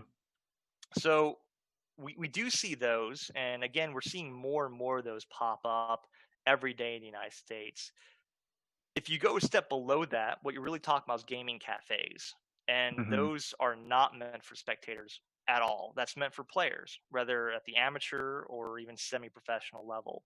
And basically, you're seeing those grow every single day. I mean, there's got to be thousands of them in the U.S. already, and that's probably just within the last 2 to 3 years. That is a space that's been targeted for investment by many different groups. And I would challenge you, any city you can think of, to just type in, Google esports cafe, gaming cafe. I would be shocked if there's less than 3 in your own city right now, and that's only growing. Really? Hmm. Yeah. There's a eBlue and Allied Esports. I think eBlue's records are building a new gaming cafe every 3 days in the United States. Mm-hmm. Wow. Yeah, but again, smaller in size. It's more of a souped-up computer lab that's being monetized. People are renting, a computer for X number of hours. It's a different customer. It's a different product they're offering than what you're familiar Mm-hmm. with in terms of esports when you're thinking an esports arena or facility. Mm-hmm.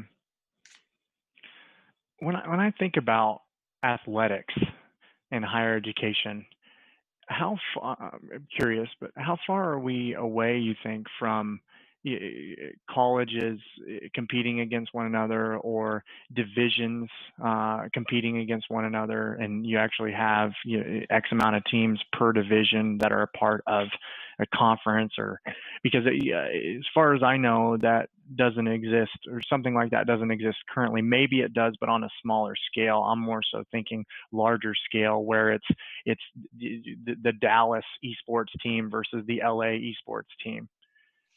Well, in the collegiate level, it is happening already. So we have Mm-hmm. athletic conferences who have basically interjected esports into their conference system. You have the Big Ten, that's a Power 5 conference. They're involved in esports. The Big East, this is their second year with the ESL, where they're running their own esports competition. I think in Rocket League, to be specific, but also in League of Legends. You've got the Mountain West Conference as well, and a bunch of D2 conferences, D3 conferences. So the conference market, that's actually been accelerating, and there's already some pretty big conferences in the space. Mm-hmm. Now the question is breaking it up into divisions. That would happen basically at this point if our membership wanted that to occur, which we're not there yet, right? When we look at Mm-hmm. divisions in traditional athletics, The differentiator primarily is the number of scholarships you offer per sport, right? The higher up in division you go, the more scholarships there are available for those team members, the students on those various teams. Mm-hmm. That's the key difference. And so, we usually think Division I larger schools. That's not necessarily true. I mean, like, let's think of the Big 12. You have the University of Kansas. You have Kansas State University. You're looking at enrollment sizes 5,000 to 40,000 on campus. But then in the same conference, you got TCU, which I think is like 12,000 students on campus, but they compete at the same division. So what's the difference? Well, it's the amount of money they make available into their athletics department, as well as the students within there. We don't know in esports if that same formula works at all, because it's much smaller team sizes. Mm-hmm. And when we look competitively, we don't see a clear difference yet between scholarships offered and the skill and ability of those teams. It's really, right now, it looks like any school can beat any school most days. And so until we develop the right characteristics that clearly denotes, maybe you're at a different level than your fellow institutions, it's going to be a struggle for us to clearly define and break out divisions. But I have no doubt that will eventually occur. You're going to see institutions in the esports space for different reasons, and therefore their investments in the space will be different. And we'll see a split between that to retain some level of competitive equity, hopefully as much as we can. Mm-hmm. Understand. So it sounds like the competitive landscape then still needs to somewhat be defined, and that could potentially dictate who does what with each particular institution. Yeah. Very much so. Yeah. We're a membership association. If that was to come through, basically you're going to see our institutions wanting to see a split in competition along whatever characteristic, and then they vote on it, and then you'll have divisions. But until then, everyone's competing against everyone. You've got the small schools competing against the largest institutions in the country and Canada as well. So national borders here in North America don't really matter so much when it comes to collegiate esports. But it's really a toss up on who's going to win any match. It's exciting in that way too. And that's something I was going to speak to. I mean, the excitement. Why do we get so excited about sports? It's the unknown. I mean, we don't know when that pitch is thrown, what's going to happen. That's why we tune in and we like to watch sports live. Mm-hmm. When I think about esports, it's the same thing, right? Very much so, especially at the collegiate level. The level of competition across the board is a very high level. And because of that, you don't really know who's going to win. You don't know the outcome. That drives the excitement. But what we're hoping to see is an evolution of that, where people are watching and tuning in because of an affinity to their alma mater, and it's an activity that they have a personal interest in too. So it's the local audiences that at the end of the day will carry the majority of the weight when it comes to esports being in the same atmosphere, the same conversation as the NFL or the MLB, right? If we want it to be there, it's the local grassroots audiences that carry the majority of that weight.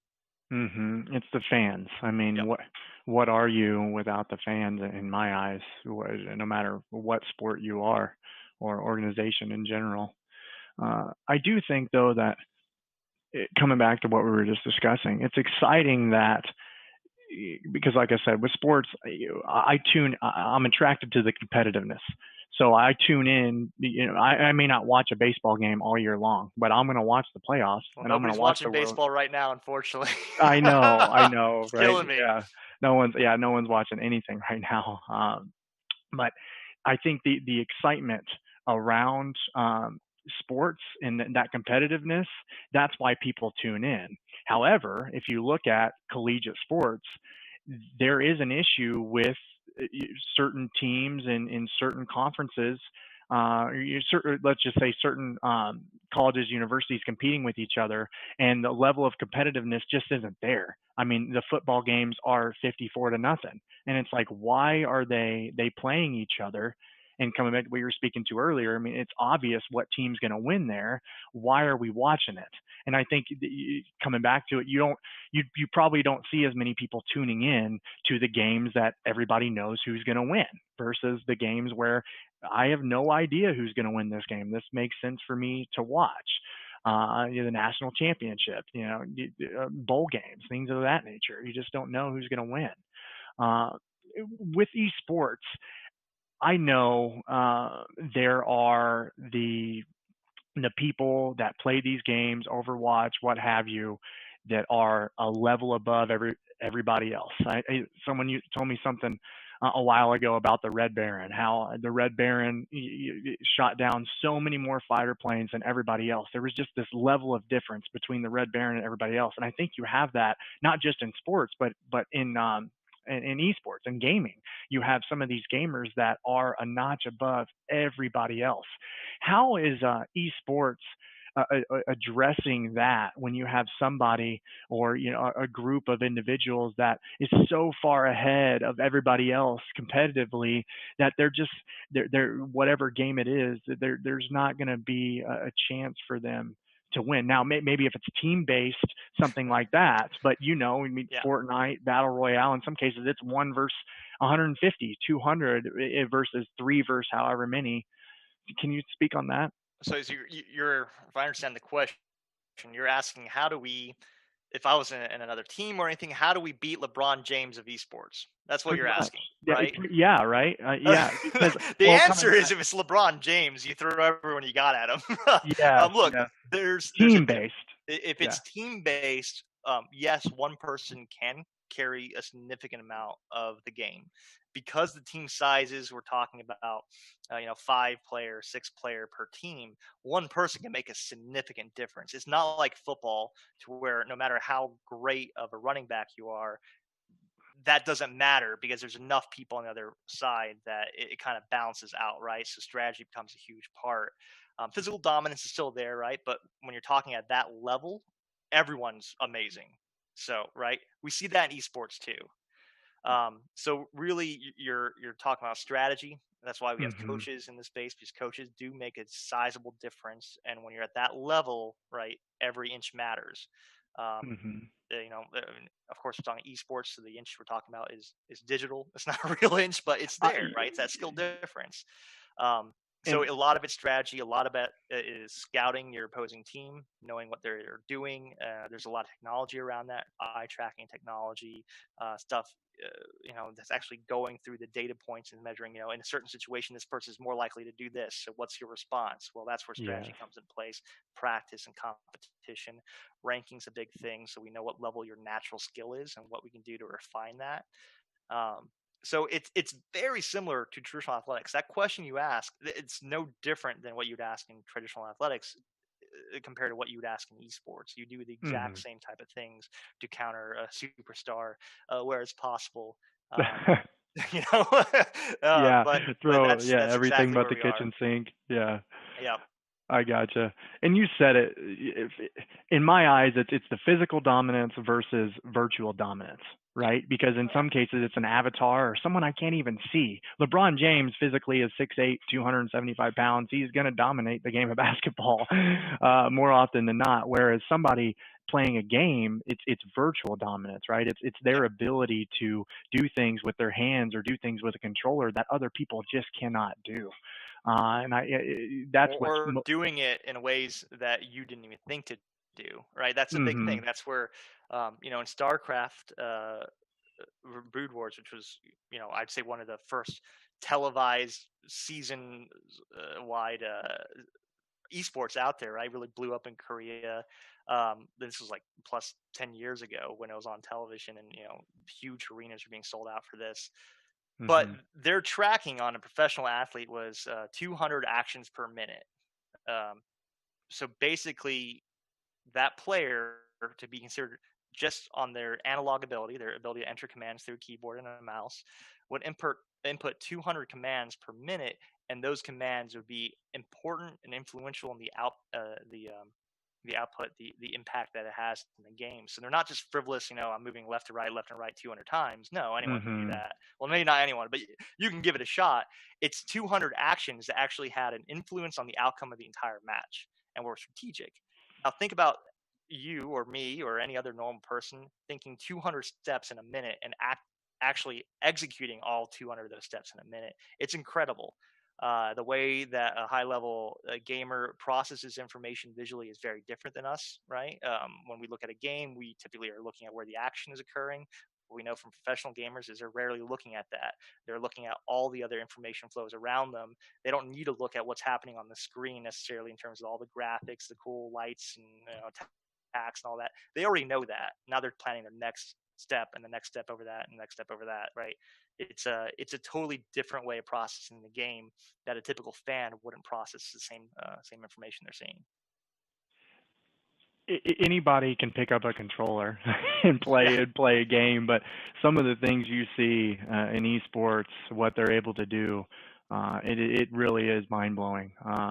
Because I played some of these games, and to see what they do, that brings that's a real perspective right there. And it's like, I have no idea how he did that. But like you said, his brain, it's firing on different cylinders. We've got a few minutes left, and I want to make sure that we spend some time speaking to the topic, critical design elements for esports arenas. But one thing I want to speak to before we jump into that, if you look at gaming has been the same way for a very long time. And what I mean by that is, like other industries, technology has evolved, therefore industries have evolved. But if you look at gaming, specifically console gaming, it's really been the same for a very long time. Now, are consoles better, faster than they ever have been? Yes. Are the graphics of these games much improved? Yes. You can speak to all of those things, but fundamentally, foundationally, gaming is really still the same. So I'm curious, when you speak to or think about the evolution of gaming, virtual reality, augmented reality, how will that impact esports? What kinds of conversations are taking place around this topic? Sure. Well, I'll say it's actually, surprisingly, it's in reverse, right? We see esports impacting traditional athletics and the presentation of traditional athletics much more than we're seeing it the other way around. And I'll give you an example that you can, turn on your if the NBA was going on right now, right, you could watch it and you see what I mean. So those green and blue circles under the players when they do a freeze screen, they pull up the stats, right? And so you see by the circle underneath the player's feet which player we're talking about. Their little stat sheet pops up above their head. That is taken from gaming. That's taken from NBA 2K. That's taken from games even before that, right? That exact situation you're watching on television with real players. Yes, they're being filmed and you're watching it via television. But that feature comes entirely from gaming. Historically, yeah, that's interesting. Yeah. So we see that impact, and now we're seeing it a little bit with AR especially. Right, virtual reality, not so much. It doesn't exist in gaming for the most part, except for kind of indie development. Right, you've got the Vive, you've got I think it's Google Lens, right? A bunch of other things that, there are some games in the VR, but there's not a lot of them. They're not heavily developed yet. I think Valve just released, I believe it's called Alexis, which is probably one of the most actual games that are out there with a kind of a storyline and progression sequence, and it's not more like an arcade game. There's a kind of a difference there. So we are seeing it advance, but when it comes to esports, virtual reality is not part of the conversation yet. I think you have a few issues there. One, the equipment's quite expensive for the individual user, and if we're talking about democratizing the equipment so that you build up that national grassroots fan base, you allow them to coalesce around games that are skill-based that they like to compete in. We're not there yet. We're still trying to get to the point of introducing the technology to people who can afford it. I think the Vive is a couple $1,000s. If you think for a kid, that's my parents would have told me no, first off, right? They're not going to spend that much for a gaming platform. I got lucky that uncle loved me enough to buy my first console. And I think that was, a couple $100s way back in the day. Yeah, likewise. So yeah, that would not have come from my parents, but that's the issue we're seeing right now. So we're still early days in terms of esports when we're talking about the subject of VR. AR though it's interesting. So we're seeing a combination in kind of a few startups of esports. So you're actually playing in person, right? And I forgot the name of the game, but basically it's a team-based game. It's kind of like tennis, except for there is no tennis court, there are no paddles, there's no tennis rackets, there's no ball.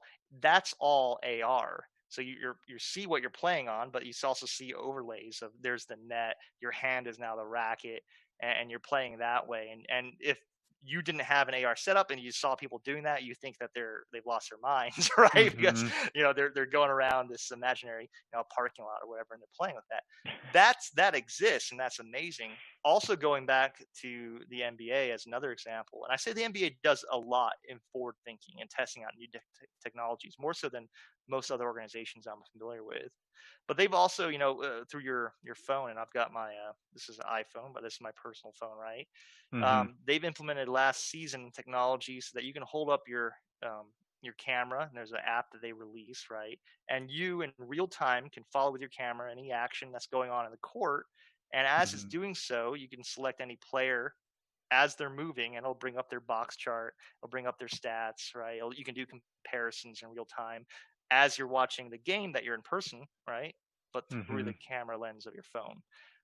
That's incredible. That's brand new technology, and we're seeing more and more of that develop. So again, it's this weird function to where a lot of games in the esports genre are kind of a digital recreation of the traditional sport, right? Madden is a great example. NBA 2K is a great example of that. Rocket League, right, is soccer but with cars. You see a lot of those interests coming across, and that's great. But the unique innovations in the esports space are now going back to where the original concepts came from and influencing their traditional analogs, which is incredible. So you were going to ask about design elements of an esports arena, right? And I want to make sure to finish the conversation, what would be your best advice for the people who are listening or are going to watch this, if they were considering designing, whether it's an arena, a lab, a training facility, what have you, what are the key things that they should be aware of, perhaps mistakes to avoid around the considerations for esports? Right. Your main considerations are really who is the intended audience. If your audience is spectators, online viewership, great, fantastic. You're mainly focusing on a production stage, which looks very similar to what you know in television, right? With your ESPN Sports Center desks, right? Very, very, very similar. If you want some in-person audience, the question is how much. I will tell you that almost no esports organization monetizes successfully an in-person audience. It's just not normal to the population, the gamers, the fans. That's not how they're used to engaging with esports. They're used to watching through Twitch or YouTube, and that's how they prefer to watch and engage with the content. So very few organizations try that, but they do allow their enthusiasts, some seating. It's usually a couple hundred. It's not much more than that. Some places have gone a little bit higher than that. And that is, again, is just to add to the production value that they're pushing out online. And that's where they're really monetizing. But that's for the competitive spaces. If you're thinking purely, who do I want? I want gamers, right? Fans are great and everything, but I want gamers, people there to play. Then you're talking more about a gaming cafe, in which case you're basically trying to maximize the floor space, whatever floor space you have, with the greatest number of computers in there to act as gaming stations, so you can maximize space. In that industry, it functions a lot more like a gym, right? A gym membership. That's primarily what it's mirrored off of. A club of an athletics club, right? Where instead of instead of those subjects, we're talking about gaming now. So trying to get people to get monthly memberships and then come and visit and play. You're having organized competition, many tournaments you're running to keep people engaged and excited. But that model is there as well. At the highest level, you're talking about something like the Philadelphia Fusion. I know Houston is building another facility as well. A few other cities, which I'm not too sure if they've announced yet. All right, but that is built primarily for those professional teams in the Overwatch League or the LCS. Those are going to be in the U.S. The two leagues we're talking about. And you're then thinking it's not only a stadium, but it's a practice facility. It's a player lounge area. It's merchandising to an extent, and offices, right? You're trying to basically fit everything you need to run an organization in one building. For the Philadelphia Fusion, it's an incredibly nice building, by the way.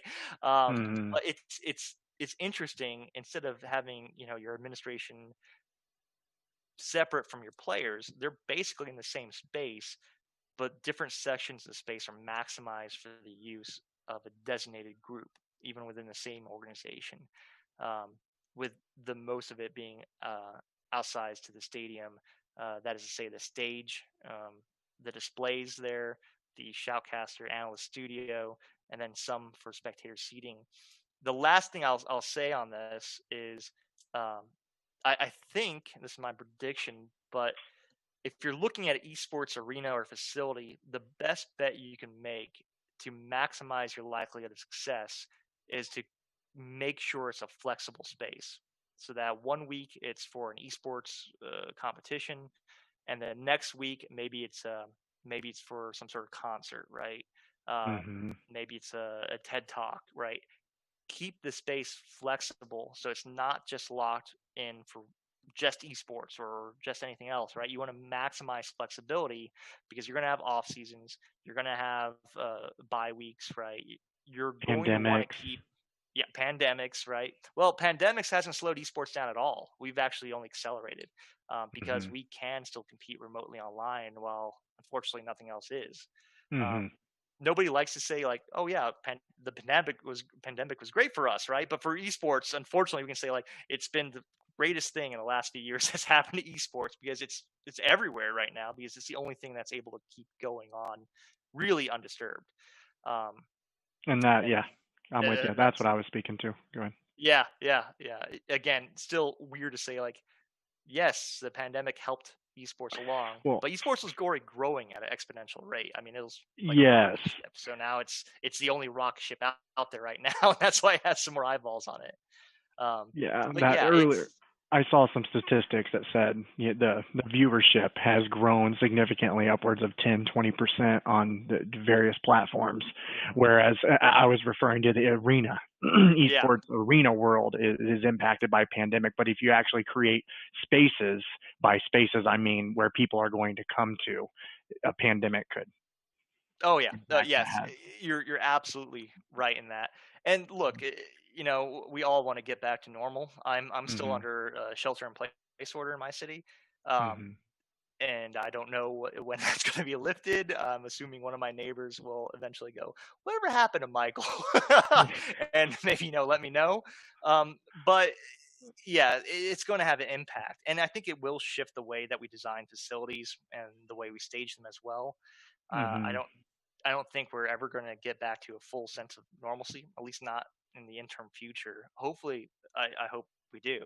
But the concerns there are so serious, concerns of until a vaccine comes out, a second wave, that's going to have an impact on everyone in the collegiate space. That's what our member institutions are battling with right now is when will it be all right to have a normal semester with students on campus and filling out classrooms again. That same problem is being reflected on the entertainment side with concerts, with arenas, and that's going to require some difference, some different practices. But again, that's kind of where esports shine, is because almost the entirety of your audience was never going to be there in person anyways. They were going to be there online, and that almost the entire purpose of that venue is just to create a higher production value that you're providing to your audience online.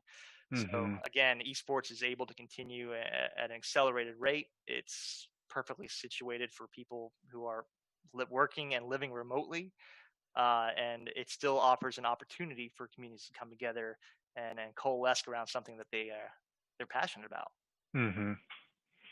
Understand. Michael, thank you so much. I really enjoyed the conversation. I'm sure everybody is going to find a tremendous amount of value when it comes to esports and listening to someone like you speak about it. Please join us. We are having our virtual happy hour starting at 6 p.m. Eastern Time. Details for that virtual happy hour can be found at the VCX conference website. This is our last session for the day. The happy hour will be following this. So thank you all for joining us. We appreciate it. Thank you for having me, guys. I was happy to share. Thank you, Michael.